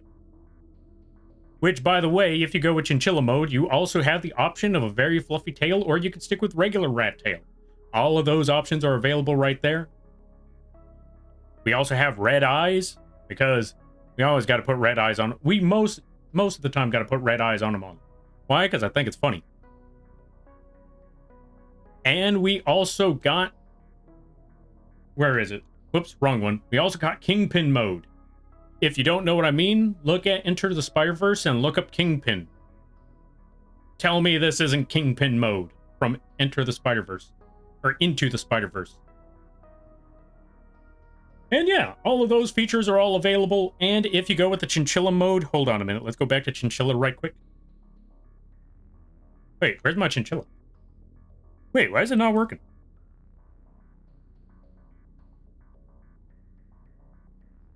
Okay, that part worked. But why is chinchilla not working no more? Let's swap this out. Go back to the previous one, because maybe that's the problem. Hold on a minute. Oh, that's right. Number lock was knocked off. Okay, hold on a minute. Not that. Let's go back over here. Chinchilla mode again. All of the features that I showed earlier also work with the chinchilla mode. So in case you were wondering, does that only work with regular mode? No, you can also have that with chinchilla as well. So yeah, there you go. I hope you enjoy. And we're going to switch this back to the... No, wait, wrong button. We're going to switch this back to the Moth. Toss Moth over there. So yeah, if you wanted a rat model for your streams, if you yourself wanted to be a rat, or you wanted a little rat mascot, it is available on the Etsy and the vgen for only a mere $10. Yeah. Okay, now back to our regularly scheduled program. Whew. Now, let me catch up something. Also, Bambi, thank you for redeeming rat. How long it be? I got attention span of a toddler in a toy store, unless it's Elden Ring. I'm everywhere at the same time. Also fair. Let's see. Put a brick of fruitcake in a sock, and you have a melee weapon. Yeah, you have a deadly weapon right there. I think the cops can shoot you if you try swinging that fruitcake. All right, let's see. Toshi, you're gonna... Or, let's see. Toshi, you're gonna have to keep Orphe focused. I can see that they're already trying to set up a way, like, all right, Rick. They're gonna robot... You know what? Just realize what they're gonna do, and this segues back to the art. They're gonna robot chicken Requiem. They're just gonna strap them to a chair. Just strap them to a chair to where it binds their arms, their head, and their eyelids, so they have to look at the screen while they show them. Yeah, while they show them this creepy pasta. And I think that's gonna be hilarious. I love the horse. Thank you there, Trogan. It's available on the coffee page, absolutely free if you want your very own horse on a stick. All right, let's see. I'm glad that y'all like the rat. He built like a wardrobe. Yeah, basically, he's built like a wardrobe. It's not about the... Yeah, it's not about the memes, Spider-Man. It's about the Mets, baby. Love the Mets. Let's go, Mets. Get a home run, baby. Love the Mets. Let's go, Mets. All right, let's bring this back down. Orphe getting the kid leash? Yeah, that too. Yo, Shin. Yo, Fathomite, welcome on in. Let's give a shout out to Fathomite. If you haven't checked out Shin Fathomite, I highly recommend that you do. They have a very unique model design. They're kaiju. They play a good variety of games. Really awesome stuff. Really cool streams. I hope things are going well. All right, let's see. What on earth was I doing again? Oh, right, we were rendering all of this stuff. So we got the render for that arm sleeve, because that's what I really wanted, was just that render for that arm sleeve. Let's get the smudge tool and let's really blend that in, left and right, drag that up. Let's also drag the edges of the arm sleeve, or that arm sleeve down, drag it from one end all the way to the other. Now that everything's all blended in, let's put the transparency lock again, and let's fill in everything with the current color. Boom. And everything's blended in.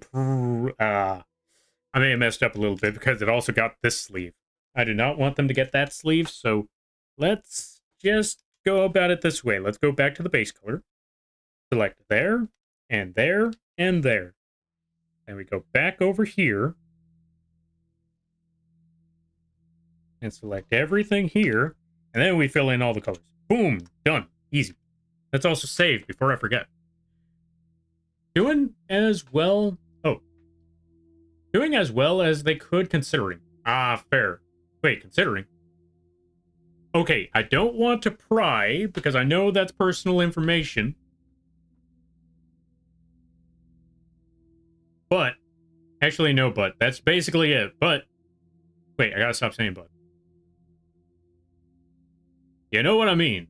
I'm a little concerned with that message, but at the same time, I do not want to pry.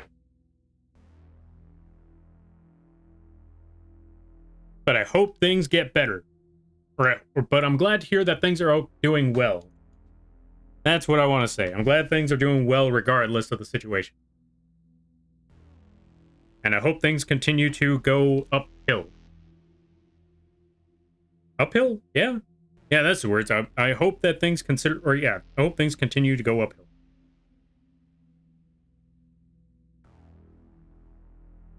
Unless it's a struggle, then I don't want things to go uphill, because nobody likes an uphill struggle.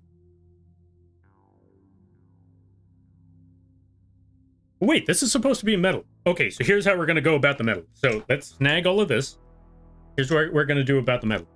As I mentioned it before, and I'll say it again. So here's how we fix metal. We're going to get our brush. Just going to zigzag where the light source needs to be. Going to zigzag a lot right over here.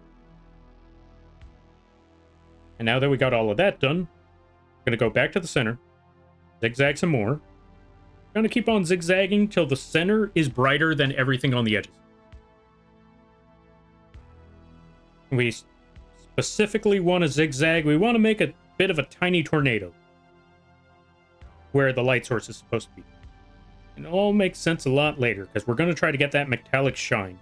It's going to be a stylized metallic shine, but a metallic shine nonetheless.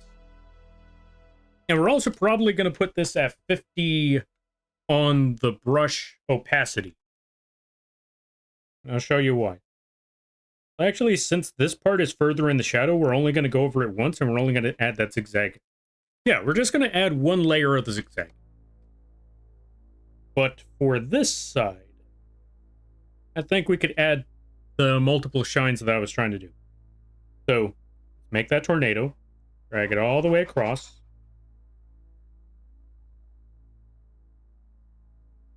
And then we make a thinner layer underneath. Zigzag like so. And go over it one more time. Continue to zigzag. There we go. Like I said, we want that center to be a lot brighter than everything on the outside. And we also want that metal reflected light, so we'll make this one a smaller zigzag and only go over it once. There we go, like so. And let's do the same thing over here. Have that light source in the front.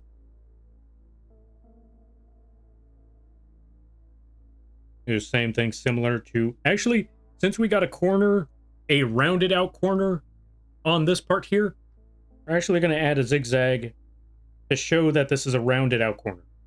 Boom, like so. Then we just go over one more time on this end. That should be good. Now let's see if there's any more metal that we need to add to all of that. There's one more side over here, but instead we're just going to have a zigzag at the way top. So the top is going to be solid and completely cover the entire thing. But we're still going to have the zigzags on the outside, or at the bottom. And we go over it once or twice up top here. Add that reflected light down here. Over it once. There we go. And for these flatter surfaces, we're going to leave that alone for a minute. We'll come back to the flatter surfaces later. Next, we get our smudge tool. We make sure our smudge tool is at 100% opacity. Our strength is at 50. And that our brush is rather small. We don't want a big brush for this one. If we do get a big brush, it'll take up too much, and it won't give us our metallic look like we're trying to. So we want to make this a very, very, very small brush. Like so, very small circle. What we need to do is start in the center, drag it outwards, pull it back, drag back out. Actually, I take it back, not 50% strength. Let's go with 30, because 50 was too much strength. So we're going to start in the center, pull outward, drag it back, Pull it back out and move left to right. Just drag up and down, up and down, up and down. Or left to right, or diagonally, that's what I mean. Drag it diagonally, and always remember, when you're dragging them, you want to make sure that it never goes past the center. Like so. Just keep going left to right, zigzag, in and out, all the way across the path. And do the same thing on the other side. Just zigzag like crazy, never go past the center. There we go. Now for this one, I think 50% strength should be fine.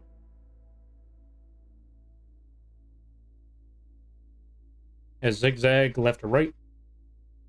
Never go past that center. Just continue that method until you got that smudge effect going all over the place. And now let's go back over here. We're going to drop it back to 30% strength because this is a smaller and thinner line. Just keep on zigzagging. Left to right, or up and down from one end to the other. Same thing over here on this end. Drag all the way like crazy.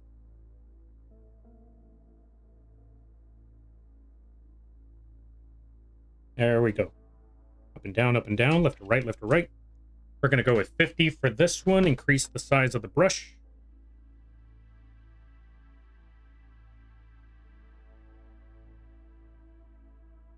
Same thing on the other end. Never go past the center. There we go. Left to right, while we drag all the way up. And do the same thing on the other end and drag it all the way back down. There we go. Now we're going to make ourselves a new layer. Actually, before we make that new layer. Actually, yeah. Let's make ourselves a new layer. And we're going to call this one Shine. Because now that we got that metallic look, we're actually going to get a much brighter gray. Something between gray and white for this one. Thank you for the hydrate there, Grimp. I greatly appreciate that.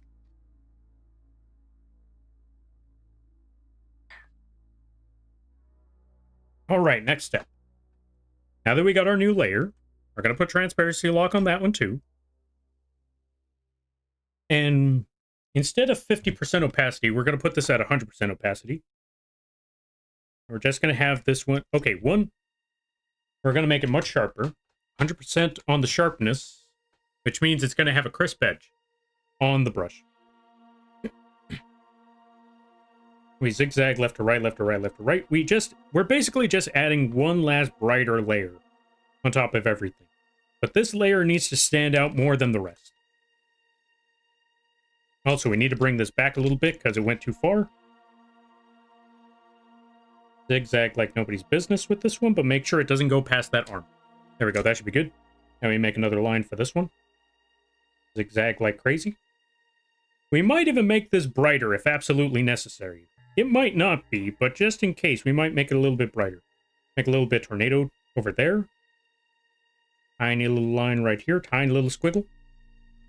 One more line over there. And for the reflective lights, we don't actually add anything. We leave them where they are.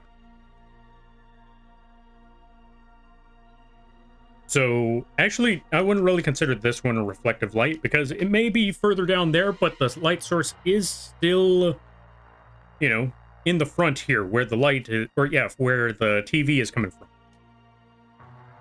So this should still be fine. Now we get our smudge tool.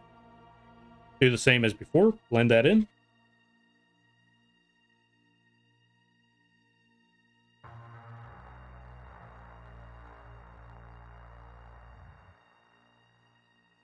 And somehow, some way, something happened over here, but that's okay.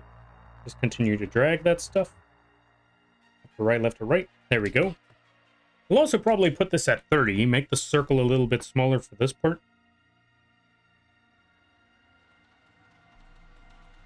And repeat the process. That's basically what we got to do here.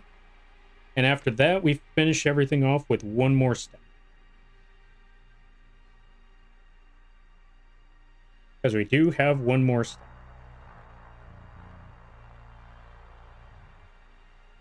And since this one's too small, we kind of just have to zigzag it. We have to... What's the word I'm looking for? We have to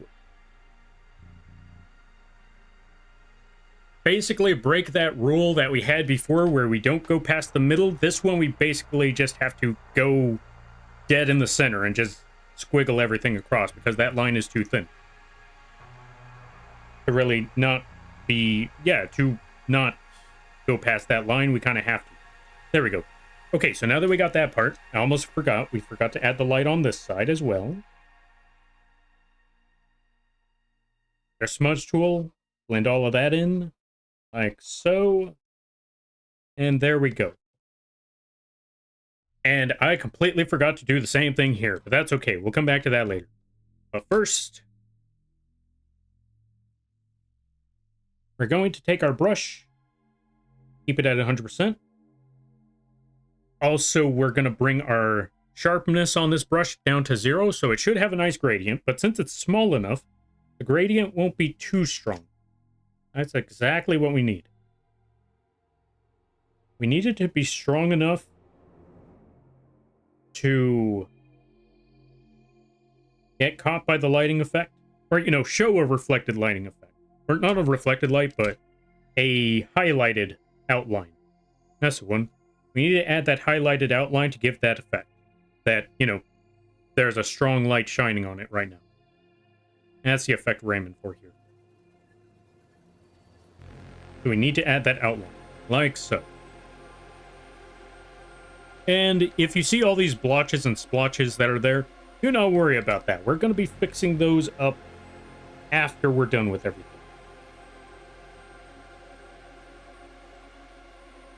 And that should be the outlines that we needed for that part. So now we could go back to the base color again.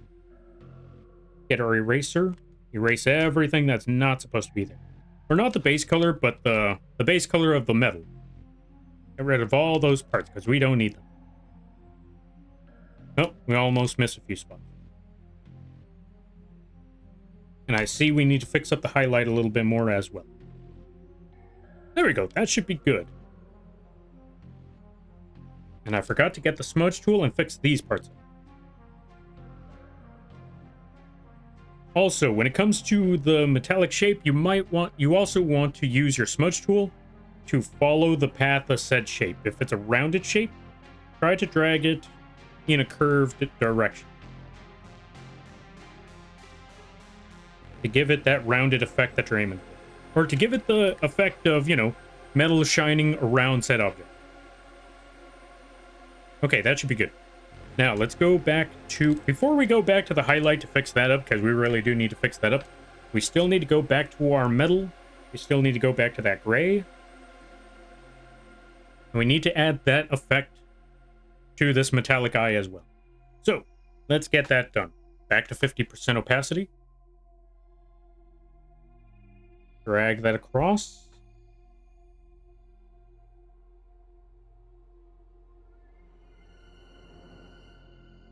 Make another squiggle in the center of that shape.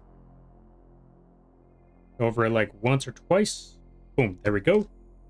Make that reflected light down at the bottom. Even add a bottom outline as well. Or a bottom light outline, if that makes any sense. Reflected outline. Yeah, that should do it. Alright, now that we got those effects, let's get our smudge tool, make it a bit smaller, squiggle all of that in, or smudge all of that in, zigzag like crazy, follow the rounded shape.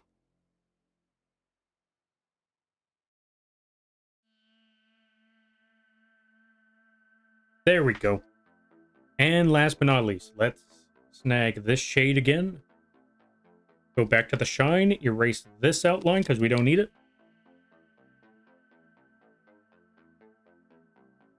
Put the opacity back to 100.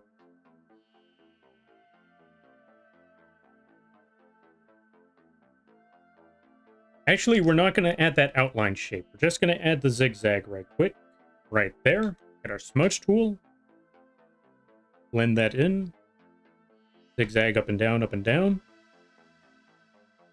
Or, yeah, up and down as it goes to the left and to the right. And now, last but not least, we add that outline at the top.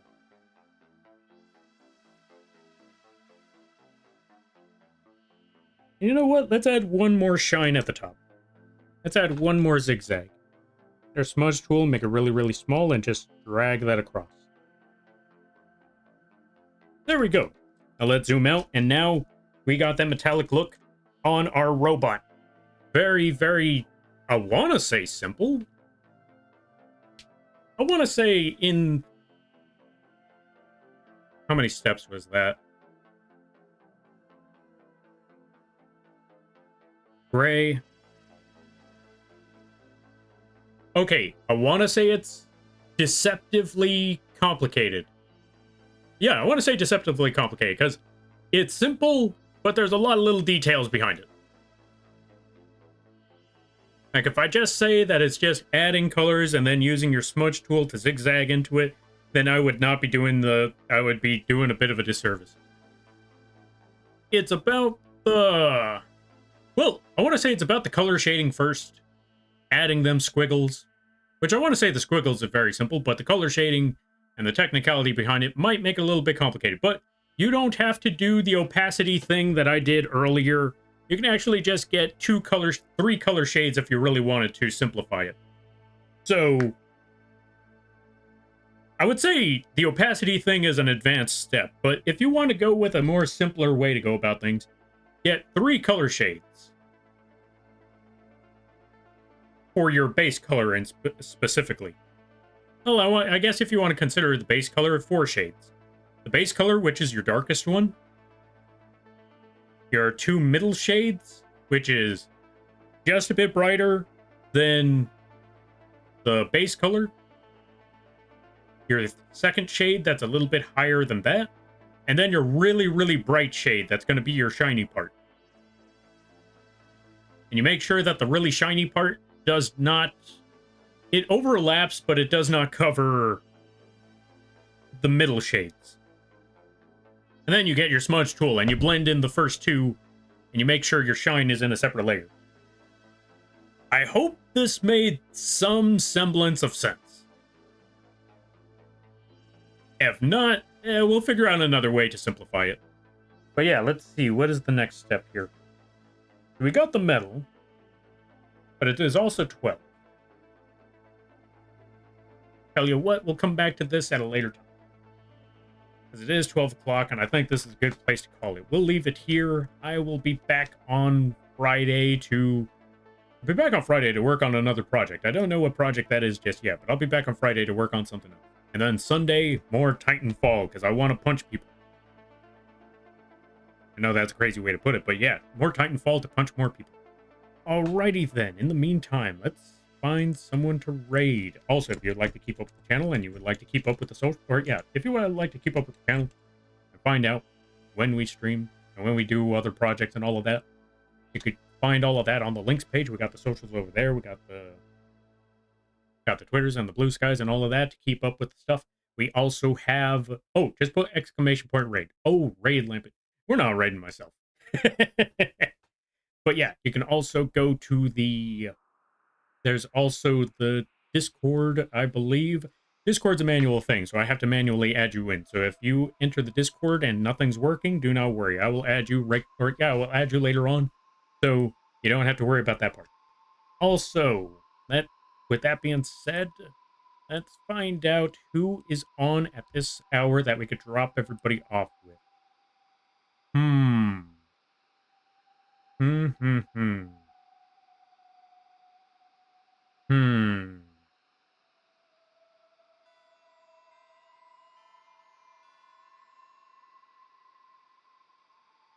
Okay, I see a good number of names. Let me see, though.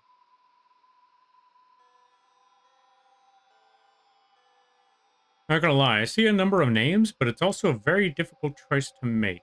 But I think I know who I'm gonna drop you folks off with, because I rarely see them on nowadays. And I want to go show some support to this person, because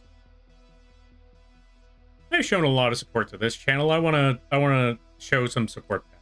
So we're gonna drop you folks off with Lily the Fae.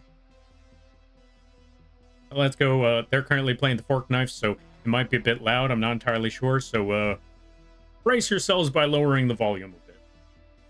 I don't know if it's loud. I don't know if it's quiet. We're about to find out, and we'll be back on Friday, so I'll see you in a few days. Okay, let me see. Let's get the raid message ready. Oh, you know what?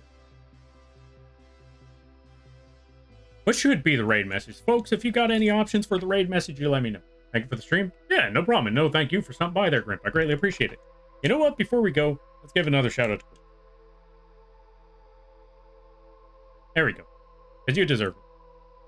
Now, let's find out the next step. Let's see. Raid message. We got Robot Chicken, but we were also talking about Spider-Man.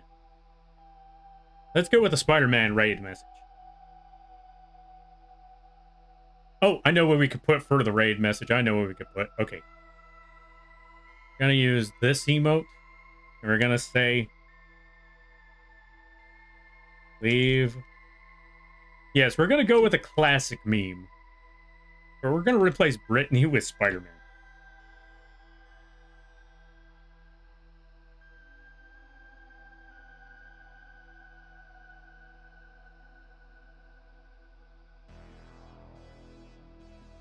Leave Spider-Man alone raid. That's a raid message.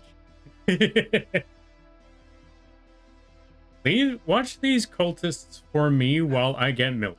Ah, I should have went with that one. That's actually a good one right there. Since we've been talking about a lot of Spider-Man. Actually, you know what? I actually like that one better. Let's go with this. Let's go with the cultist one. Also, hold on a second there, folks.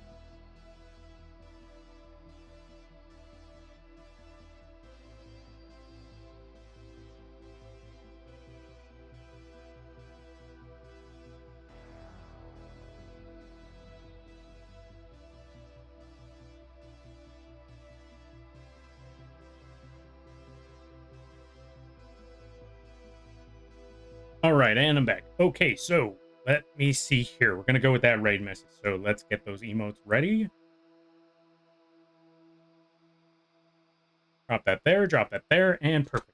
Okay, so this is going to be a raid message. Let's roll with that one. Use those emotes if you have them. Use whatever emotes you have if you don't.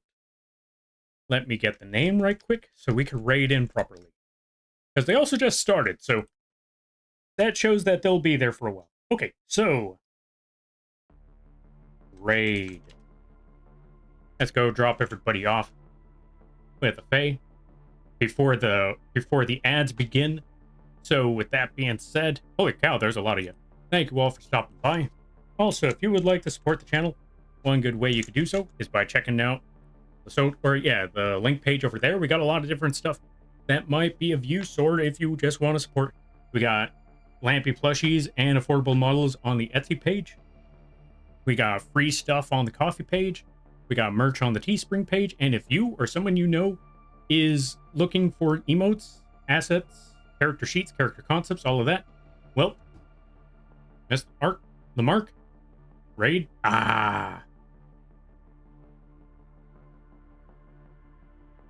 You know what? You know what?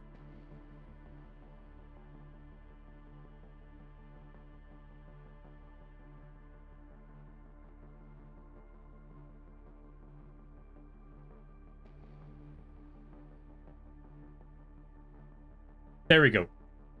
Yeah, with that being said, thank you all for stopping by. Always remember, you're all awesome in your own way, because you folks make these streams and this community what it is. It's awesome chatting with you folks, cracking jokes, brainstorming, all of that good stuff. And if you lurk, that's great too, because the fact that you took the time out of your day, have this bug rambling on and drawing in the background means more to me than you could possibly imagine, and don't let anyone tell you otherwise. All right, and with that being said, hope you all have a good night, a better tomorrow, a great week, and you all take care now. Laters.